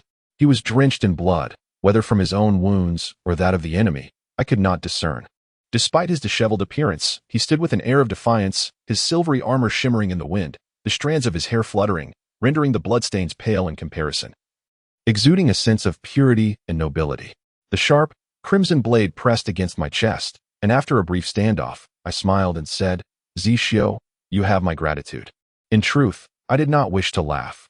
I merely struggled to express the appropriate emotion to convey the shift in circumstances, which ultimately manifested as a cruel mockery. It appears that malice is not so difficult to exhibit after all. He released his grip, allowing the sword to clatter to the ground, and then, in swift succession, a sharp slap resounded against my face. I laughed, as anticipated. However, as a man, the matter of life and death is trivial compared to one's dignity. In the gaze of the onlookers, I immediately raised my hand and retaliated with considerable force, only for him to lunge towards me. No, it couldn't be. I reached out to embrace his descending form, realizing that this time, he had truly lost consciousness. In the 5th year of King Wu of Qi's reign, in August, Wu Yunliao, achieved a significant victory over the Chu army, subsequently relocating to guard the banks of Zhujiang. The Chu retreated to Lirao, which lies to the east of the Huan River, westward dominating Zhujiang, southward reaching Pingzhou, and northward sitting at Qishan. The terrain was unfavorably concealed for battle, and prolonged encampment without engagement ensued. This grand and unintentional battle, involving hundreds of thousands, resembled nothing more than child's play. Its sole outcome was the severe depletion of both sides' vitality. Although it was not a true victory in the conventional sense, one would expect a celebratory feast to honor the troops and bolster morale after such an event. However, exhaustion weighed heavily upon everyone, rendering such formalities insignificant. These past few days have been suffocating for me, robbing me of sleep. Thus, I seized the rare opportunity to step outside for a breath of fresh air. Upon exiting the tent, I beheld the smooth, luminous moon overhead, and upon reflection, I realized it was the night of the Mid-Autumn Festival. No one seemed to remember. Even if they did, the weariness overshadowed any festive spirit. This should have been a day of reunion, yet here we were, scattered far from home, oblivious to what tomorrow may hold. Who among us had the heart to celebrate this auspicious occasion? The moon, though not perfectly round, appeared to have lost a fragment to the merciless ravages of war, yet it was indeed the moon of mid-autumn, casting a bewitching glow upon the beholder. In the haze of my reverie, I envisioned figures beneath the moonlight, some playing the zither, others dancing gracefully. Last year on this very day, it felt as though the echoes of a timeless melody from strangling drifted from the horizon. I could almost see the once glorious fallen general of today, and my own pitiful, desperate self chasing after him in vain. Suddenly, I was taken aback by my own thoughts. I pondered whether I had grown too lonely. As clouds drifted by, partially veiling the moon, I withdrew my gaze and, at that moment, caught a faint rustle behind me. "Who goes there?" I called out instinctively, my innate vigilance compelling me to turn swiftly, yet I found nothing amiss. In the final moments of my conscious awareness, I vaguely recalled the sensation of a blow striking the back of my head. Upon awakening, I found myself enveloped in a profound darkness. The first sensation that assailed my senses was an unusual, lascivious aura, juxtaposed with an unwelcome chill that clung to my skin. It was only then that I realized I was completely unclothed. Initially, I surmised that I had been abandoned in a cave. But upon hearing the rustle of grass in the wind, I understood that I was still in the wilderness, albeit blindfolded, with my garments serving as a cushion beneath me, rendering the ruggedness of the terrain imperceptible. As I reached out to remove the cloth from my eyes, a hand restrained my movement, accompanied by a voice suggesting I refrain from looking, lest I disrupt the ambience. "You Wenzihao." I gasped, astonished. You, how? My words were abruptly silenced. Then, a fervent body descended upon me, so familiar that it felt as though this encounter had been repeated countless times before. What on earth did this man intend? Did he think such actions could humiliate me?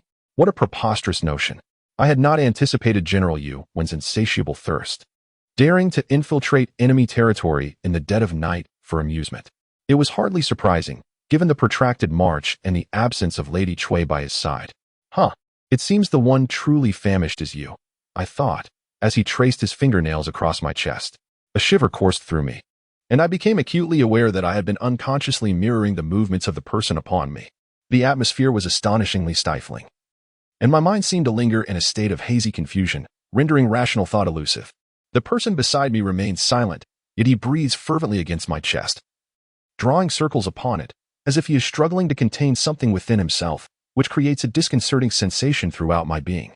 My heart burns with frustration. If he intends to proceed, then let him do so. How much longer must I endure this madness? Lost in thought, I begin to search the grass beside me, hoping to discover a stone or something of substantial weight to bring him to a halt. Indeed, fortune favors the diligent, and I finally unearth a large, cumbersome rock. Just as I prepare to bring it down with force, he suddenly lowers himself, thrusting open my legs. Panic ensues, and in my flustered state, I drop the stone, which lands heavily upon his back with a resounding thud.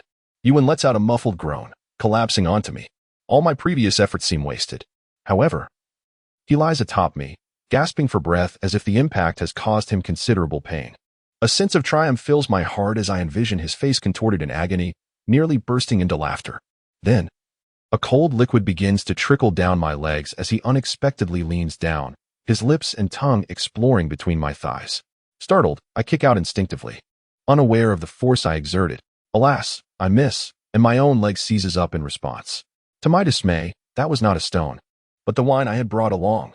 I had come specifically to enjoy the moonlight and reminisce with you, yet now it has all been spilled because of him. What a pity. It seems that the exquisite wine will be for my solitary enjoyment.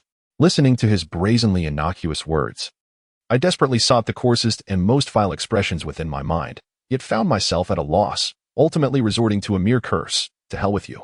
However, his tone was tinged with resignation. But look at you now, Da Fong. If I were to leave, what would become of you? What a scoundrel he was. In my fury, I laughed derisively. I shall face whatever comes. I fear not.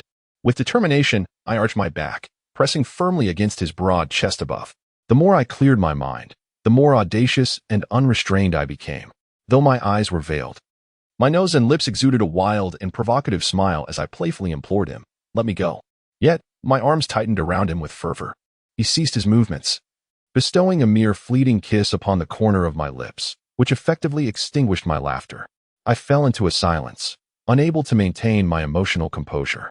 Then, I heard my voice, hoarse and strained, declare, Yuan, you may take everything from me, but please, do not break my heart again.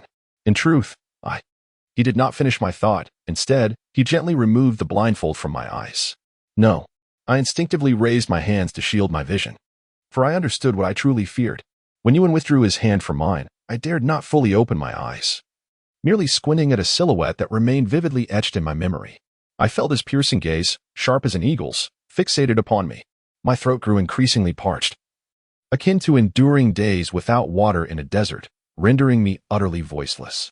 His face loomed close, so near that the barrier dissolved, blurring into a dreamlike haze, as if he were a redeemer, towering amidst the dim glow of the moonlight. Unconsciously, I extended my tongue, yet all I tasted was the tangled, harsh air of my mouth, accompanied by the chilling mockery of the wind. Unbeknownst to me, Yuan had reached out, his hand resting upon the wound on my left shoulder. His palm radiated warmth, imbued with a deliberate touch of bittersweet pain that surged like an electric current into my heart, rendering me utterly weak, effortlessly grinding away all my defenses. I gasped for breath a few times, mustering the courage to grasp his wrist, my voice cold as I uttered, "Leave me." After a moment's hesitation, he withdrew from my presence, dressing as he retreated towards the woods behind him. I lay on the ground, gazing up at the moon in the sky, once more encountering that mournful emptiness. The moon held nothing, mirroring the void within my own being. It was only when the sound of his footsteps faded that I sat up, despite my fervent attempts to curl inwards to hold on to something. Yet, in my restless agitation.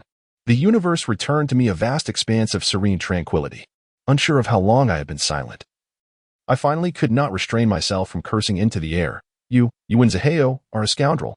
But then, a hand, veiled by a grayish-blue fabric, crossed over my chest with an assertiveness that seemed intent on refuting my words through sheer force. In a sudden surge of emotion, a feeling of something lost yet regained flooded my mind. That fervent chest, akin to a wildfire, pressed against my bare back, prompting me to lean back desperately. Much like a reckless moth, fully aware that the flames behind would shatter me to pieces, yet still recklessly striving to plunge into the fire. Accompanied by his teasing words, "I knew you couldn't bear to part with me." A jolt of clarity surged through my mind as I struggled to free myself. He wrapped his other arm around my entwined legs, leisurely whispering in my ear, "Dongfang, do you truly despise me so?" My heart quivered, and with a helpless sigh, I thought, "What are you saying, Yuan? How could I ever hate you? You know all too well my feelings for you." I turned to him, offering a gentle smile, my eyes inadvertently revealing a blend of confusion and longing. Then, in the fleeting moment, he let his guard down. I summoned all my strength and sank my teeth fiercely into his left shoulder. How could I not harbor resentment? In the endless passage of time, this hatred persists unceasingly. The blood, warm and tantalizingly sweet, surged wildly between my teeth. I bit down fiercely, tearing through fragile fabric and flesh, as if embedding myself within that sanguine essence, making it difficult to release my grip. "Do you truly adore me?" I suddenly lifted my gaze, the remnants of blood cascading down my chin. "What nonsense are you spouting? You still hold affection, don't you?" He replied with unwavering confidence, wiping the crimson trace from the corner of my lips. "Look at you, biting so fiercely."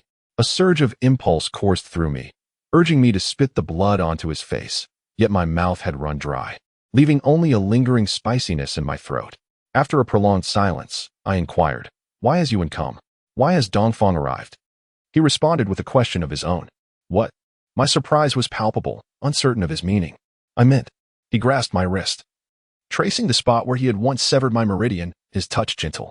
"You are unable to fight. Why would the king of Wu still send you?" I pondered. Has the state of Wu truly reached such a desperate impasse?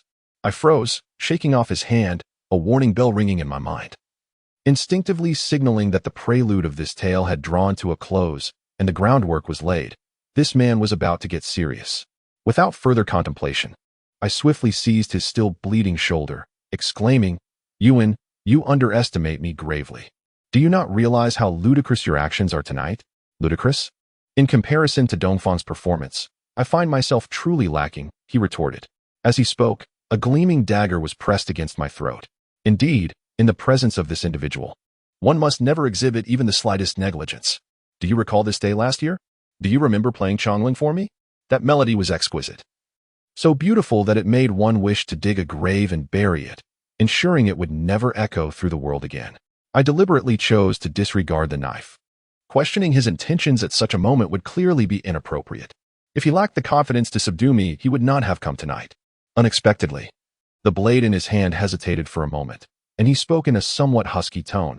"I have played a piece for you, but it was not strangling." Suddenly, as if awakening from a trance, he pressed the blade closer to my neck, uttering with profound significance, "That trivial matter from the past, Dongfang still remembers." Even if I wished to glance at his expression, I was reluctant to allow the knife to trace a circle upon my neck. In truth, I had already surmised that his reminiscence of those days must have evoked a trifecta of emotions: humiliation, rage, and a sigh of resignation. Playing for me? Playing for me. Haha. It was truly exhilarating. Is Dongfang laughing? That low voice sent shivers down my spine. My spine stiffened, and I instinctively reacted, overwhelmed by a sense of subjugation that rendered me incapable of laughter. To my surprise, he chuckled, a muffled sound, imbued with a complex blend of critique and complaint. "Look at you, so wary, even your claws are raised. I mean no harm, I merely wanted to tease you." With that, he casually tossed aside the dagger. Confusion enveloped me before I could even turn to face him. He had already enveloped me in his arms.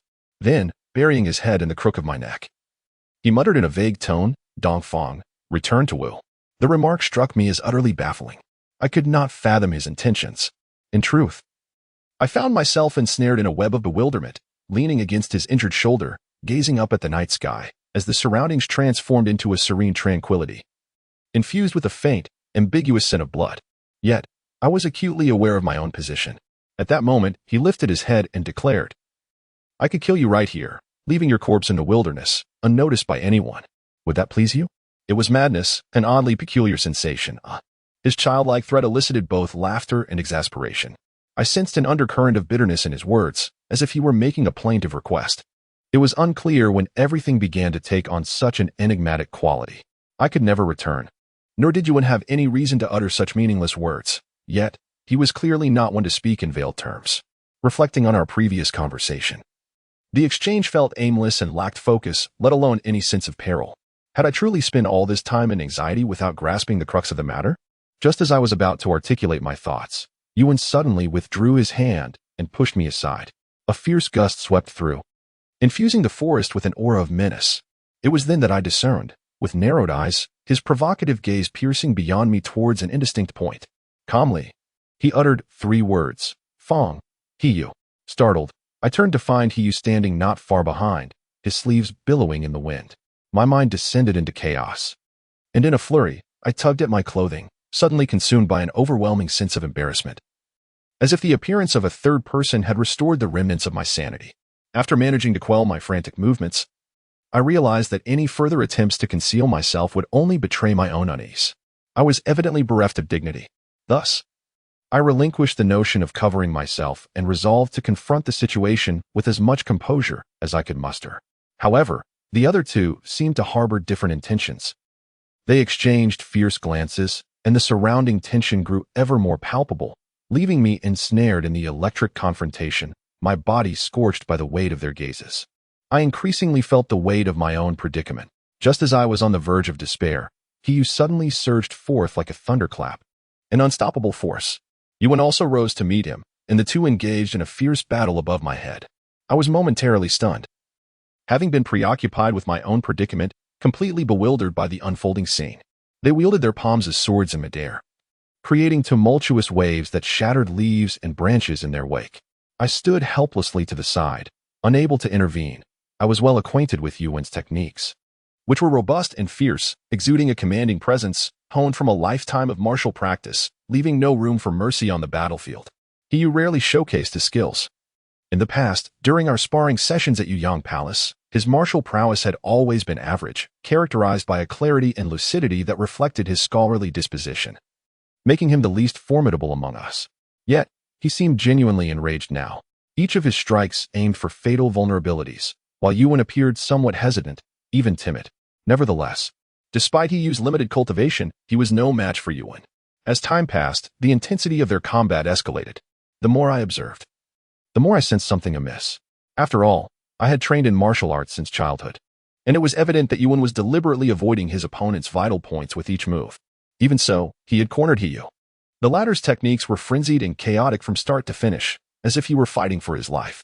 I had sensed a shift in him earlier. That once placid demeanor had crystallized over the years into a defining characteristic, though he was naturally a person of passion.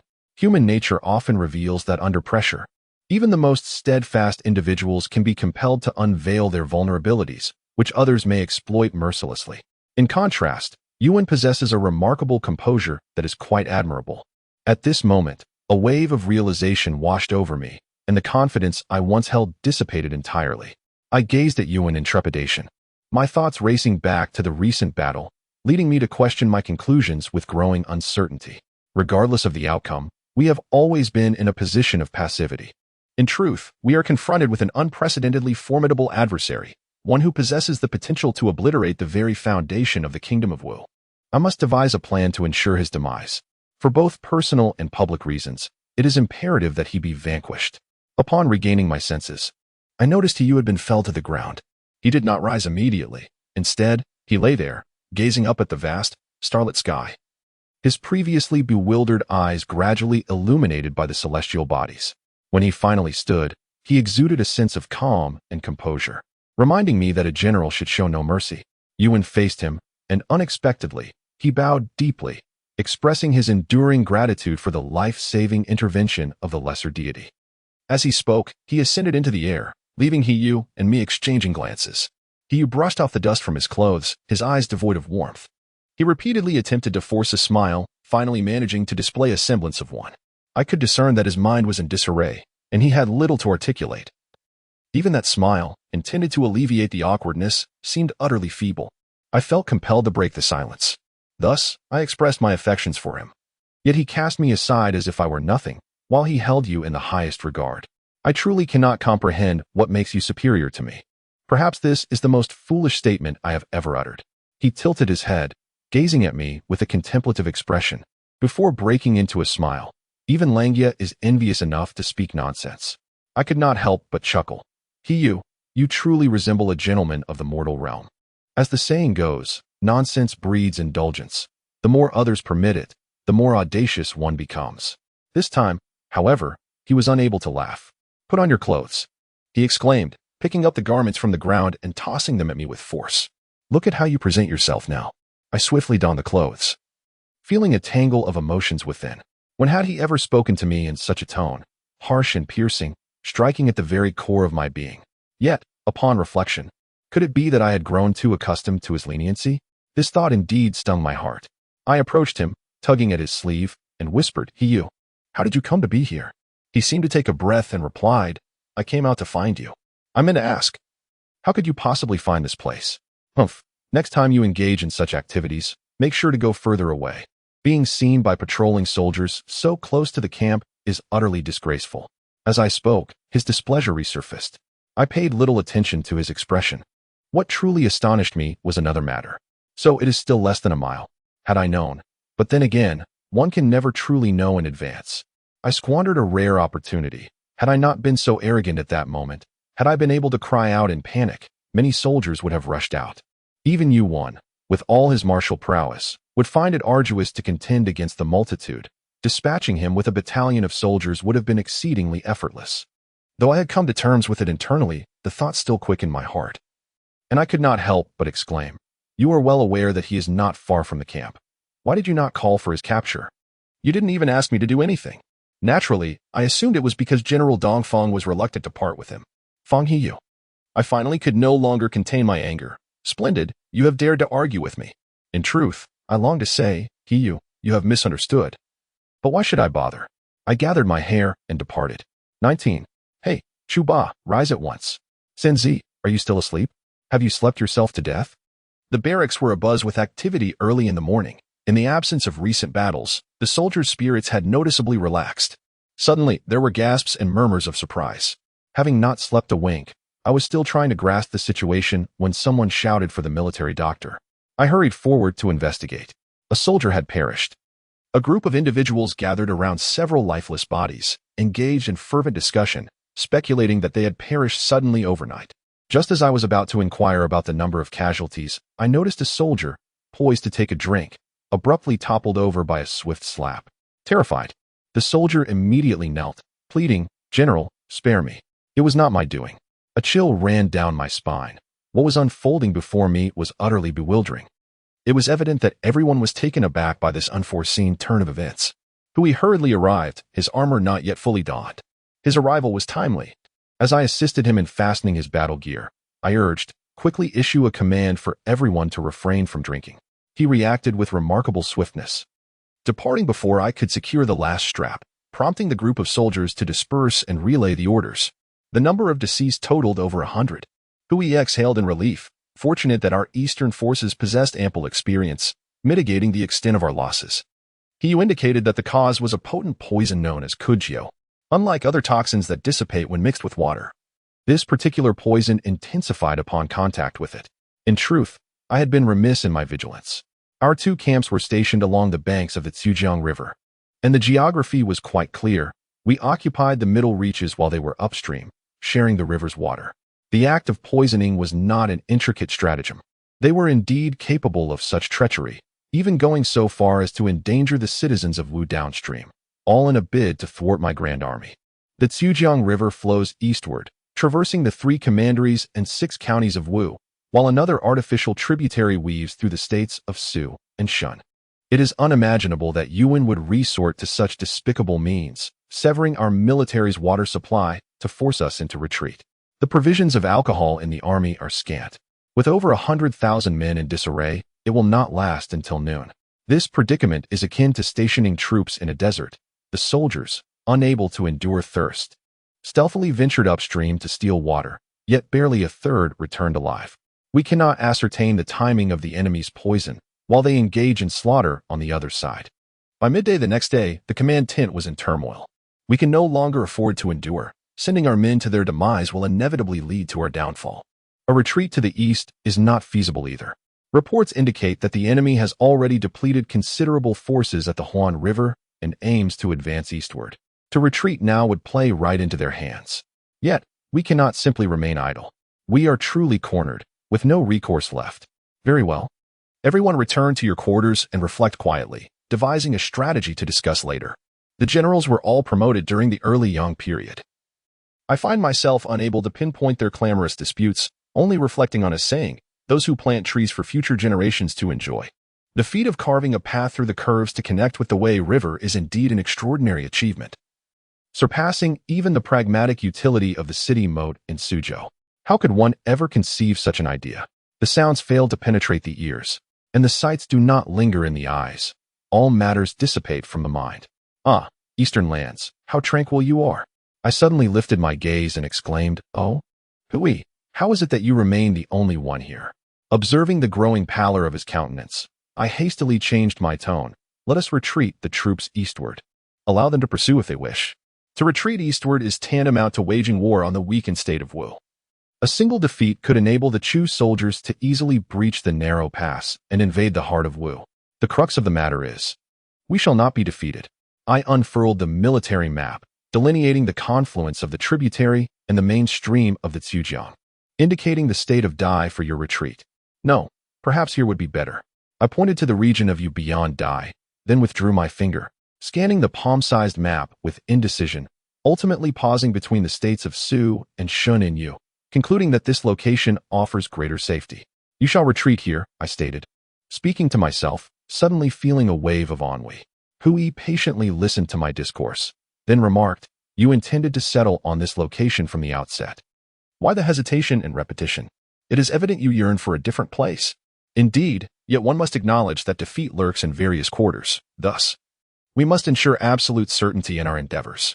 The region between the two states, Su and Shin, is a convergence of lords, where we require reinforcements without straying too far from the kingdom of Wu. This location presents an ideal compromise. Hui, do you comprehend why, throughout the years of warfare, no one has dared to resort to poisoning? Just now, I was unaware, but now, I am enlightened. Therefore, I shall refrain from further elaboration. You may proceed to issue the orders." He hesitated momentarily, casting a glance my way, but ultimately refrained from inquiring further, departing slowly. Some matters weigh heavily upon my mind. I nearly made a grave error earlier. I inhaled deeply. If I continue to dwell in trepidation, how can I safeguard the greater unity? Encountering such circumstances inevitably brings to mind an individual, the former Grand Minister Wei Qianwei. Despite my profound resentment towards him, one cannot help but admire his astute foresight. The waters of 1,000 rivers flow eastward into the sea, a fundamental principle of nature. Our eastern Wu lies downstream, and the meandering river has perpetually posed a military threat. In the 17th year of King Wu's reign, the noble Yang Lin of the state of Su and Duke Xincheng of the state of Shun offered tributes. The Grand Minister of Works seized this opportunity to clandestinely forge an alliance between the two states. He artificially diverted the tributary of the Chu River, ostensibly for the benefit of the feudal lords and their subjects, thus expending vast resources to secure a personal favor. However, this maneuver was all too conspicuous. Everyone was aware of it, and the king of Chu vehemently opposed it. Consequently, the Grand Minister of Works capitalized on the situation to extend this watercourse, originating from the wilderness and meandering around the territories of the numerous feudal states such as Su, Dai, and Yu, ultimately merging with the Wei Shui, which further penetrated the dominions of the lords. This initiative not only benefited the populace but also reinforced Wu's financial standing, allowing all parties to reap their respective rewards. Even if the king of Chu wished to intervene, he could not afford to alienate allies indiscriminately. As a result, the upstream state of Chu found itself deprived of its toxic stratagems. Otherwise, even the Wei Shui would not escape its calamity. This maneuver by Yuan severed the two primary lifelines of several feudal states and unexpectedly provided us with reinforcements. Reflecting upon the military strategy, I recalled the most favorable location for troop deployment. I envisioned the scene of my father engaged in a long night of discourse with the Grand Minister of Works, Wei Chi Yuan. One was a figure of heroic stature, while the other was a paragon of eloquence. They sat together by lamplight, resembling the most exquisite painting in existence.